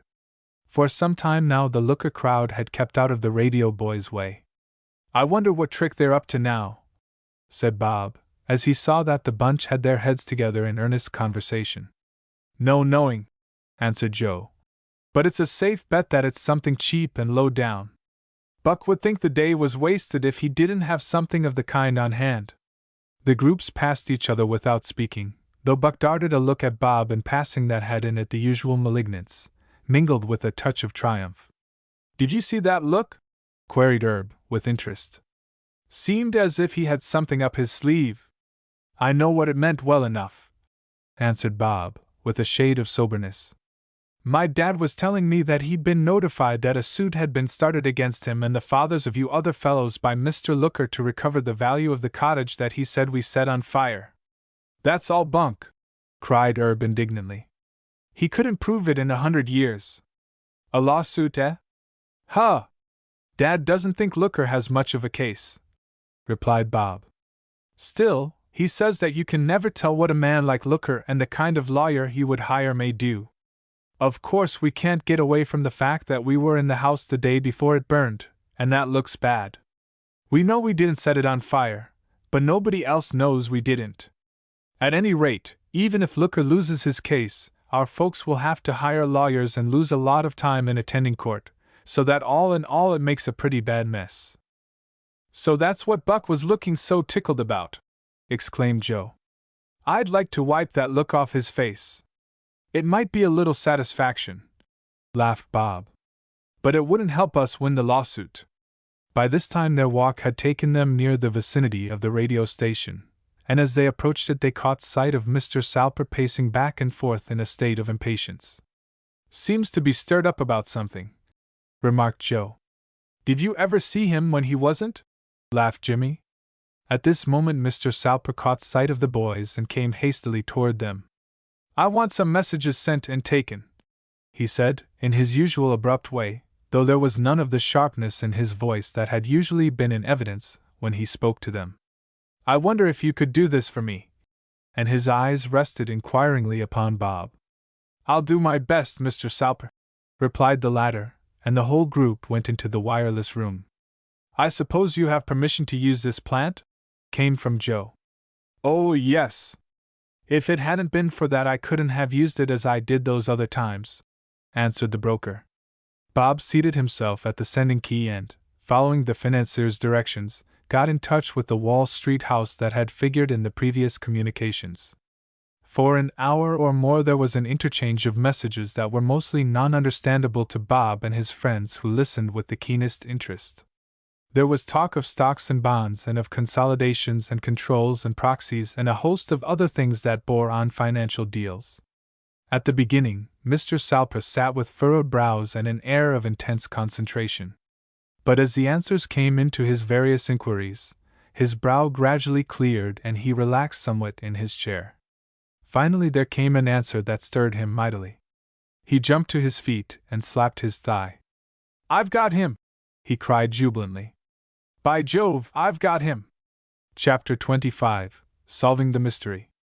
Chapter 25, Solving the Mystery. Just whom Mr. Salper had got the radio boys could not tell with certainty, but they had a shrewd suspicion that Mohun was the hapless individual. The financier walked happily and springily about the office, chuckling to himself, and Jimmy declared afterward that if they had not been there he would have danced a jig. At last, when he had given sufficient vent to his elation, Mr. Salper turned to Bob. "I'm sure I can't tell you how I thank you," he declared, with a cordiality and heartiness that they had never yet seen in him. "This matter was one of the most important that has come to me in the whole course of my life. Hundreds of thousands of dollars were involved in it, and I'd surely have lost out if I hadn't had your services in this extremity. And now I'm going to prove my gratitude. A check." "No, thank you, Mr. Salper," interrupted Bob hastily. "We don't want money for the service we've been to you. It's been exciting and interesting work for us, and I, at least, have been more than paid in the experience I've got through sending." "Well, then I'm going to get you the finest radio set that money can buy," persisted Mr. Salper. "Not even that, thank you," returned Bob, smiling. "It's awfully good of you, and we appreciate it, but we've learned more of radio by building our own sets than we possibly could have done in any other way. If you want to send a check to the Red Cross or some other society of the kind, it would suit us better than anything else." "You're a stubborn young rascal," said Mr. Salper, with a smile, "and I suppose I'll have to let you have your way. But just bear in mind that you boys have a friend in me for life, and if I can ever be of service to any of you in business or anything else, let me know and I'll be only too glad to do it." He bade them goodbye and went off briskly toward his bungalow to tell his family of the news that had lifted such a heavy burden from his brain and heart. The third day after the episode at the radio station, the radio boys had gone further afield than usual and came upon a little shack that had evidently been used by workmen as a place for storing their tools. It was little more than a shed, and the boys, bestowing on it only a casual glance, had come nearly abreast of it when Bob, who was slightly in advance, heard a voice that he recognized as that of Buck Looker. He stopped dead in his tracks, and his companions did the same as he held up his hand in warning. "We certainly did put it over on those boobs all right," Buck was saying, and the remark was followed by laughs of satisfaction. "Yes, but we're not yet out of the woods," came the voice of Carl Lutz, with a touch of uneasiness in the tone. "Suppose when they put us on the stand to testify that we found Bob Layton and the other fellows in the cottage the evening before it burned, their lawyer asks us if we were in it too?" "Well, let them ask," replied Buck. "All we'll have to do is to deny it. We know they were in it. They don't know we were in it. Who knows that we slipped in later and sat there until nearly midnight smoking cigarettes?" With a bound Bob was at the door of the shack. "I know it!" he cried. "I didn't know it till just this minute, but now I know it by your own confession." "We all heard it," echoed Joe, as he, with Herb and Jimmy, followed Bob into the shack. Consternation and conscious guilt was written on every one of the three faces. Buck was the first of the cronies to recover some measure of self-possession. "Think you've put something over, don't you?" he sneered. "Well, you've got another thing coming to you. This won't do you a bit of good in court.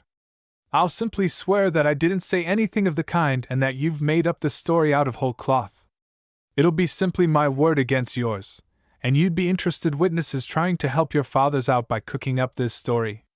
So what are you going to do about it? I'll show you what we're going to do about it, cried Joe, starting forward. But Bob stopped him. Wait a minute, Joe, he said. Then he turned to Buck. Do you mean to say, he demanded, that you take a solemn oath in court to tell the truth, and then go on the stand and swear to a downright lie? The contempt in his tone stung Buck into fury. You can put it any way you like, he shouted. I'm simply not going to let you get the best of me. Who cares for the old confession, as you call it? You can have as many of those as you like and it won't do you any good. Here's another one now for good measure. We were in the house late that night. We were smoking cigarettes. Probably that's what caused the fire to break out later. I tell you these things just because it won't do you any good. In court I'll deny that I ever said them. You'll say I did. But the court will know that you have as much interest in lying as I have, and it'll just be a standoff. You'd have to have a disinterested witness, and that you haven't got. Oh, yes, they have, came a voice from the doorway, and Mr. Salpa stepped into the shack. An exclamation of delight broke from the lips of the radio boys, while Buck and his cronies slunk back in terror and confusion. I was out taking a stroll, explained Mr. Salpa, and as I heard loud voices coming from the shack I stepped up to see what was the matter. I was just in time to hear the full confession of this estimable young man. Here he turned a withering glance on Buck. And while I'm here, I guess I'll take it down. He drew from his pocket a notebook and a fountain pen and wrote rapidly, while Buck and his companions looked at each other like so many trapped animals. In a few minutes Mr. Salper had finished. Then he read in a clear voice just what he had written. It was a complete confession similar to that which Buck had made, with date and place affixed. He handed this over to Buck with the fountain pen, with a crisp demand that he sign it. Buck hesitated as long as he dared, but with those keen eyes used to command fixed upon him from beneath Mr. Salper's beetling brows, he finally signed his name, and Lutz and Mooney shamefacedly followed suit. I guess that will settle the law case, Mr. Salper remarked, with a smile, as he handed the precious document to Bob, who folded it carefully and put it in his breast pocket. Now perhaps we would better go and leave these worthy young gentlemen to their meditations. I don't think they'll be especially pleasant ones. The radio boys left the shack, followed by the black looks of the discomfited conspirators. You certainly came along in the nick of time, Mr. Salper, said Bob. We're very grateful to you. I'm glad if I've been able to be of service to you, replied Mr. Salper. It's only paying back in small measure what you've done for me. The bulk of the obligation is still on my side. It was a happy group of radio boys that returned to the Mountain Rest Hotel that afternoon. Adventures have surely crowded in on us lately, remarked Bob. More than they ever will again, prophesied Joe. But that he had not foretold the future correctly will be seen by those who read the following volume of this series, entitled The Radio Boys Trailing a Voice, or Solving a Wireless Mystery. That very night they sent the news of the confession to Dr. Atwood with the request that he would communicate the tidings to the fathers of the rest of the boys. The lawsuit, of course, was dropped at once, and Buck and his cronies slunk home in disgrace. Radio is lots of work, but it's also lots of fun, remarked Joe that night, as they sat late reviewing the events of the day. Radio, repeated Bob. It's more than fun. It's excitement. It's romance. It's adventure. It's life. Would you like to know what became of the good friends you have made in this book? Would you like to read other stories continuing their adventures and experiences, or other books quite as entertaining by the same author?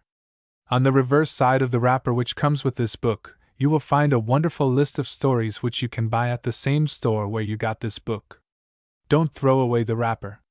Use it as a handy catalog of the books you want someday to have. But in case you do mislay it, write to the publishers for a complete catalog. A new series for boys giving full details of radio work, both in sending and receiving, telling how small and large amateur sets can be made and operated, and how some boys got a lot of fun and adventure out of what they did. Each volume from first to last is so thoroughly fascinating, so strictly up to date and accurate, we feel sure all lads will peruse them with great delight. Each volume has a foreword by Jack Binns, the well-known radio expert. The radio boys first wireless, the radio boys at Ocean Point, the radio boys at the sending station, the radio boys at Mountain Pass, the radio boys trailing a voice, the radio boys with the forest rangers, the radio boys with the iceberg patrol, the radio boys with the flood fighters, the radio boys on Signal Island, the radio boys in Gold Valley. In company with his uncles, one a mighty hunter and the other a noted scientist, Don Sturdy travels far and wide, gaining much useful knowledge and meeting many thrilling adventures. Don Sturdy on the Desert of Mystery. An engrossing tale of the Sahara Desert, of encounters with wild animals and crafty Arabs. Don Sturdy with the big snake hunters. Don's uncle, the hunter, took an order for some of the biggest snakes to be found in South America, to be delivered alive. Don Sturdy in the Tombs of Gold. A fascinating tale of exploration and adventure in the Valley of Kings in Egypt. Don Sturdy across the North Pole. A great polar blizzard nearly wrecks the airship of the explorers. Don Sturdy in the Land of Volcanoes. An absorbing tale of adventures among the volcanoes of Alaska. Don Sturdy in the Port of Lost Ships. This story is just full of exciting and fearful experiences on the sea. Don Sturdy among the gorillas. A thrilling story of adventure in darkest Africa. Don is carried over a mighty waterfall into the heart of gorilla land. Every boy possesses some form of inventive genius. Tom Swift is a bright, ingenious boy, and his inventions and adventures make the most interesting kind of reading. Tom Swift and his motorcycle Tom Swift, and his motorboat Tom Swift, and his airship Tom Swift, and his submarine boat Tom Swift, and his electric runabout Tom Swift, and his wireless message Tom Swift among the diamond makers Tom Swift in the caves of ice Tom Swift, and his sky racer Tom Swift, and his electric rifle Tom Swift in the City of Gold Tom Swift, and his air glider Tom Swift in Captivity Tom Swift, and his wizard camera Tom Swift, and his great searchlight Tom Swift, and his giant cannon Tom Swift, and his photo telephone Tom Swift, and his aerial warship Tom Swift, and his big tunnel Tom Swift in the Land of Wonders Tom Swift, and his war tank Tom Swift, and his air scout Tom Swift, and his undersea search Tom Swift among the firefighters Tom Swift, and his electric locomotive Tom Swift, and his flying boat Tom Swift, and his great oil gusher Tom Swift, and his chest of secrets Tom Swift, and his airline express. Grosset and Dunlap, Publishers, New York. Grosset and Dunlap, Publishers, New York. Here is as ingenious a series of books for little folks as has ever appeared since Alice in Wonderland. The idea of the riddle books is a little group of children, 3 girls and 3 boys, decide to form a riddle club. Each book is full of the adventures and doings of these 6 youngsters, but as an added attraction each book is filled with a lot of the best riddles you ever heard. The Riddle Club at Home. An absorbing tale that all boys and girls will enjoy reading. How the members of the club fixed up a clubroom in the LaRue barn, and how they, later on, helped solve a most mysterious happening, and how one of the members won a valuable prize, is told in a manner to please every young reader. The Riddle Club in Camp. The club members went into camp on the edge of a beautiful lake. Here they had rousing good times swimming, boating, and around the campfire. They fell in with a mysterious old man known as the Hermit of Triangle Island. Nobody knew his real name or where he came from until the propounding of a riddle solved these perplexing questions. The Riddle Club through the holidays.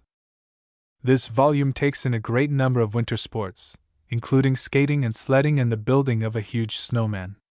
It also gives the particulars of how the club treasurer lost the dues entrusted to his care, and what the melting of the great snowman revealed. The Riddle Club at Sunrise Beach. This volume tells how the club journeyed to the seashore, and how they not only kept up their riddles but likewise had good times on the sand and on the water. Once they got lost in a fog and are marooned on an island. Here they made a discovery that greatly pleased the folks at home. Publishers. In these up-to-the-minute, Spirited, genuine stories of boy life. There is something which will appeal to every boy with the love of manliness, cleanness, and sportsmanship in his heart. Left end Edwards, left tackle Thayer, left guard Gilbert, center Rush Rowland, fullback Foster, left half Harmon, right end Emerson, right guard Grant, quarterback Bates, right tackle Todd, right half Hollins. Every boy wants to know how to play ball in the fairest and squarest way. These books about boys and baseball are full of wholesome and manly interest and information. Pitcher Pollock, catcher Craig, first base Faulkner, second base Sloan, pitching in a pinch. Third base Thatcher, by Everett Scott.